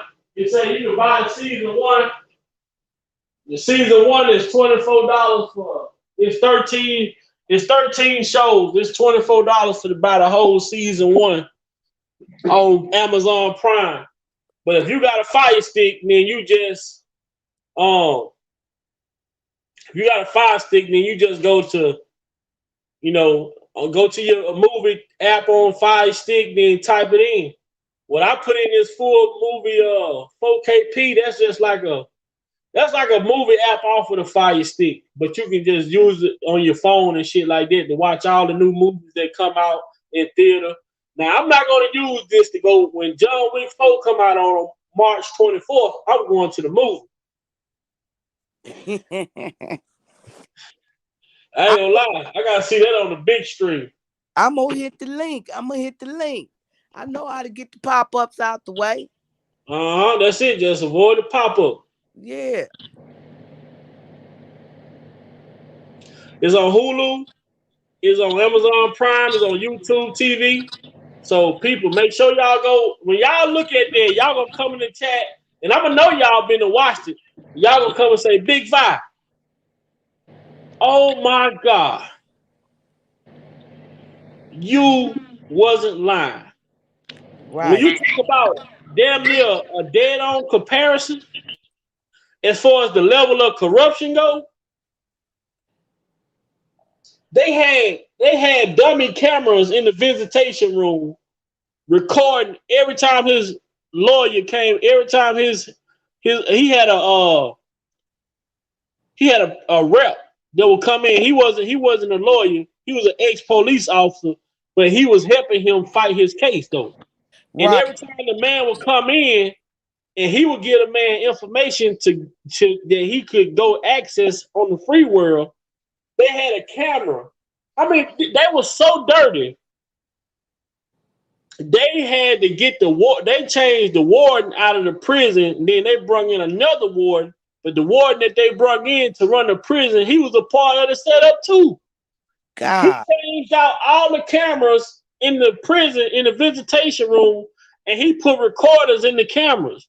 So the man was trying to figure out how are they study tipping off his witnesses. And one day he went into visitation and he was just looking around because he was trying to figure out how his witnesses kept coming up missing. And he saw a red light blinking on the goddamn visitation camera. He walked up to that camera, he tore that motherfucker down. And damn, guess what happened? What? He found out that they had been recording his fucking conversations in the visitation room. They can't do that, can they? Well, illegal. Oh. And then they tried to destroy all the tapes. So he was cool with this. He was cool with the warden that came in before they changed her out. So she did favors for him. She the one who helped him, assisted him in starting to become a lawyer. And he needed her to do a favor for him because she the only one could get access into the warden office.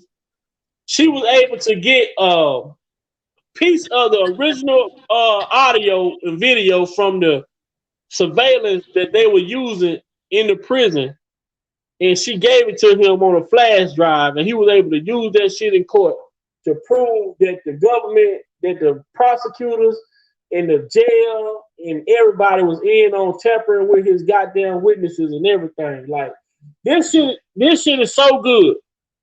How many years did he do? He did 9 years. He was sentenced to life plus 70 years. Well, some of this stuff sounds familiar to us, don't it? Man, I'm talking about when I watched the show meant way more to me because I was watching what I was going through with R.Kelly, and I'm looking like, damn. I'm like, how the hell he calling witnesses, and then they go get the witness and send the witness out of town so they can't show up to testify. But the dude was so cold. I'm gonna say this, and I ain't gonna spoil it. I ain't gonna spoil it for y'all. I'm gonna say this before I get out of here. The dude was so cold with this for representing himself, Courtney. The dude was so cold representing himself, Courtney. Let me tell you. He was taking other inmates' cases, working their cases, getting their cases overturned, but at the same time, he was creating new laws that fit his case. They were able to use those laws to free himself. Dude was cold. I got to watch this. The dude was cold. He was using other people's law. He was and they never see how they doing R.Kelly right now. Not giving him the file from this BOP officer. Right. They never wanted to give him his file from his case.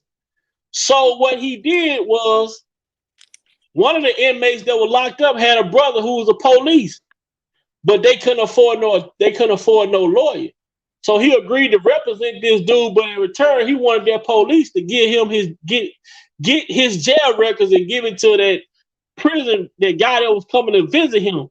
Right. That was free. And he worked the dude case. Dude thought he wasn't gonna get out. He worked the case. He got that dude out. The dude brother gave his case, gave his case to his friend. And once they got to his case, man, it was over with, bro. I'm telling y'all, man, y'all gotta go watch this shit. This shit will have you up, even when you think you about to go to sleep. It's like the suspense in it. It keep you wanting to watch more. And like every time you think you finna be like, all right, man, I'm done. You want to watch more. Like, and that's like going on a marathon because it's 13 episodes. 13 episodes, and it's a season 2. When he get out of jail and he becomes a lawyer, they still was fucking with him when he got out. I gotta watch this. Oh yeah, you will not be let down. You will not be let down. So for everybody in the chat, man, if y'all would like to donate to the channel, the Cash App is $ Big Val Opinion. $1, anything from $1 and up is welcome. I appreciate it. I thank you guys. And yeah, for everybody in the chat, I did get another vehicle. Even though my vehicle was stolen last weekend, I did manage to get another vehicle. So thank everybody for the prayers and the wishes. They were most definitely heard, even though I wanted to stress out, I wanted to give up about it, but you know what? I kept God first and knew that God makes no mistake. You know what I'm saying? So whoever that was, to whomever it is that took my car, I hope it gets you where you're trying to go. But can't cry over spoiled milk. Did you check your Cash App today? No, not since I've been on here.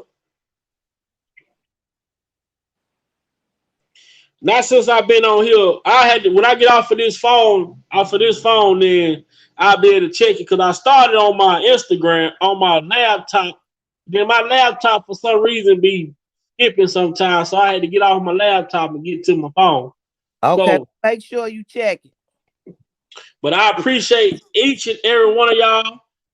Courtney is glad. I told you I'm glad to see you. When I see you coming, I'm like, what the hell you been at? Oh, I had to come on in here. I'm in here. I'm catching them replays.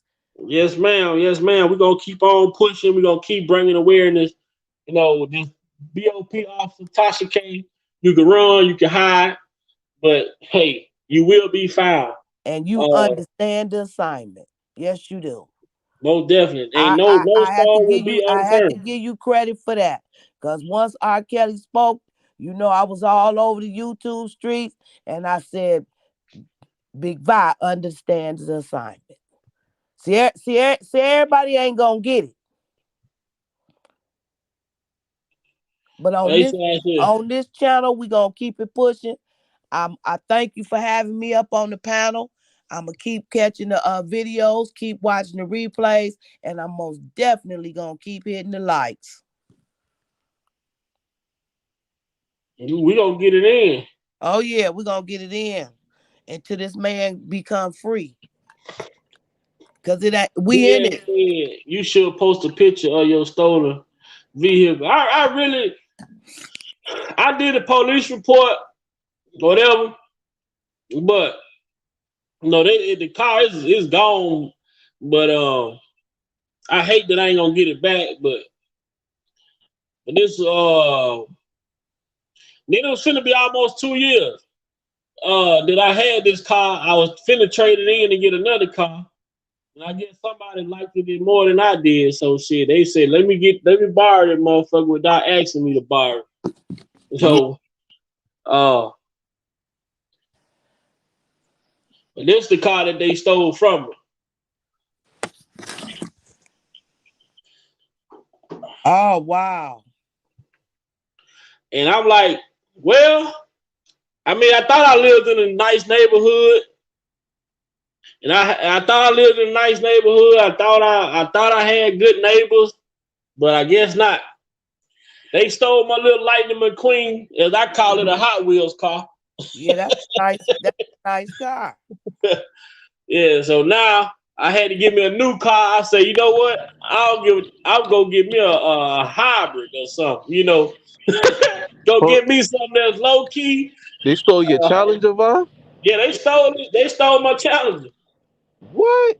from in front of my house. That's crazy. Yeah. Yep. Well, you riding now. Yeah, so I'm back riding, man. I had, I went and got me another ride, 2018, something low key that's good on gas. And I drive like an hour, almost an hour to work every day. So, like I say, man, it was a bitter situation, but it turned out to be be a blessing. Shit, I was spending $120, $140 some dollars a week on gas, driving my Challenger. Now I got a car. Shit, I can drive $35, $40. I can drive for the whole week. You can't keep a real one down. Nah, I know how to keep moving. Ain't shit stopping me. Ain't nothing. They better take the breath out of me if they want to stop me. But other than that, I'm gonna keep moving. I got a whole son in here that depend on me. My son say, Dad, what we gonna do? I told him, don't worry about the car. I'll fix that situation. You go to school and do what you gotta do. Yes, sir. Yes, sir. So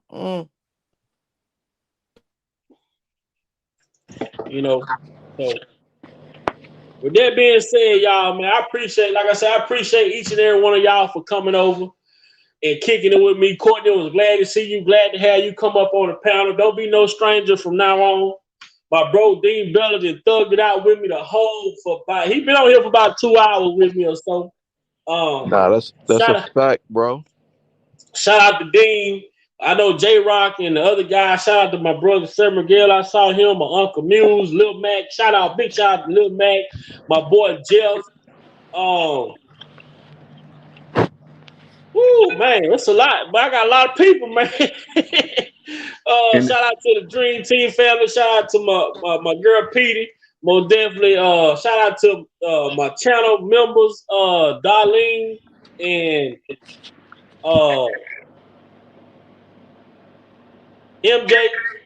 Mel J. Shout out to my channel reader, Lavish Lady.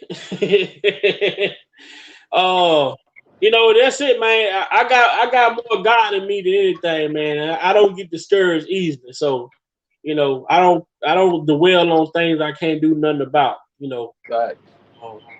That's just something that I don't believe in doing. I'd have been hurt before, I'd have been down before, but I ain't never been out. That's real. That's real, bro. So, to my brother, Dean. All right, but I ain't gonna hold you any longer. I see you trying to get out. I love you, my brother. Just text me if anything, if you need me. I'm here. I love the rest of y'all. y'all. Love you too, man. All right, bet.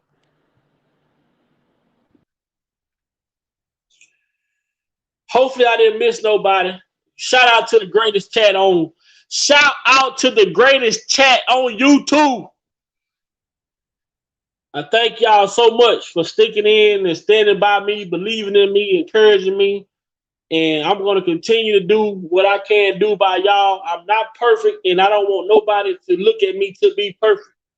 Hold me accountable. Just understand that I do understand what the goal is, and I do understand what the mission is.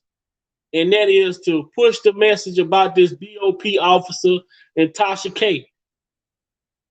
Don't be too late getting to the website. Get to the website and go check it out. The website, I'm gonna pin it to the top of the chat. That's the website. When you get to the website, it will look like this.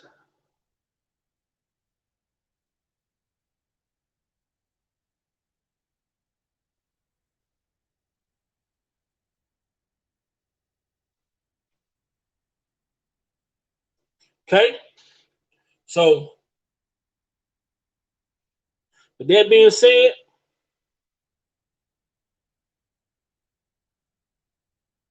y'all have a blessed night. And if you're a Dallas Cowboy fan, hopefully you might want to take some melatonin. All right. Good night, you all. Peace.